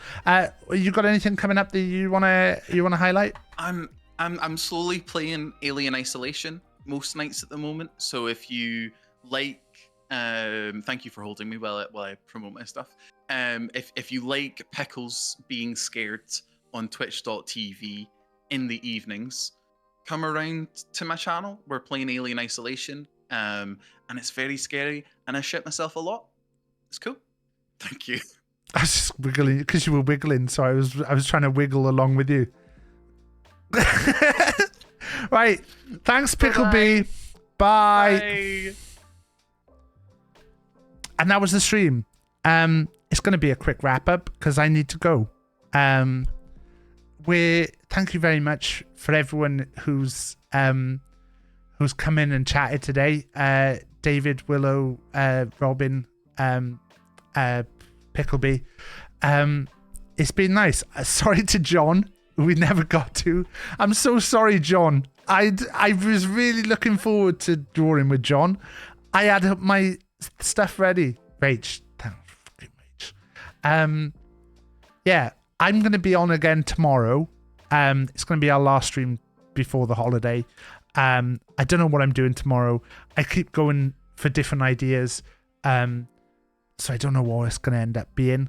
We're going to, we're going to finish up now.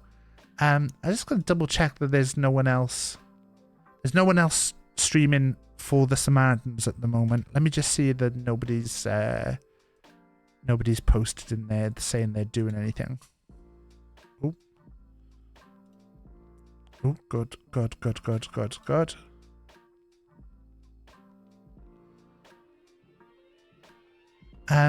I don't think there's anyone else gone live for the Samaritans at the moment. So what I'm going to do instead is I'm gonna go raid someone who I absolutely love and who is amazing content creator and does really good stuff and is all around lovely, and that's G-Bib.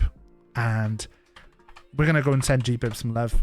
They're one of the absolute favorites in today. Thank you to everyone for the nice messages and stuff. Time for a drinky booze. We will be back tomorrow night, 8 p.m. I'm going to just get the raid going quickly, so this is going to kind of be the end. Go see G-Bib. They're playing DBD. They're lovely. G-Bib just makes me happy. John, we'll get it when I get back. We'll do a special Monday John and Taff drawing stream. I'm so sorry, John. I will see you all later. Be good. Oh, who's been a good boy? You're such a good boy, you are. Oh, yeah, you're a lovely boy. Be good. And if you can't be good, use some bloody protection. Bye-bye.